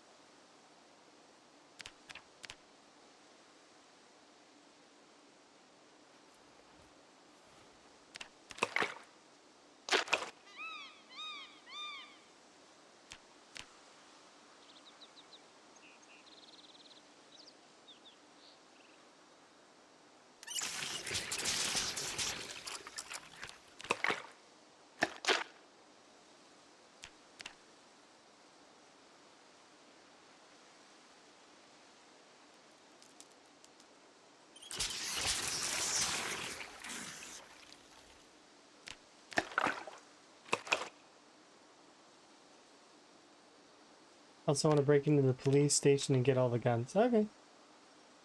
There are some ammo basements that are really good as well, remember. So, if you've got, you can find some really good ones.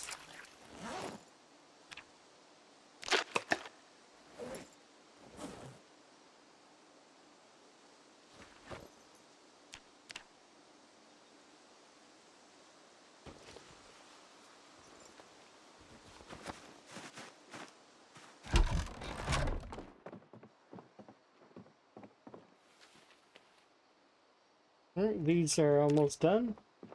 And then we can do another batch. How many total do I have on the ground? We're actually almost through it all. It'll take roughly 2 rotations to finish it off. But, maybe 3 because I'm still trapping, but...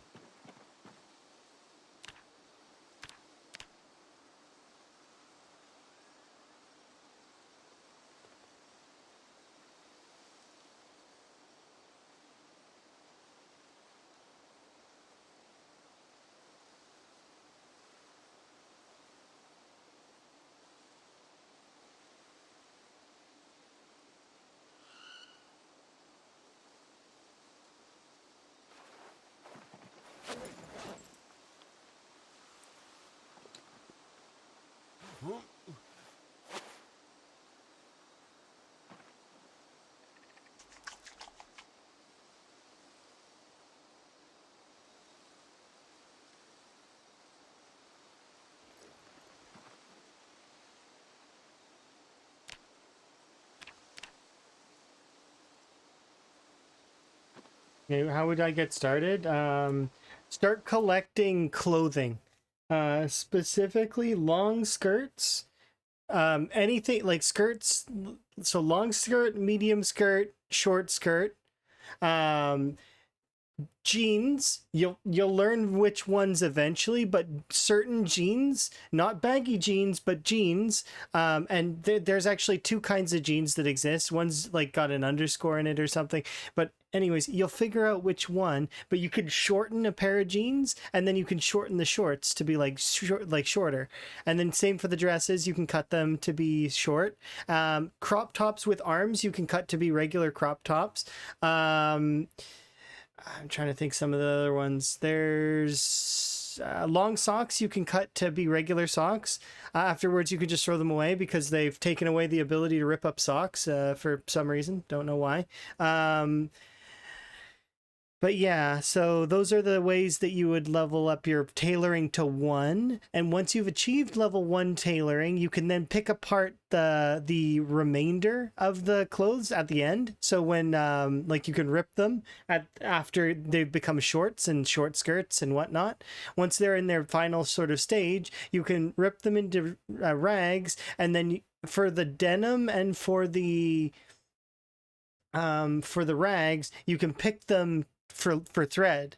So then you'll have thread, and then with the thread you can then make a bunch of different clothes, or you could choose to do what I'm doing with the leather making, and then if you start doing the leather making processing, you're going to get leather and bones. The bones you can then change into chokers, as well as you can make them into little bone necklaces and bone, like keep teeth around and heads, and you can make bone necklaces out of them. Those are worth not terrible amounts of tailoring. Something else that's good is making burlap sacks out of using a loom. The loom is in the build menu. So early on, what you can do is you can make burlap sacks, you can rip them, and then using the burlap that you get from the sack, you can make another sack. Now, in fairness, that's going to cost you thread, and it's not going to be that great XP, but it is XP. So, like, I mean, it's not bad to have. But essentially, thread, twine are going to be your best friend, as well as the bones you get from animals. You can make bone needles if you don't have access to blacksmithing. But if you have access to blacksmithing, you can make metal needles. However, it should be noted that the metal needles and the bone needles, they don't show their condition, but they do break over time. So, yeah. Hi, by the way. Sorry, I was on tangent. Telling how to do the tailoring thing, which is what I'm doing right now, kind of. I'm making bone chokers, I'm making bone necklaces. You'll notice that I'm also, for napping, that I'm not making the stone scythes, but I'm choosing to do the stone drills. The stone drills are worth more. They're worth more total napping. And I don't intend to mainline the stone axes, or the stone scythes, when I do finally get to axes to level them up. We'll see what I do. I haven't decided yet.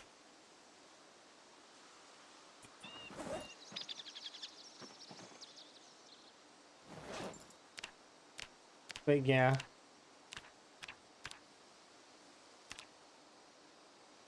Yeah, of course.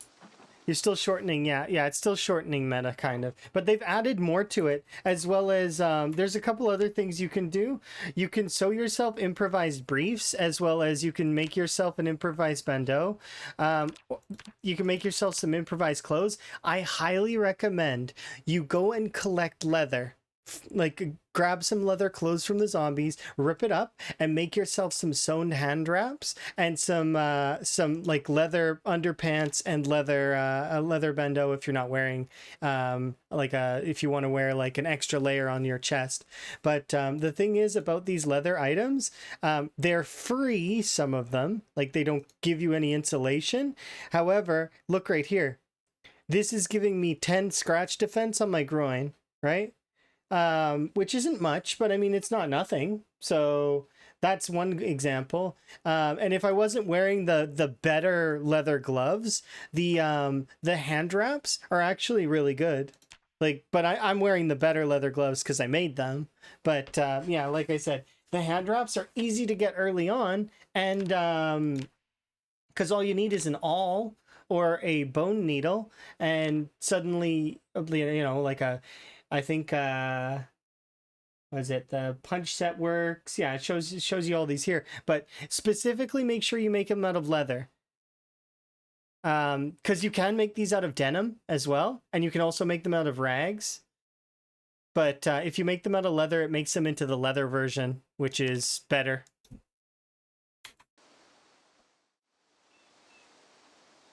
In my composter, the rotten food doesn't turn into compost. What's the catch? Are you playing Rat Race? Because if you are, it takes 12 weeks. So it takes you 4 months to build compost. That said, you just leave it in there and it will gradually turn into compost. See? 3.4% full. And if you look here, they do turn into compost eventually. It just takes a while. If you're not playing rat race settings, just leave the rotten food in the composter. It will go eventually, and it'll eventually fill up to the point where the composter will be full, and you actually have to take burlap sacks of compost out at 10% at a time. So you can get about, from one full composter, you can get 10 bags of compost. But yeah, you just throw rotten food in there, it will go away eventually. What happens is it deletes the rotten food and makes compost.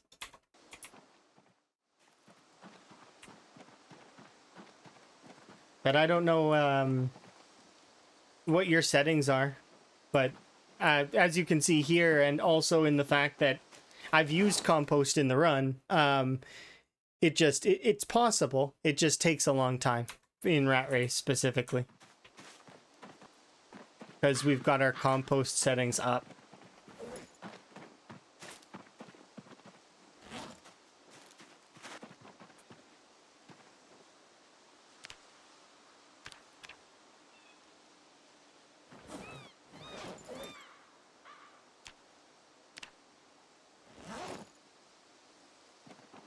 But see, the teeth give like a little bit.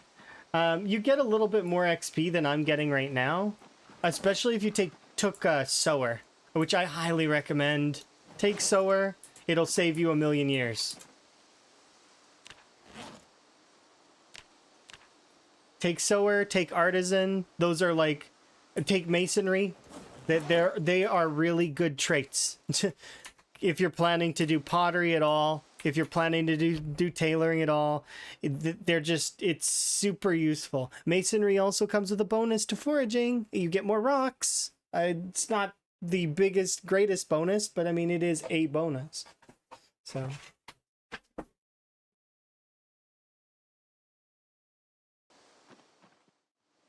You don't really realize how much a one level bonus actually gives you until you start realizing that the way the game calculates percentages in terms of, so it's not just it's not a 1 times multiplier or anything like that. It's like more of a 4 times multiplier.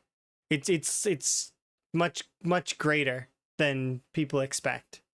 Because the way that it works is the base XP value is 25%.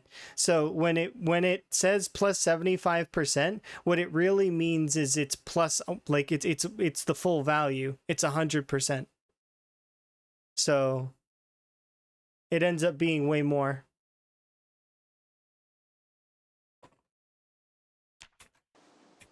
Yeah, it was terrible. You're preaching to the choir, because I very much indeed agree. I've leveled Masonry from 0. It's not fun. I don't want to do it again.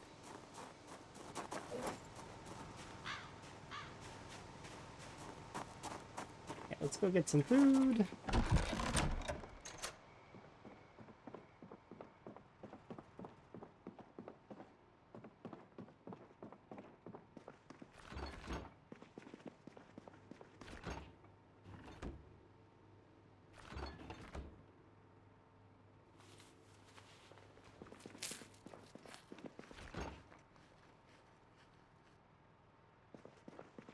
Hello.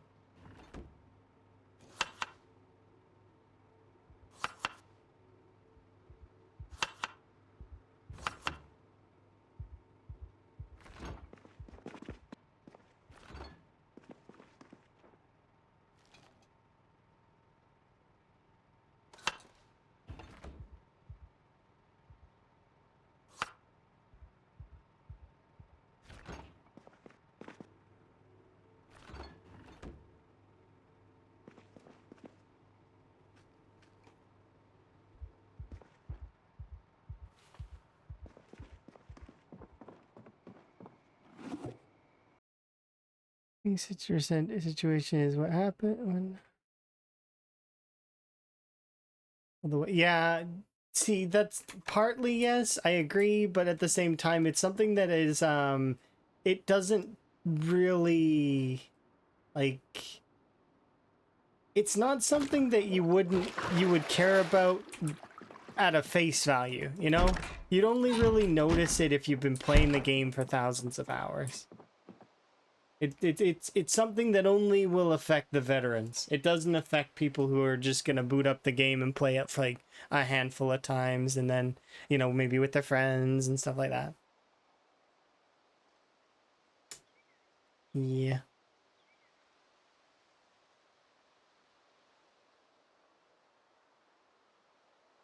It's for the folks that want to min-max. But that said,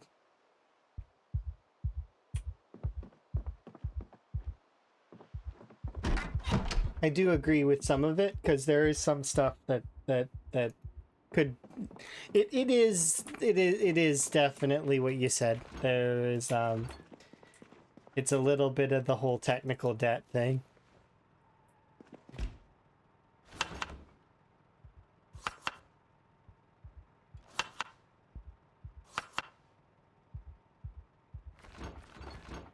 Grab 4 of you.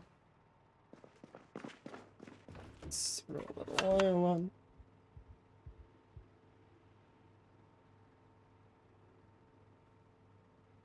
Gonna bring the oil with me? Nah.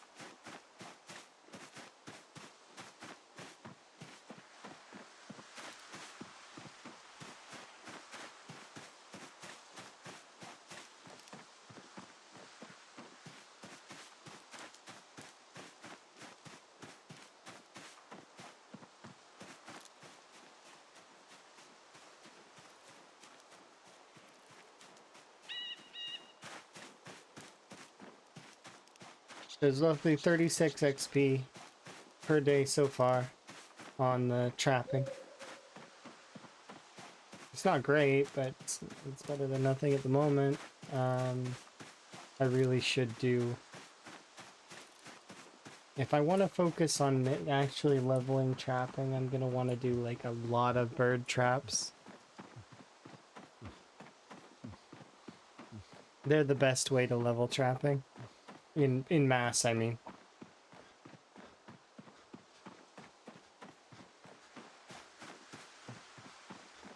This process is getting me tailoring XP though, as well.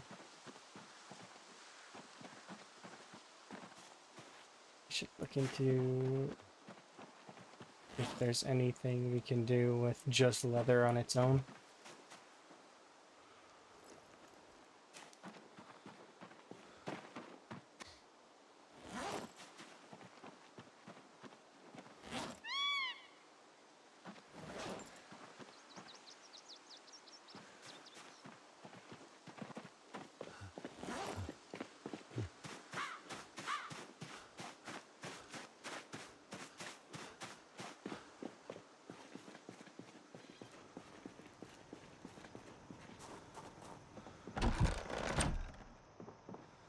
You'll wonder why it's been so slow. Yeah, that's true.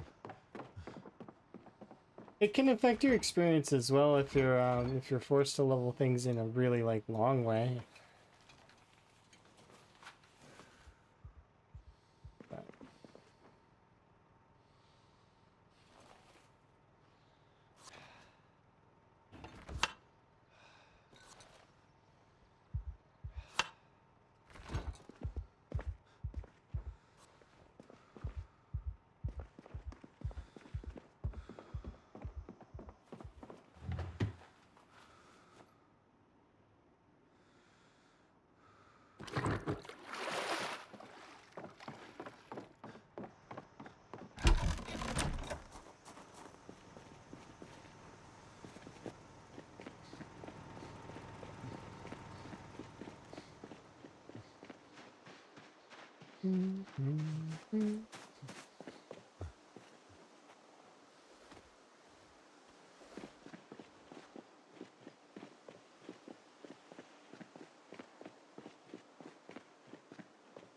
what's even more interesting as well when you find out like, oh, there's this thing that you could have done this entire time to speed it all up.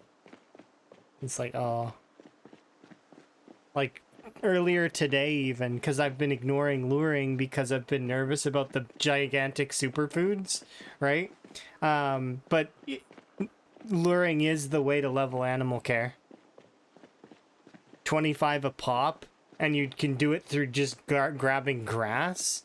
Yeah, that is the way to level up animal care for sure. I just haven't been doing it because I've been nervous about the like the superfoods. I don't want those to show up. I suppose I'd delete it just if it did show up, but still, it's inconvenient.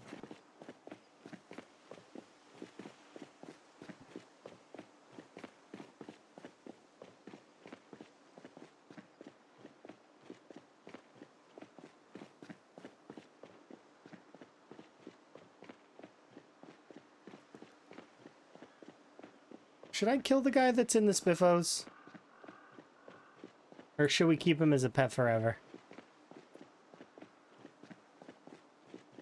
I'm still on the fence about that. If what shows up? Oh, there's a bug that exists in the luring where you can cause foods to become crazy.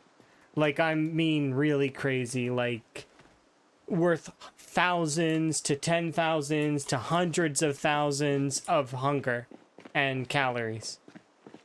They become super. Just one thing of corn. Imagine if it was like minus 500k. You'd eat like a quarter of it and be full. Yeah, so it's a bit of a game-breaking bug, yeah.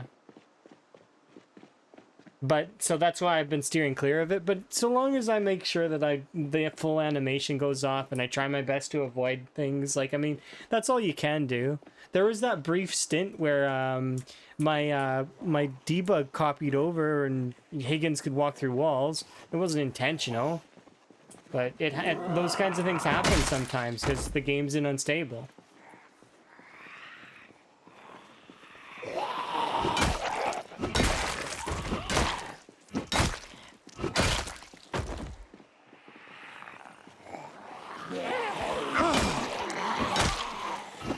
Oh, that's a reanimator.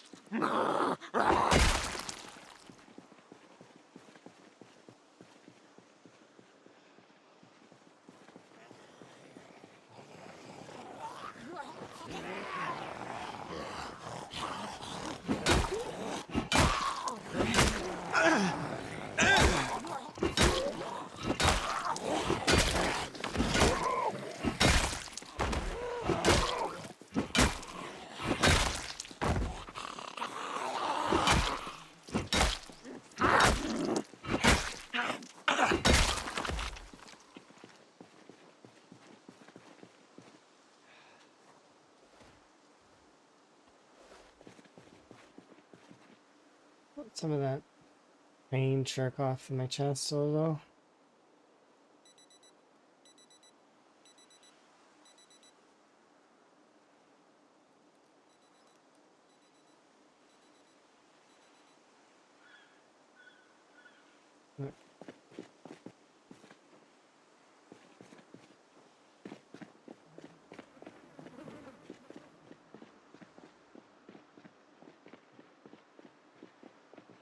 Hey!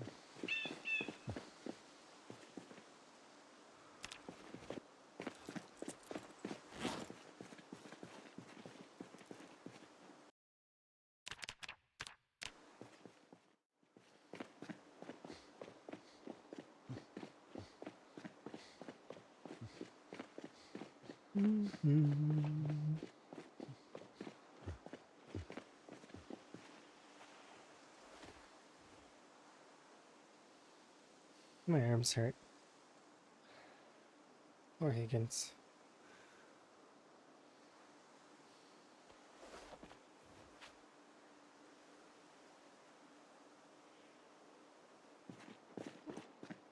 Alright, let's get back to it.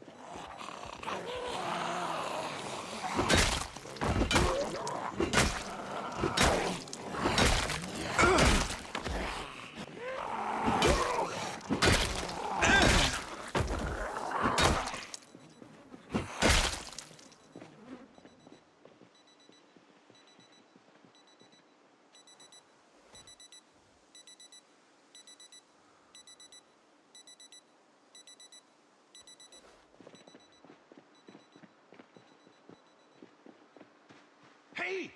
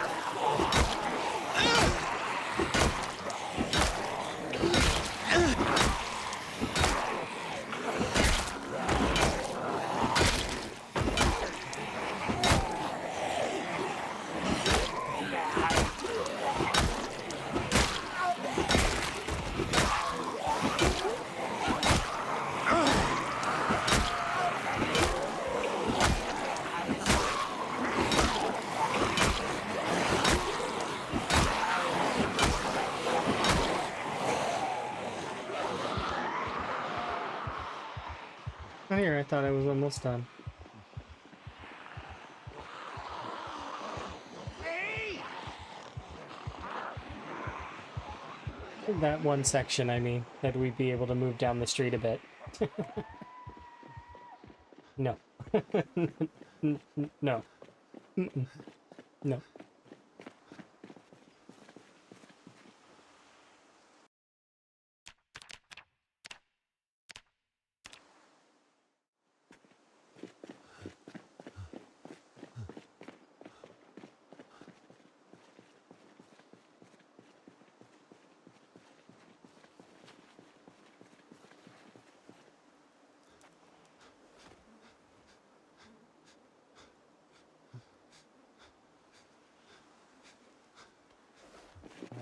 That sucks. I want to stay and fight, but I just shouldn't. 'Cause we're tired.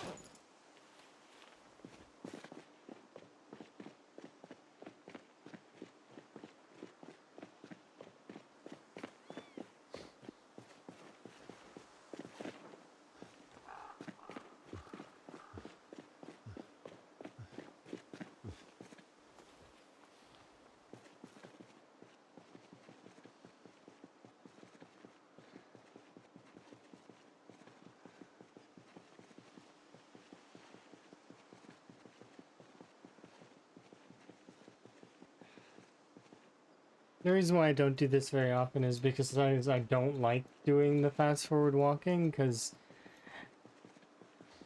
it catches me off guard with zombies sometimes. That said, though, it is useful for shortening the amount of time it takes to run home. But it also has gotten me killed a few times doing the fast forward walking, and then, you know, I don't react fast enough. Zombie comes out from behind like a sign or something. And it happened to me in a CDDA run once over in Dixie. I'm fast walking back home at the evening, and the zombie comes out from behind the sign, and before I can even blink, it's already in its bite animation. It's like, oh, okay, well.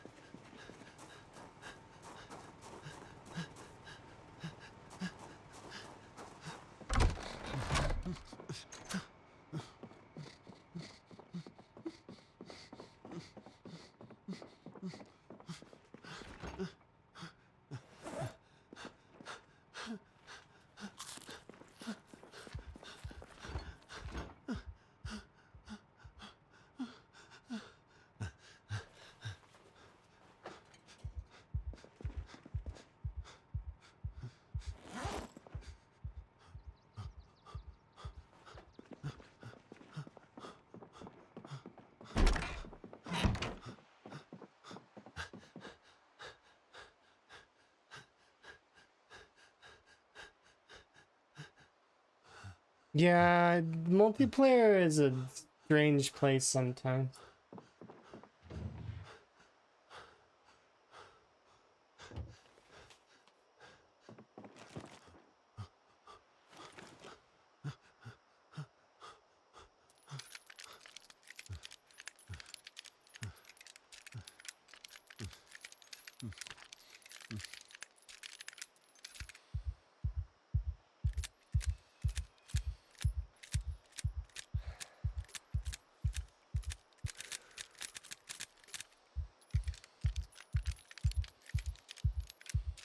You get to meet the folks that are really competitive, but you also get to meet the folks that kind of they only play multiplayer. They you know, those folks as well, because they don't want to play by themselves. They want to just enjoy, which is fine. Like, I mean, everybody plays the game the way they like, right?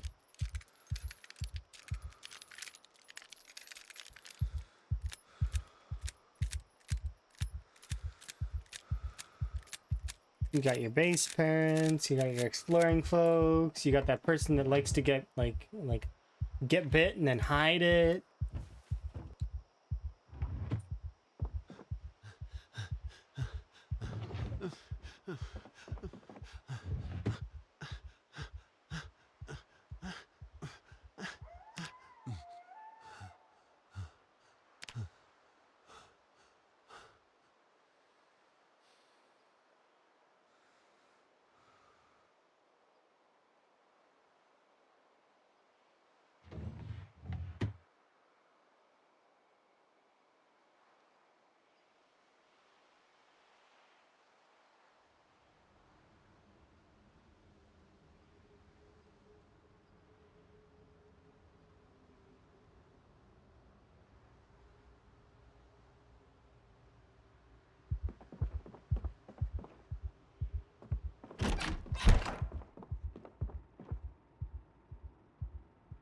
Higgins is Soda Rebel.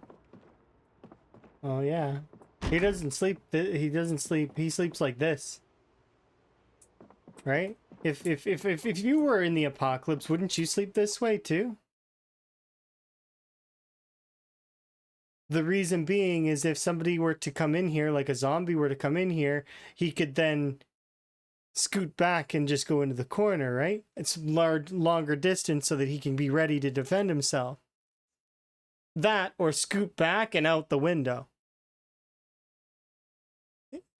But he's facing the door. Yeah, you could be on your back, but no, Hagen sleeps on his side. And at least that's how I see it. On his side, facing the door.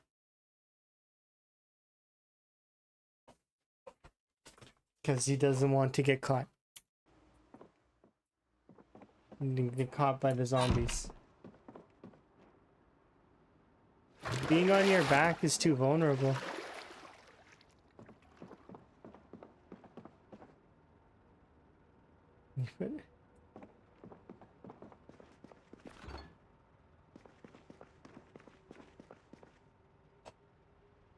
Move what around? I'm confused.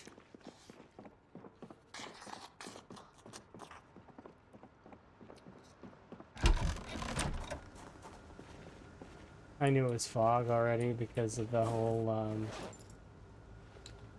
sound effects that fog have linked to them.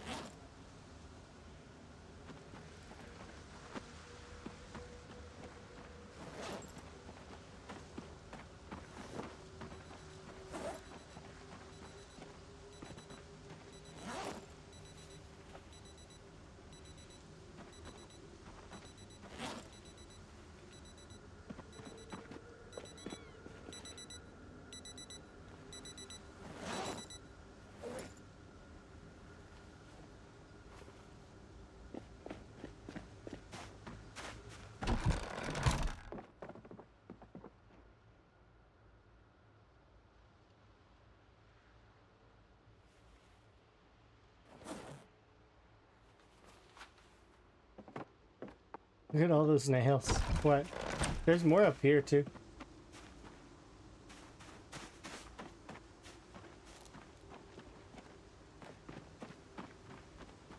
At this point, I could just keep turning everything into nails if I wanted to. But I'll probably do enough to level up carpentry to 10, and then that's it for now. Until I decide to build another base later, I guess. But later on. I'm not in a rush. There's no need to rush. It's a marathon. Go at your own pace.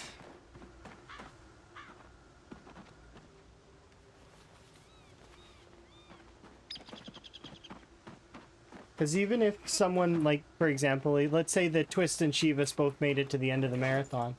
Well, then they get to be, not only do they get to be cheerful that they made it there first and second, but then they can be there, like, cheering folks on.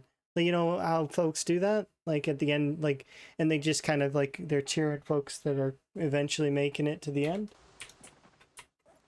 At least that's how I see it.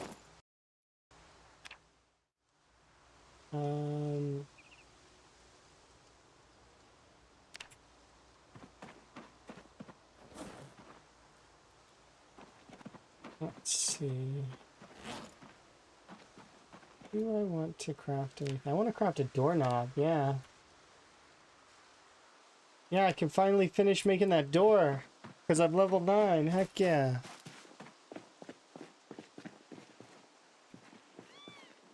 Can make doorknobs. Grab those 4 planks.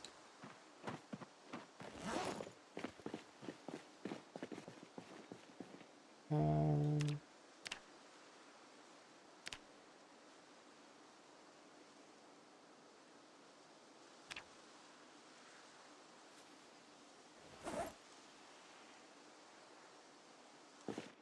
I'm gonna grab a mitt full of nails.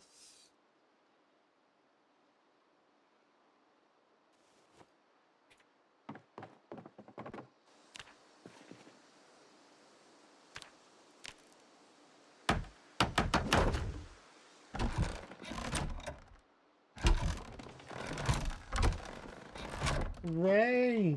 Look at it! Look at it! We got doors on all sides. And I'm missing 2 windows though to finish it. And then I will have made a structure. Like my little leather drying area will be finished. It's really cute in here. I think it's nice.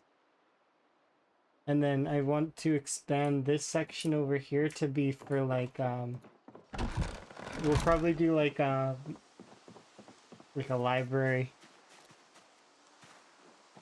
But that's why I've got nails there. Is prepped. I'm gonna make like another section.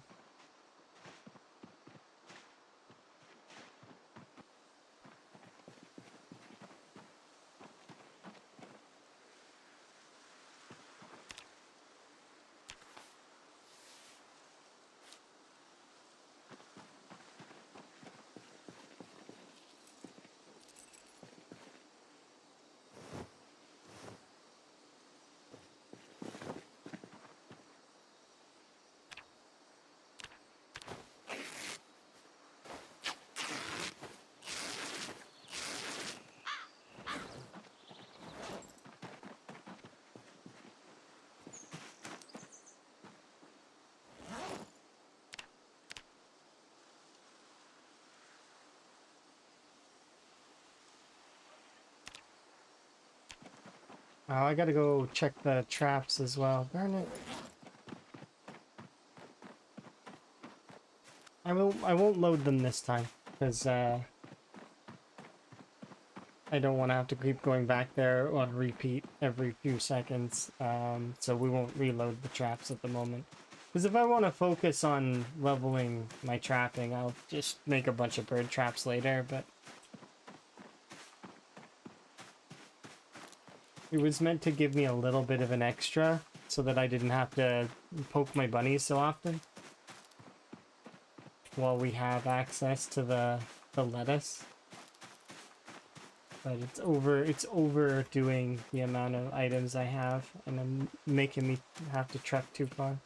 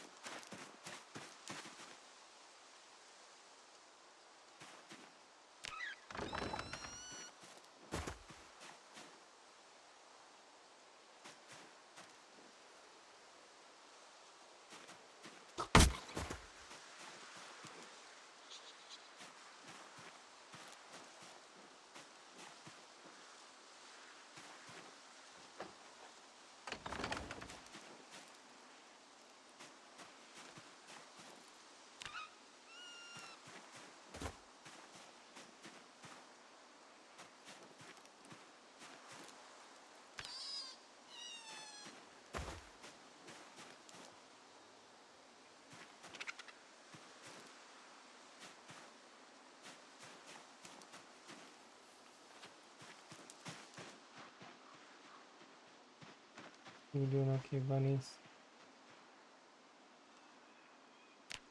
And they're doing okay.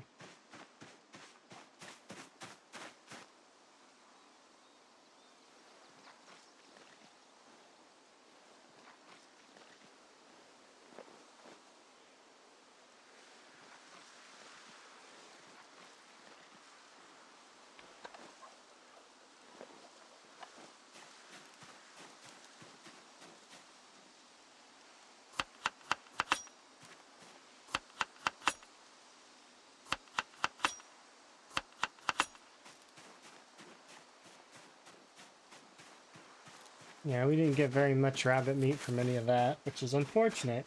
One of them was a buck too. So you'd figure it would have given at least a prime, but no, no prime cuts.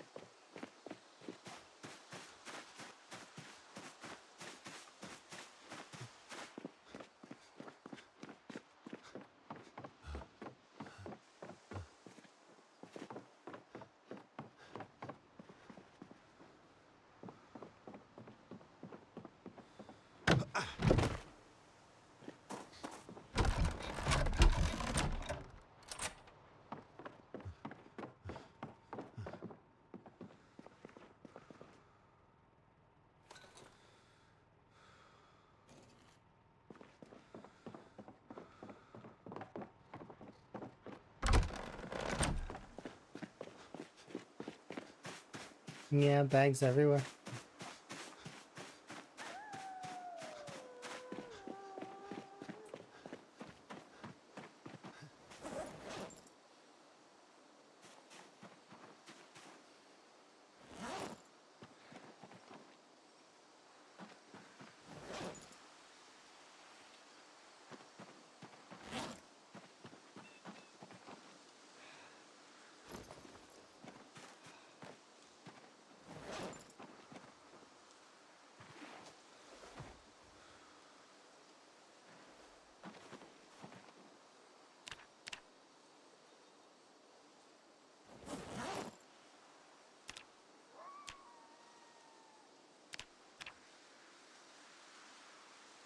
You happen to carry a frog in the inventory? I have a lot of frogs around at the moment. So no, not in my inventory at the moment. But usually I carry two, but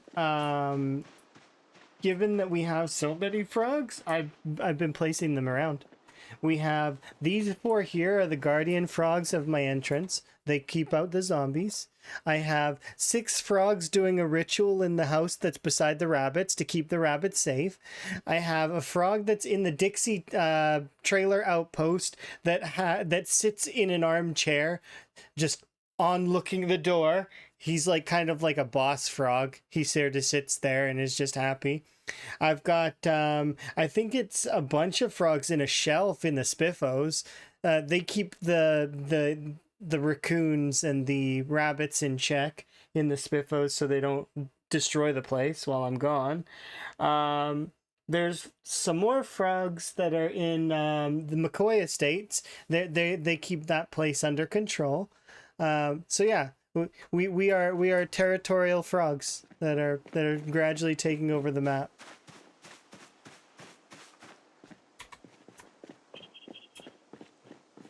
And Higgins is just but the person that has to kind of keep an eye on them. He does not understand why he's compelled to do so.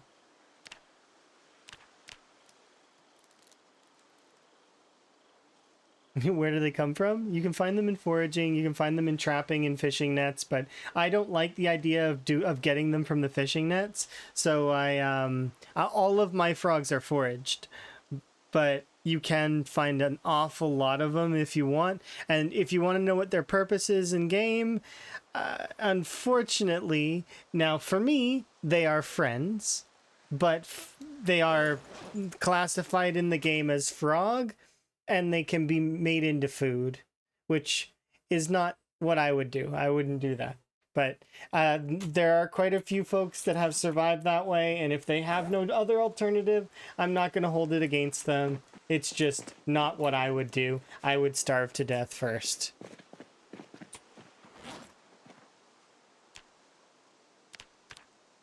I don't deserve to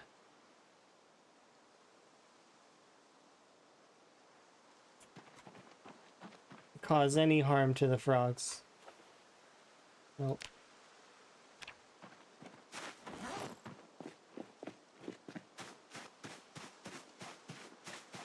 Yeah, like you can just like do what I do here. Like I've got, like I said, they keep my entrance safe.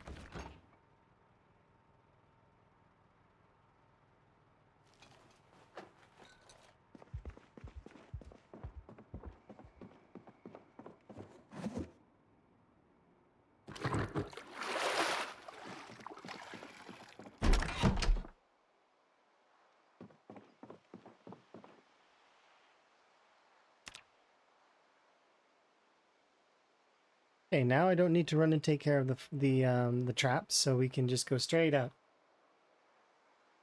As long as the weather's good.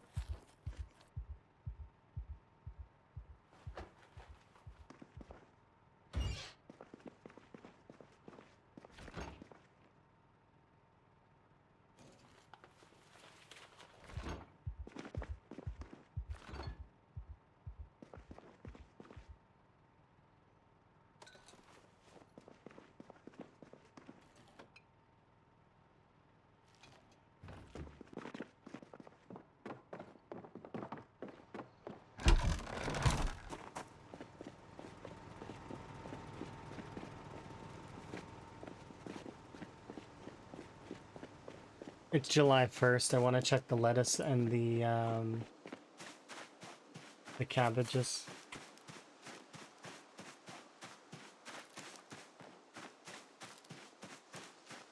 I might be forced to harvest all of it. I'm hoping not, though.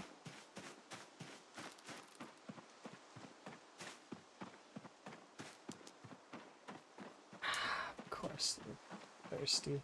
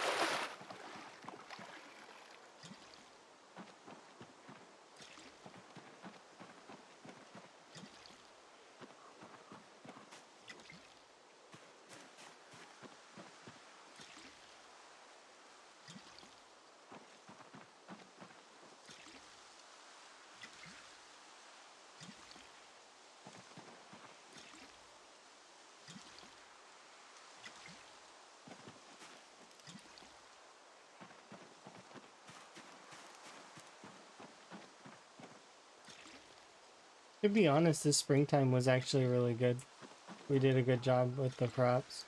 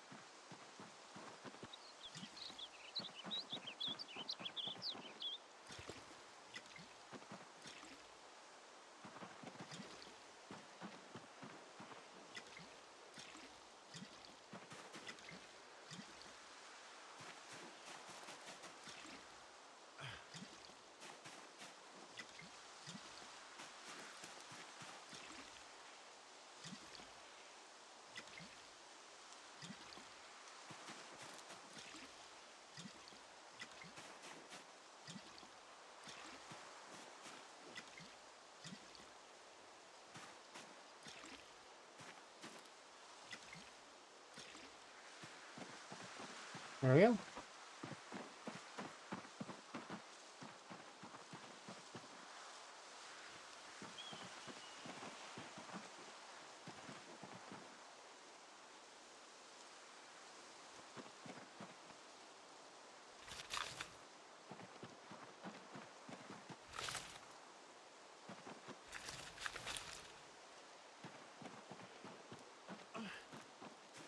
Let's go.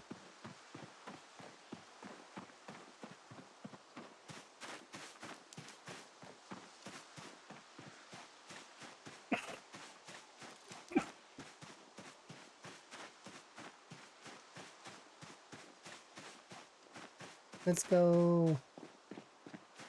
You sneezed, I'm sorry.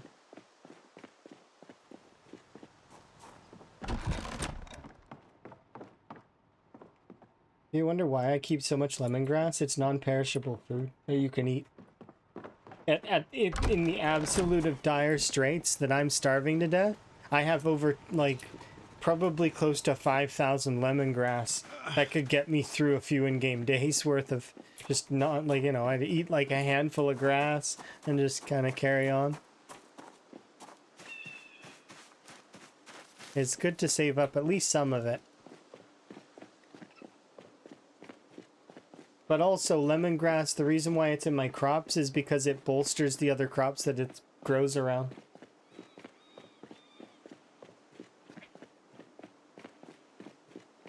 Plus, you can harvest it more than once, so good XP.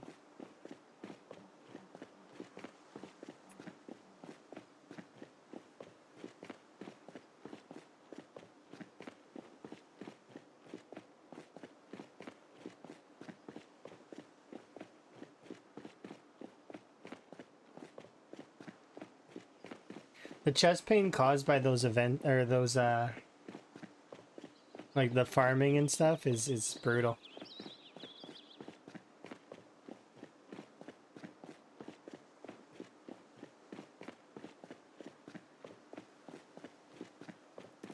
We're gonna be tired early again today.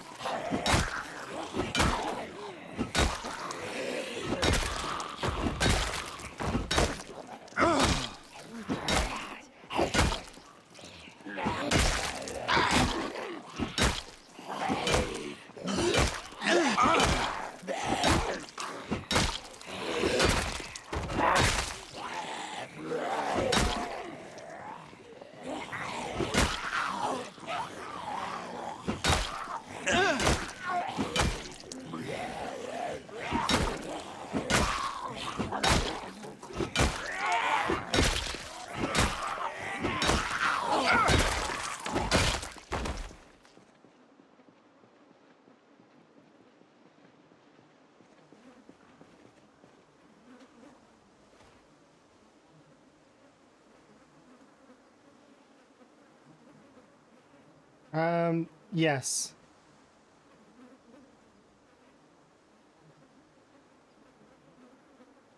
It does come into play when you eat sketchy food, like rotten food, or it causes you to get sick faster, as well as it causes it to be worse for you.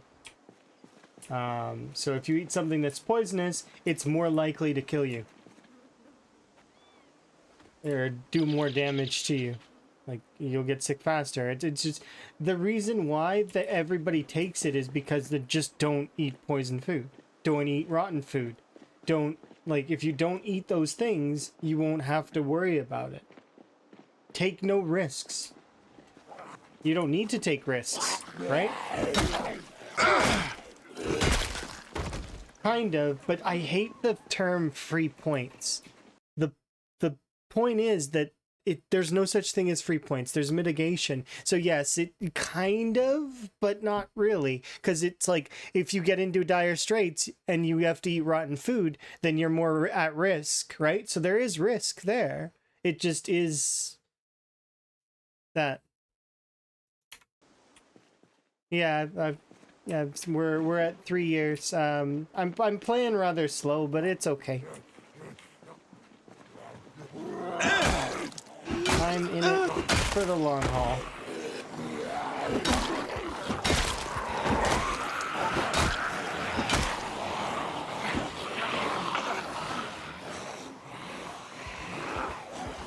But yeah, I don't like the term free points because you everything costs something. You have to make a trade at something for it, right? Even conspicuous, which is the most broken trait in the game, has costs. Like, by broken, I mean fundamentally, like, broken. Like, it raises the zombie sightlines by 1 and doesn't seem to work all that, like, matter all that much.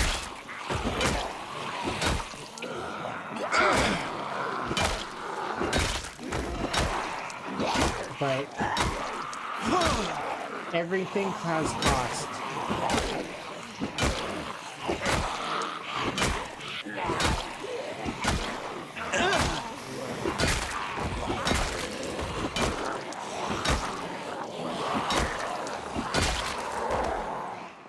Like I said, even that one. You need to keep pure crafting tools like scissors. No. Not that I know of. But from what I understand, when it rolls damage, it will...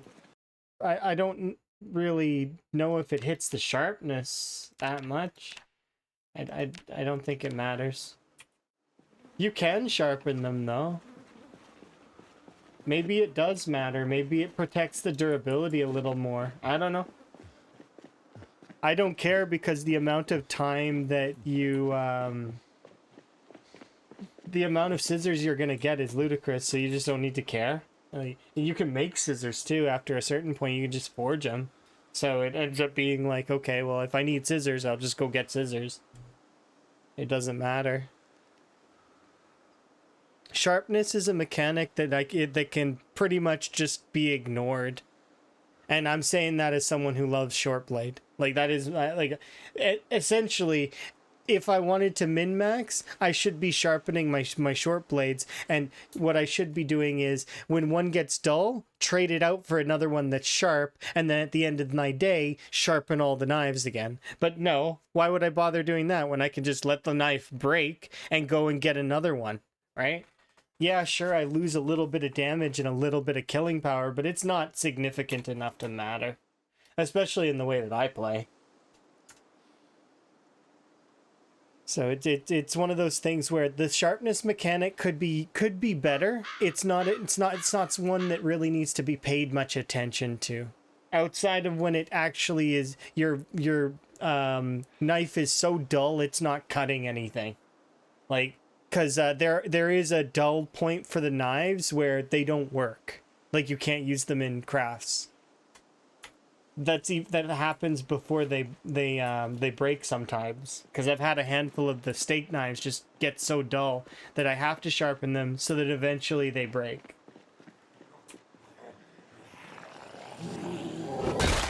but I have a grindstone right next to my crafting area.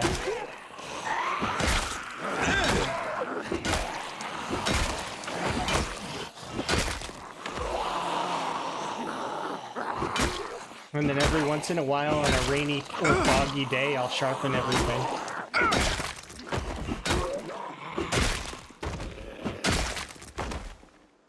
Yeah, Sleepyhead is a painful trait to take. It's right up there with Restless Sleeper. They're both really bad.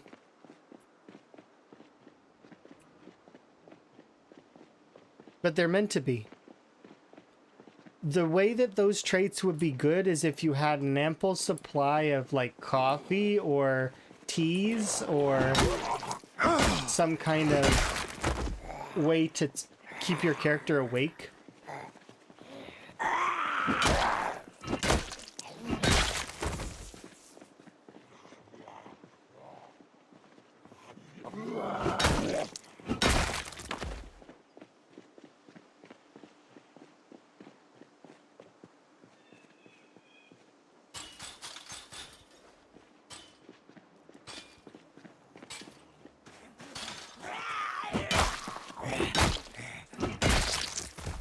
Reddit.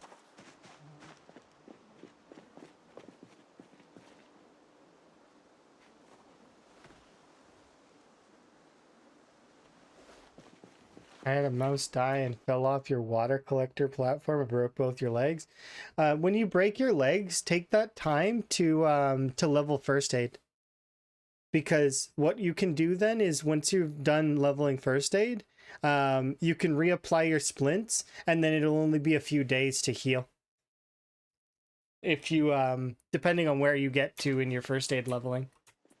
If you have the books, you can level first aid really, really fast. My record for first aid in build 41 was 53 minutes from 0 to 10. But there are people that do it faster.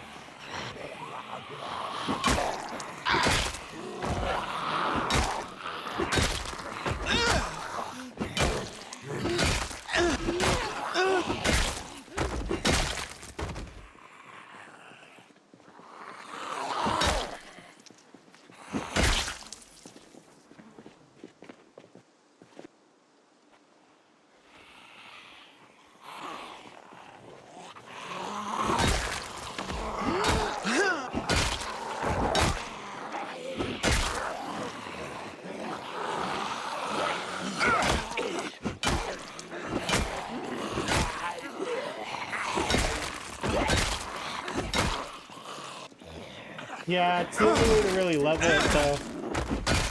And you got to think about it like this.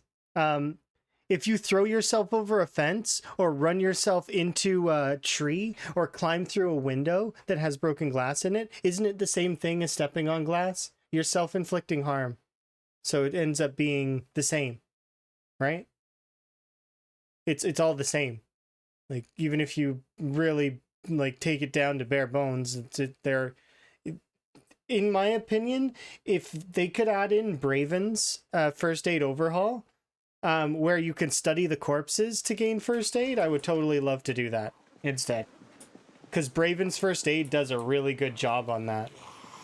It doesn't feel cheesy, and as you level up your first aid, you get to do more, like better autopsies that give more XP.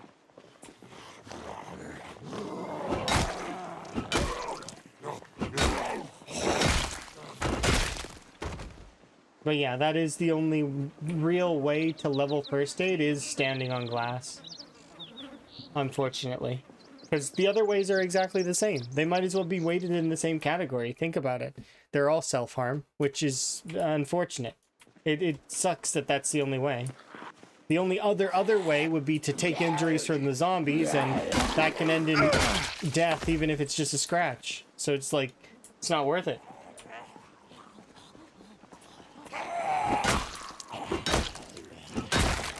And the other ways are slower anyways, like, than the guarantee of taking an injury, because you're not always guaranteed to take injury over a fence, especially in build 42. Build 42, there actually is a higher chance to not take injury when you leap over a fence.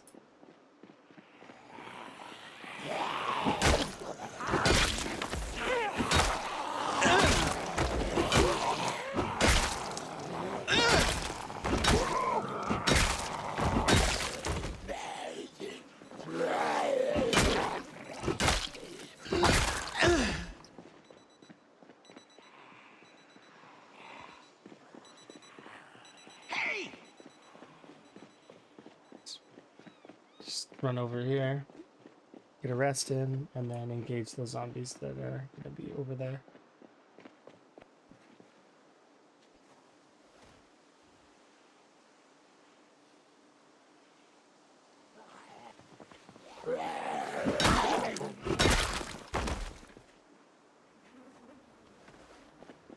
Most of them would have gone over there.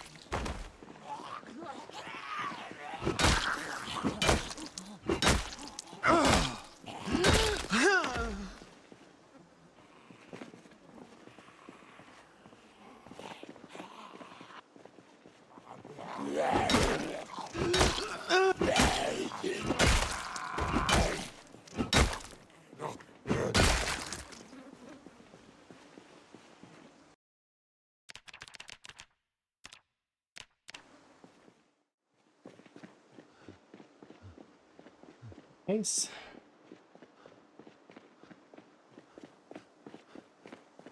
Oh, yeah, first aid is actually... Trying to think. Foraging is the skill that I've leveled the most. Out of to 10. Over and over and over again in playthroughs. Because it's like, it's a core skill for surviving long term.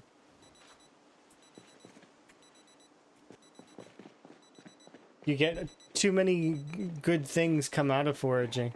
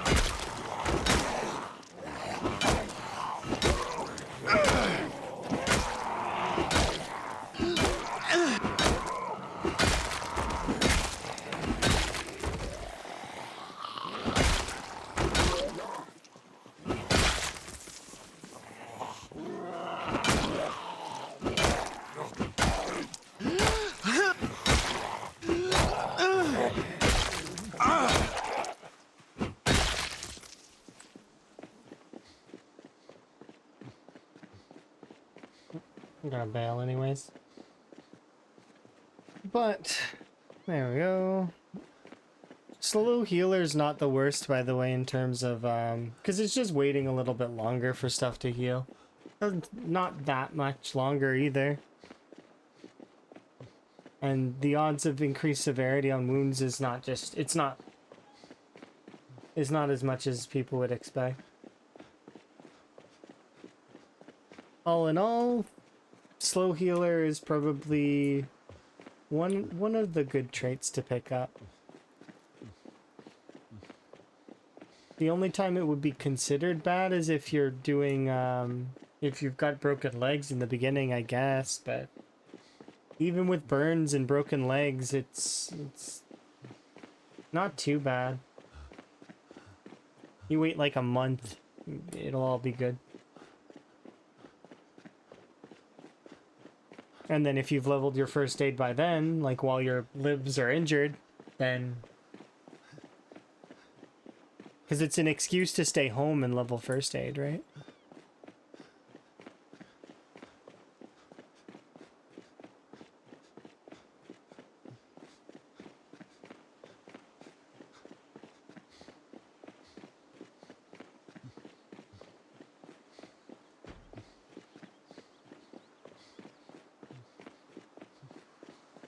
Like even that scratch I got earlier, I took not super seriously, but fairly.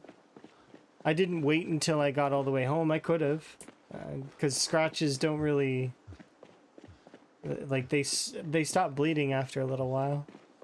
It's like a neck wound, I guess. Which then, yeah, they bleed for a lot, but.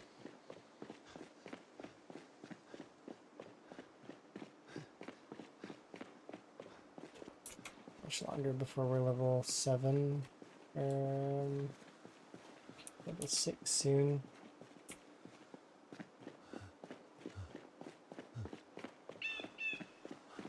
Give us another maintenance bonus. Long blunts will last longer. Then one more level, and then no more damage penalties.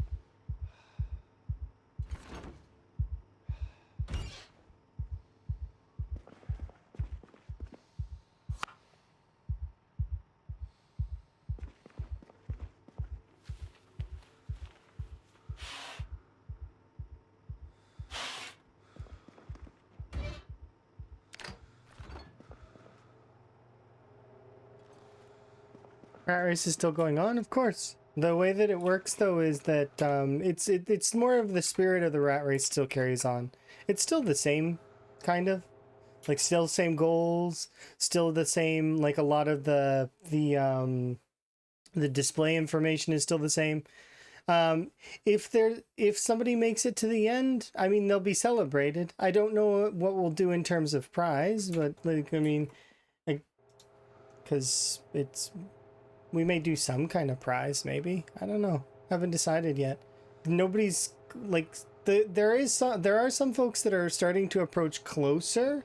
Like last I checked, I think Shivas was at like 700K, right? So like, I mean, that's a lot closer. Like there's still quite a chunk of race left though. Like, I mean, plus got to do all of the outposts and level all the skills up. That takes quite some time. So like, I mean, all in all, still quite a lot of race left. So we don't really need to think about it all too deeply, but yeah. But as for Lamprey's not part of it anymore. Like, I mean, he was the one who founded it, and we do appreciate that, and I won't let that be forgotten. I very much am, like, you know, I like that. I like Lamprey. Lamprey's good. But that said, it's one of the things that he's not expected to pay anyone for the rat race. Obviously, that should go without saying. But I just want to make that clear that there's no like obligation or anything behind it. We're all kind of doing it for fun to see if we can make it to the end. That's the big thing.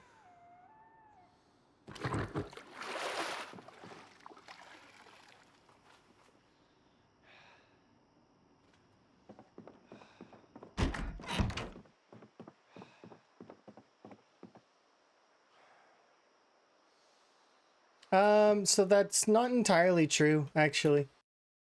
The reason why Lamprey decided to back down from the rat race was because of his real life taking precedence. He had joined the military and finally succeeded at a goal that he was trying to achieve in reality. So that took, like, I mean, he obviously didn't have time for it anymore. Yeah, there were some cheaters. Yes, there were some people that were, you know, asking silly questions and bugging him and DMing him, and he hates that, like, big time. He hates when people DM him and stuff like that. So, you know, obviously when you take on a challenge like this, there's a lot of that. But his reality took more precedence. He managed to successfully do what we set out to do in reality, and, you know, that's more important. That's more important than a video game challenge. That said, though, like, I mean, like I said, we're carrying forward, and I'm not gonna be letting Lamp be forgotten from it. That's why on every single one of my rat race VODs, there is a small blurb on the. Well, I say small blurb. It is it includes all of the information about the rat race, so it's like a pretty hefty chunk of text. But that said, in the start of that text, there's a small blurb about Lamprey starting the rat race, because that's the truth. He started the rat race. It was his, like, I mean, yes, we did weigh into it. There were quite a few of us streamers that were part of it at the beginning in the rat race Discord, the original rat race Discord. But now the new Discord is the official one. And people have been doing the rat race since it started. So, like, and as well as there's quite a lot of new people still joining in. Here, I'll do what is it? Race. And if we go onto the leaderboard just for a moment, and I look here, we haven't done a call for a little while. We'll probably do another one. Oops. Here in at some point. And what that means is that people get transferred from the active board to the historical board when they've been inactive for a few weeks or Like we've been very generous on when we take someone off of the active board. Like for example, when Twist took a break there for like a month, it was fine. We left him on the active board, but eventually we did pull him off. But when when he jumped back into the rat race, we put him back on, and that's how it works. Is that if you go inactive in the rat race for a while, like you need a break, it's a marathon. We're not expecting everybody to stream rat race every single day. That's silly. But even I've taken my name off of the board when I had that few weeks off when I was playing. What was I even playing? I can't remember, but I took a break at one point. I do still play other stuff, but I am playing rat race more frequently because I'm enjoying it, and that's the thing, right? So at least twice a week I've been doing rat race. But that said, yeah, there's still like 40 plus people, 50 plus people playing rat race now, as well as in history. The biggest reason why there are two boards is because the historical section of the board exists as a like a memorandum, like to remember those who have participated.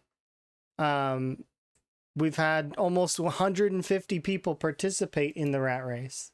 That's a lot of people that gave it a try, and quite a lot of them hit their personal bests. Like the best they've ever done in Zomboid is in a rat race run, and they, that's good. And kudos, because rat race is kind of tough. It's definitely not the easiest mode to be playing. Is it the hardest? No, but it's not meant to be the hardest. It's meant to be like a marathon and its own style of challenge. It's definitely hard though, but not like, there are ways to make it harder, but there's also ways to make it easier.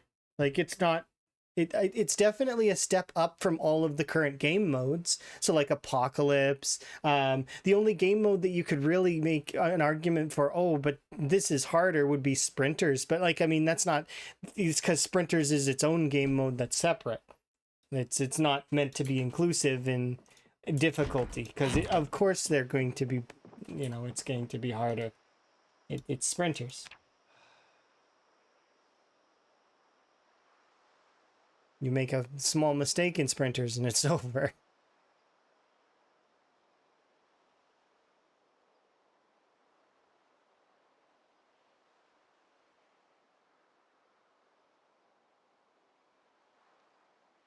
But yeah, it's big W for Lamprey. I agree. Like, we should be happy for him.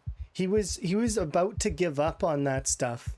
Like he mentioned it in one of his streams that he was gonna he'd put in his last chance. He's like, this is the last time I'm gonna put in for this. After which, then he was gonna go a different direction in his life, and he was like, yeah, he was doing it for years trying to get in. And then he said on stream, he's like, this is the last try, my last try. If they don't accept me this time, he's like, I'm gonna move on and do other things, because it'll be done. Like he was gonna give up, and then they accepted him. So it was huge win. I couldn't be happier for him. Yeah. He'll come back and play Zomboid again at some point in the future. Either that, or he'll maybe play other games too. But the thing is it'll be later on when he decides it's time. Maybe it'll be build 43. That's what he said jokingly in the Discord. He's like, I'll see you guys in build 43.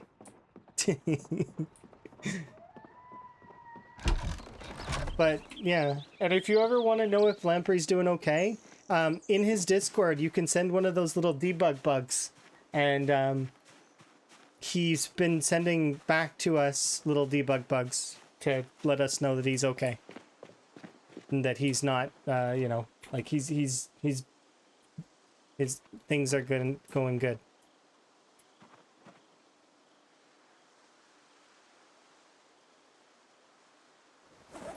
Can only wish the best for him, of course.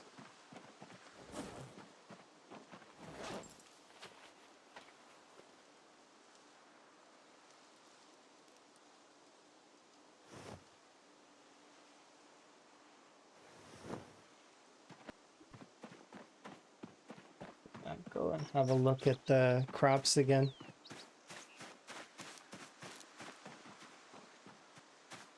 Yeah.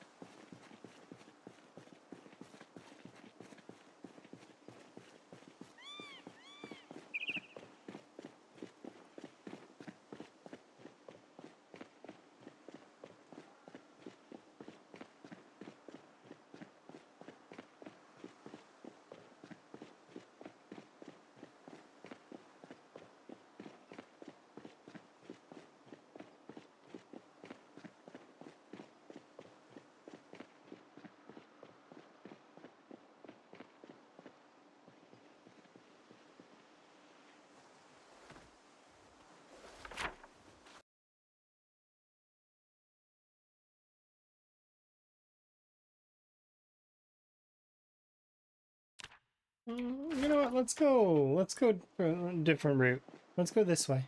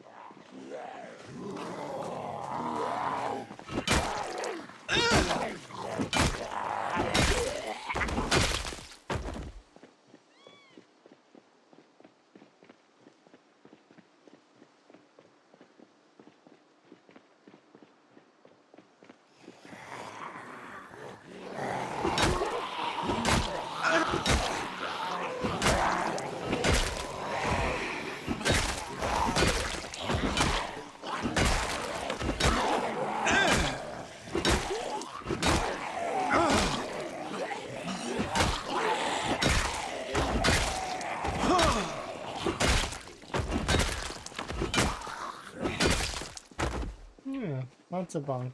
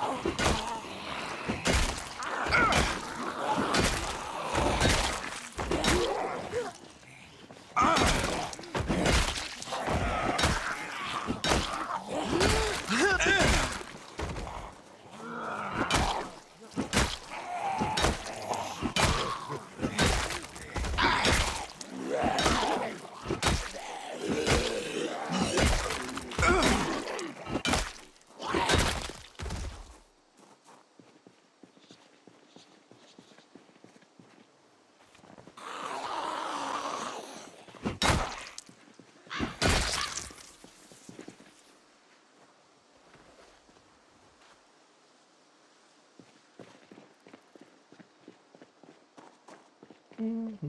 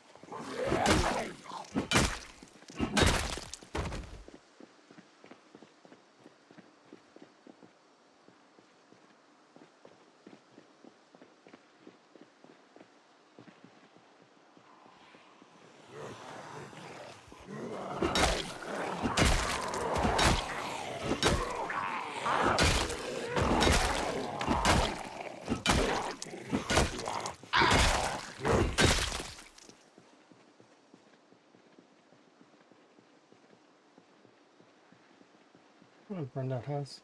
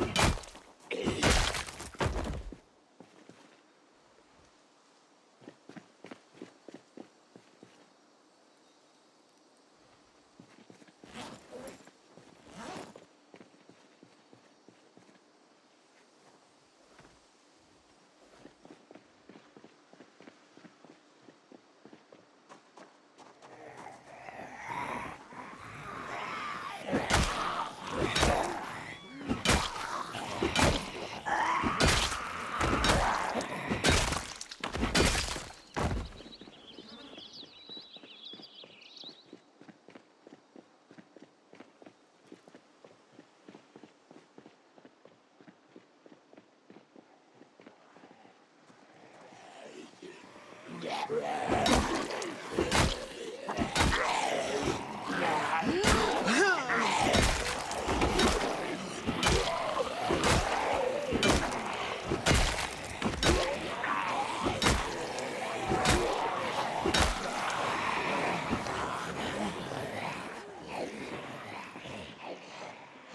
many of them there are? My goodness.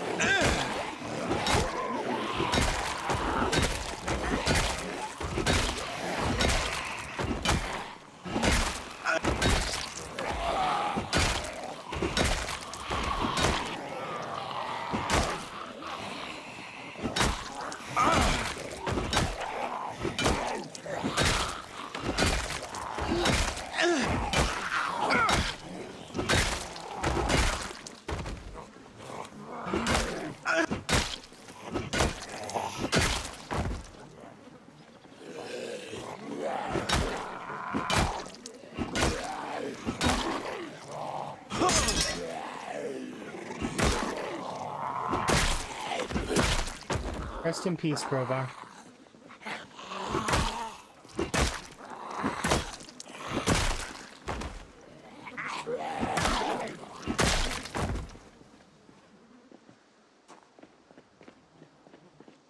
That crowbar lasted quite a while, huh? Felt like it, anyways.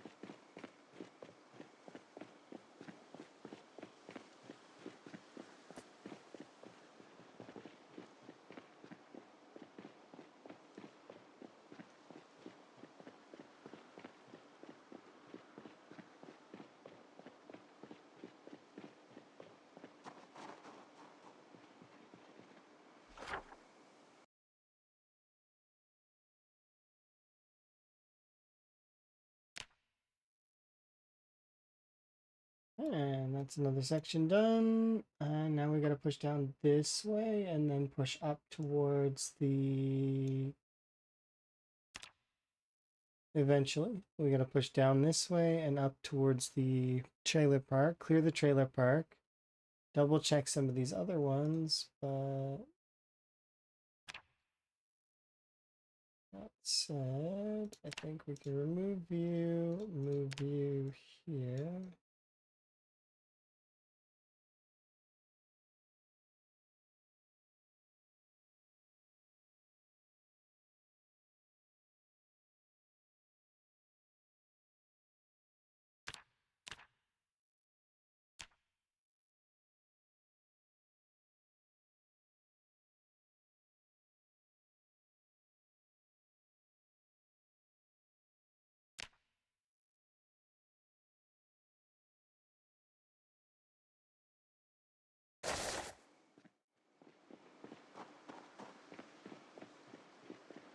Head back, get some food, and then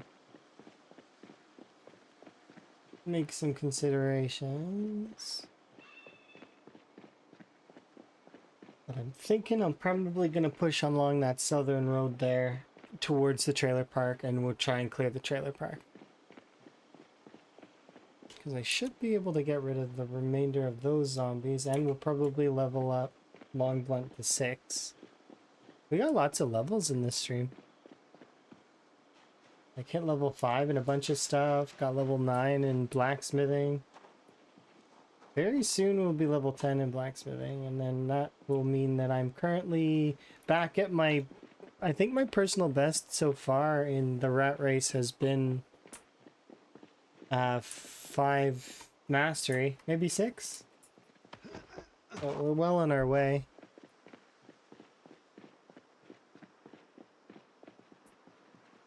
I can finish off carpentry, finish off blacksmithing, do masonry and knapping, and there's another... That'd be another 4 mastery on top of the long blunt that we're working on.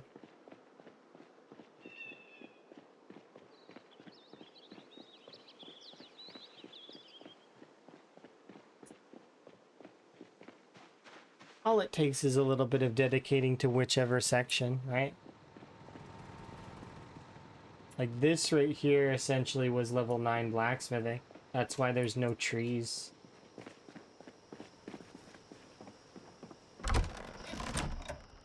It's because we burned them all. That's a lot of charcoal. But yeah, we don't have any left.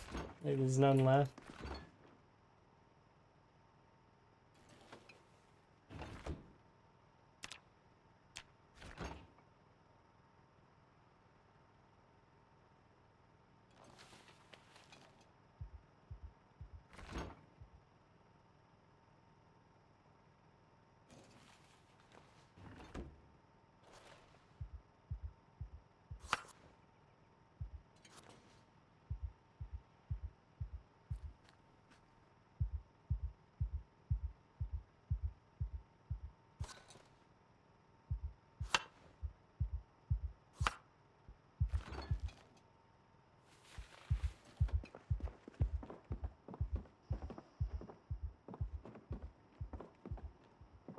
And we'll be smelting down this other crowbar here in a little while. Make it into another one.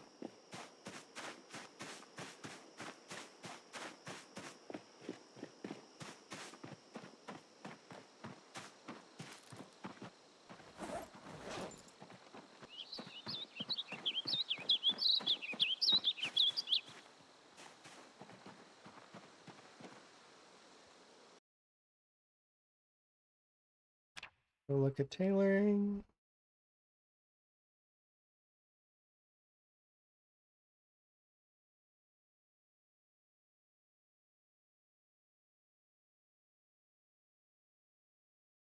I think if I just search hat, then I can see different.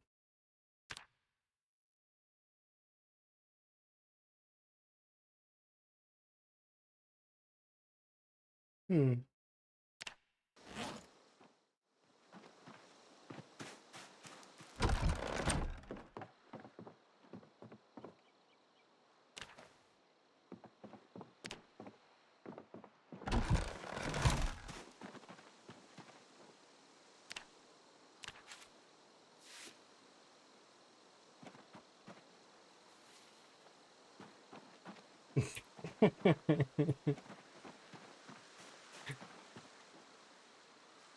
What kind of hat is this?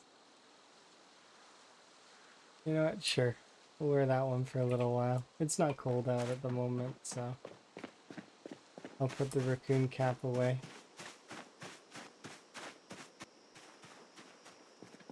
Is the unstable stuff out normally now, or is still only on unstable? What do you mean?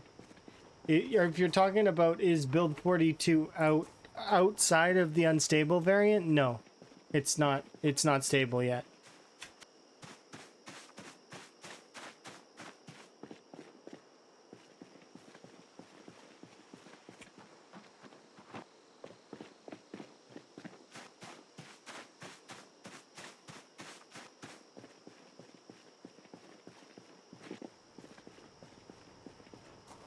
I like the raccoon hat better.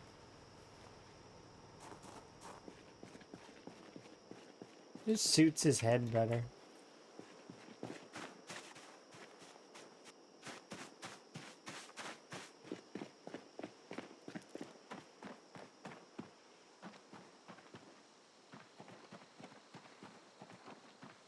Eventually it will become stable, but currently there's still quite a lot of things that they're working on. So until those things get ironed out, no.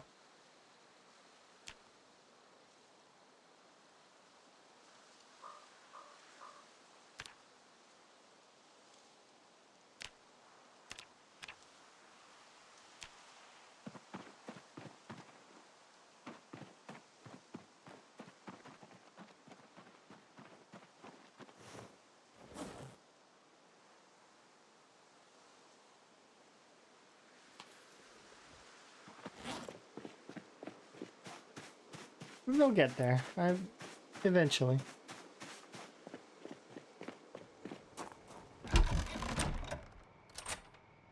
something that some folks are doing is they're copying their build 42 files. Oh, like they'll copy their build 41 files and then they'll put them in a different location and then they'll jump onto the build 42 unstable. They'll play for a while, but then if they want to jump back, they'll just copy those files, move them to a new location, build 42, right? And then put their old build 41 files back.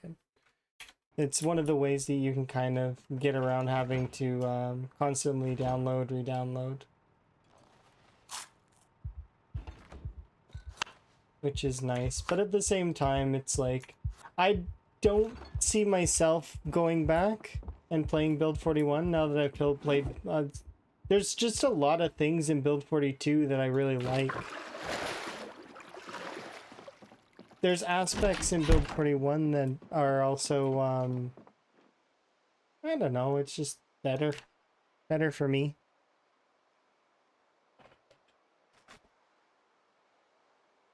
Plus, eventually this will be the base game, right? This is then, like, once everything's been ironed out.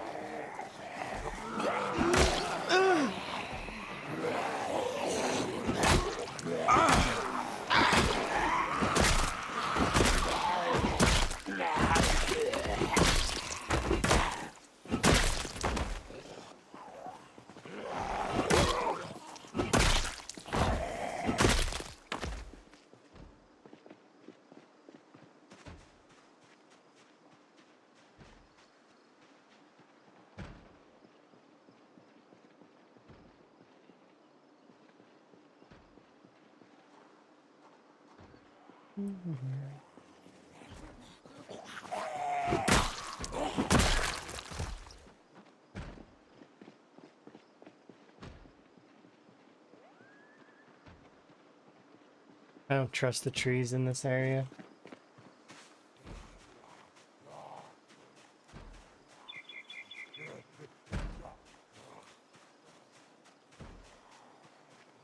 You see?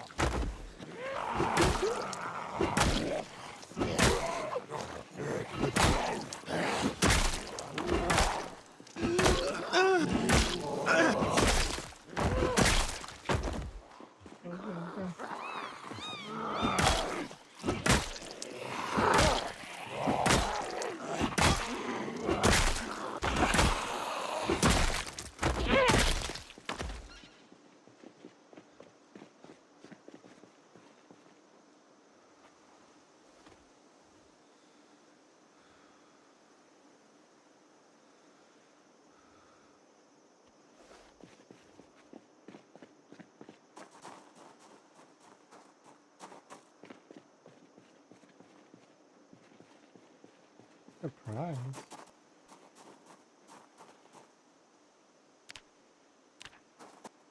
But there's no one in there, I mean.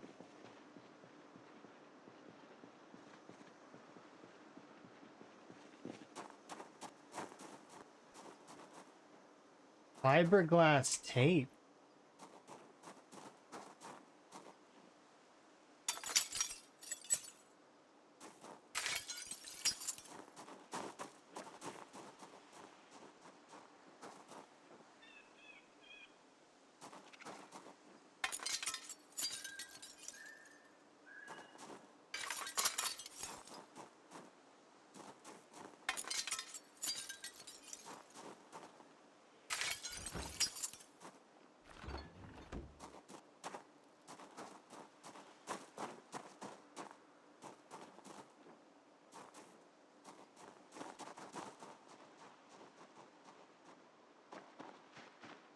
That zombie still banging on that one door. Oh no, they came out.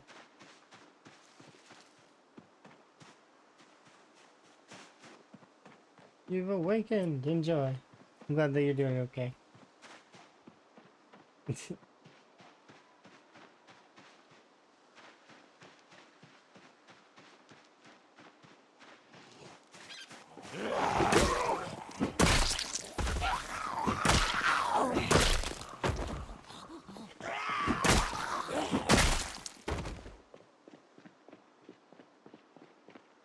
This is supposed to be the more clear area.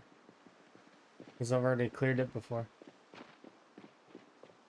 You can see there's still some loose ends.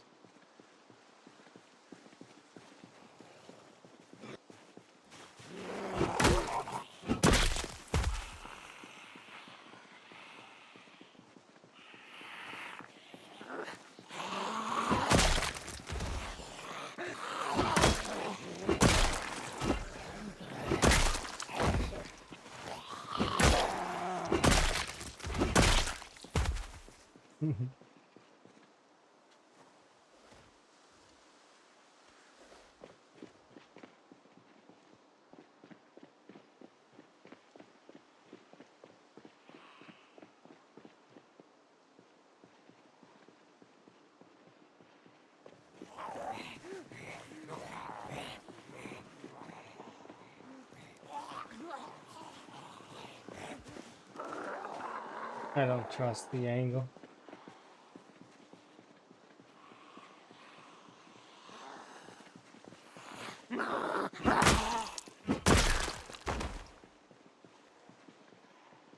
I'll fight them up here.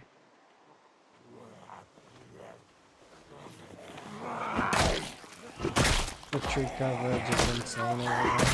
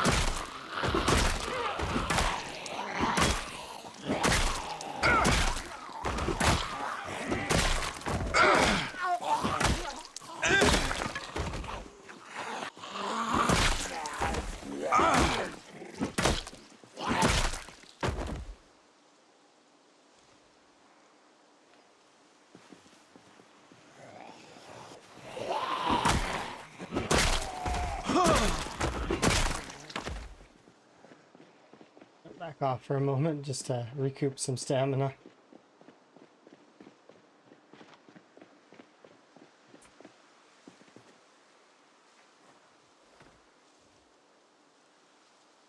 Yeesh. We should be able to push through towards the trailer park soon. We've already cleared out the south part near the church, so we're only going to be fighting trailer park zombies.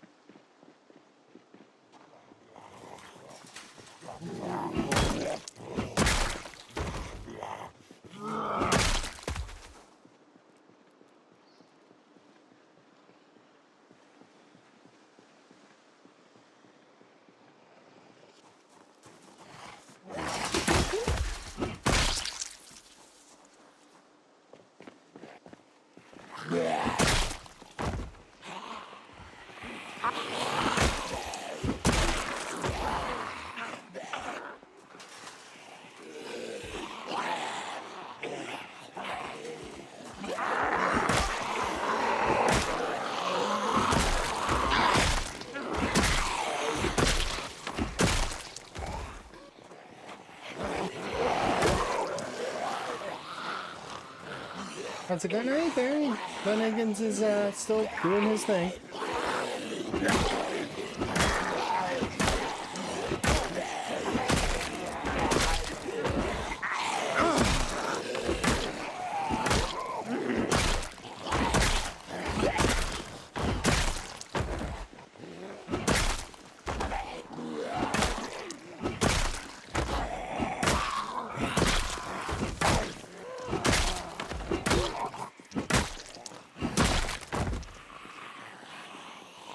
Slowly pushing towards yet another trailer park. It's what it feels like.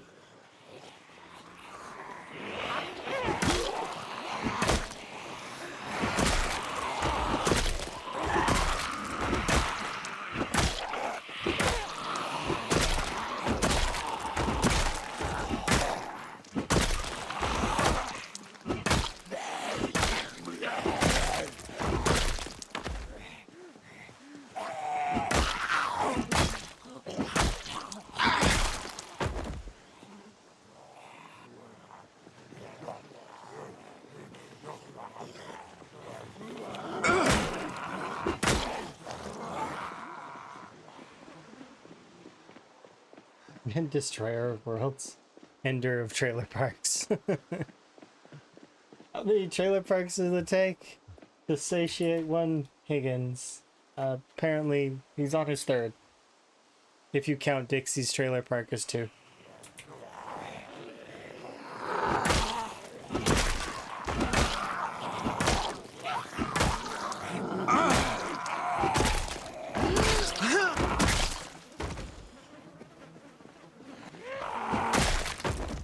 There's always one more, yeah. I mean, at least until we're done this one, then we've got the Riverside one. And there's actually not too many more trailer parks to deal with after that. Is that aren't focused on the trailer park portion.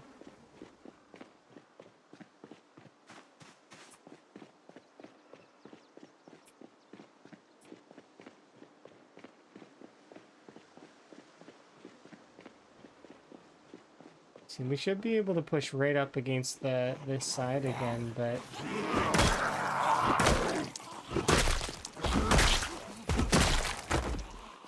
due to the foliage, it's hard to really get towards this outside of it.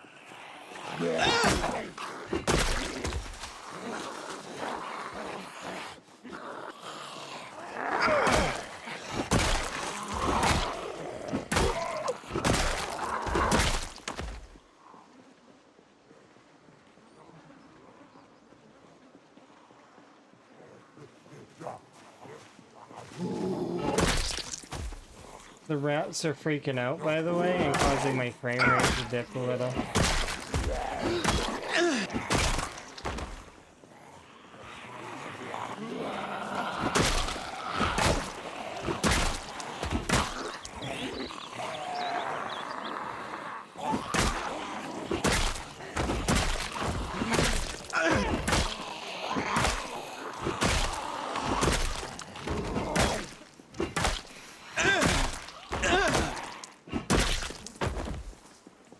Twitch has been having server issues. It's because they got rid of some of their ingests apparently.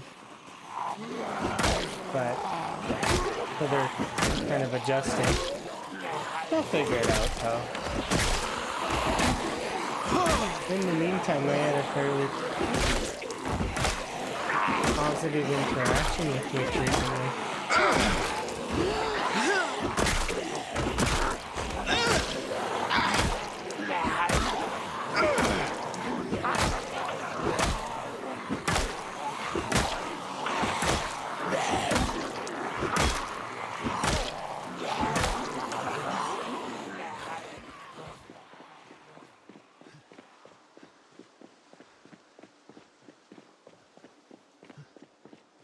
It'll be okay.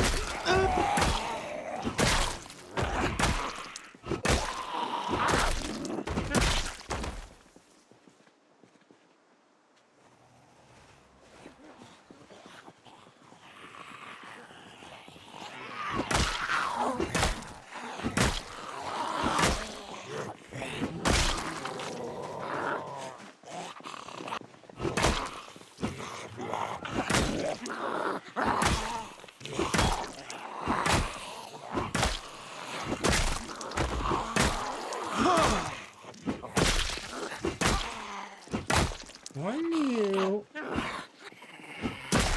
Why? Why do you have no clothes? That's it. Higgins, write up a ticket. Indecent exposure.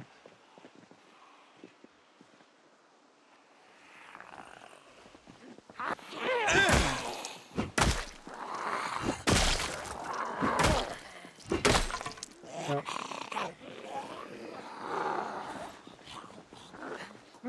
One second, please. My bonk stick broke.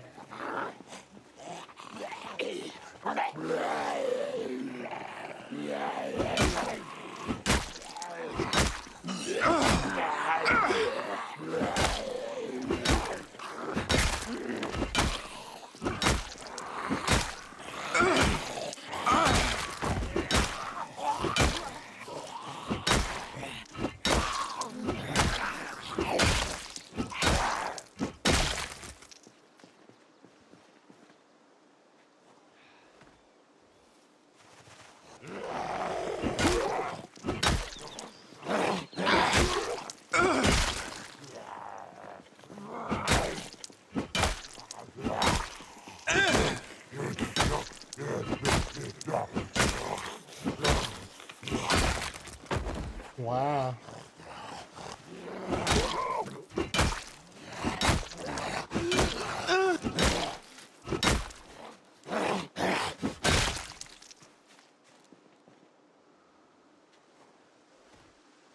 It just kept coming. It just keep attacking me over and over again.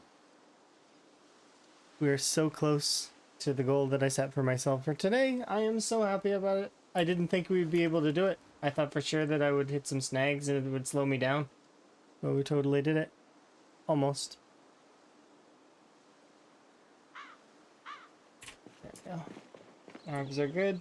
So my goal was to hit the next level of long blunt, which I was very much distracted by a lot of other level up things today.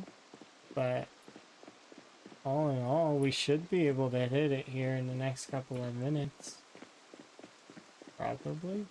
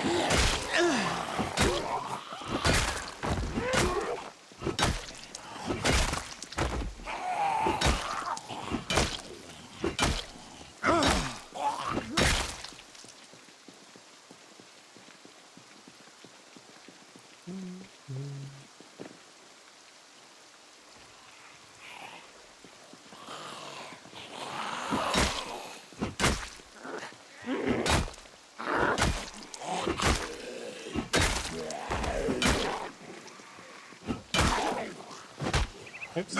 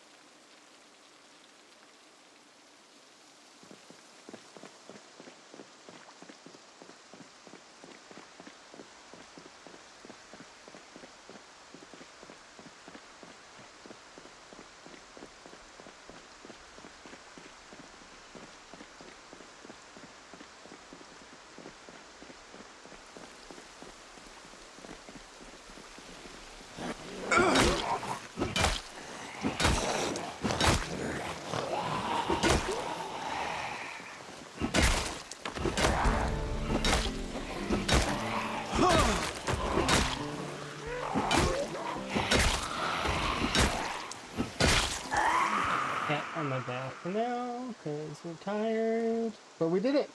Hooray! Level 6 long blend, level 9 blacksmithing, level 5 tailoring, level 5 agriculture. What else did we get? I think we leveled up... did we level up? We leveled up level 8 running. Tons of levels popped today.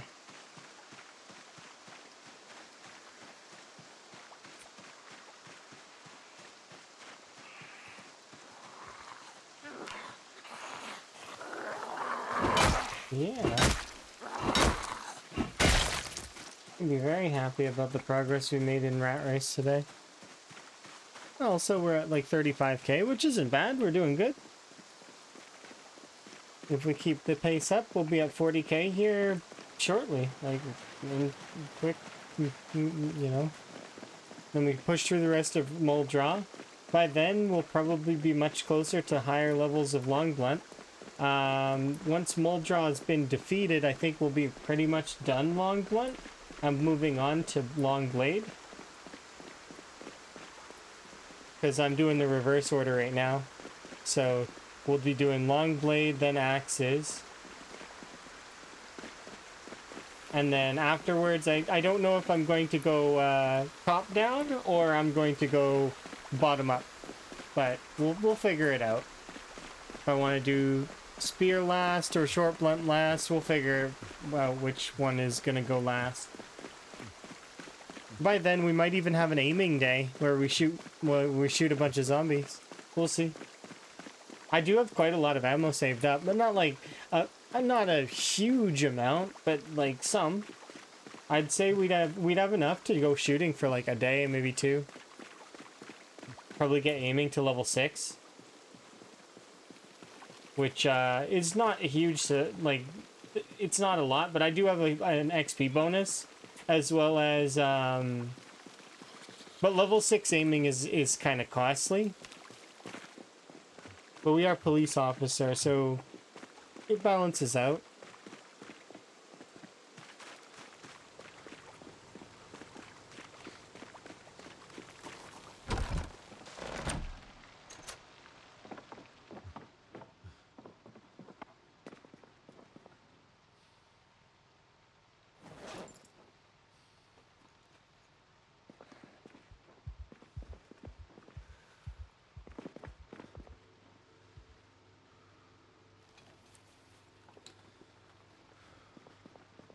Delicious, delicious food.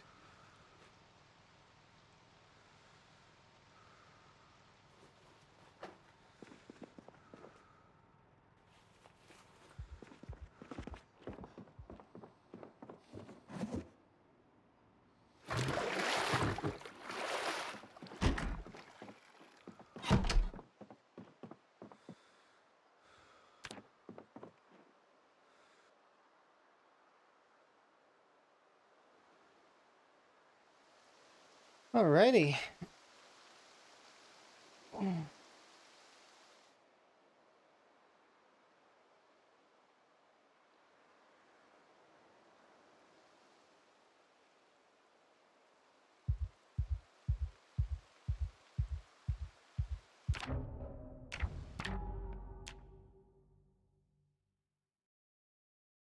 Six, 2, 9. Okay.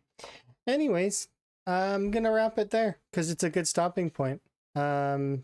We've got tons of gains.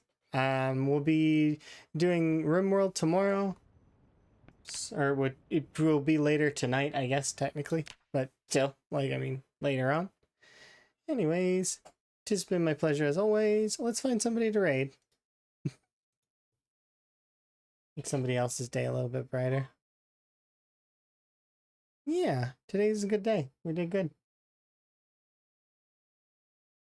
Ooh, we could raid Rat. We could raid... Let's see. I wonder who else is on.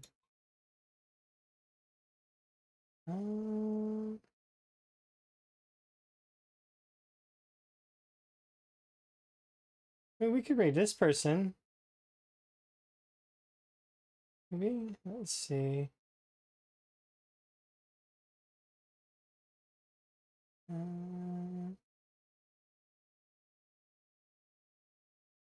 Yeah, let's raid this person. They're doing Rat Race, I think. Alrighty. I'll see you guys later on. Ta.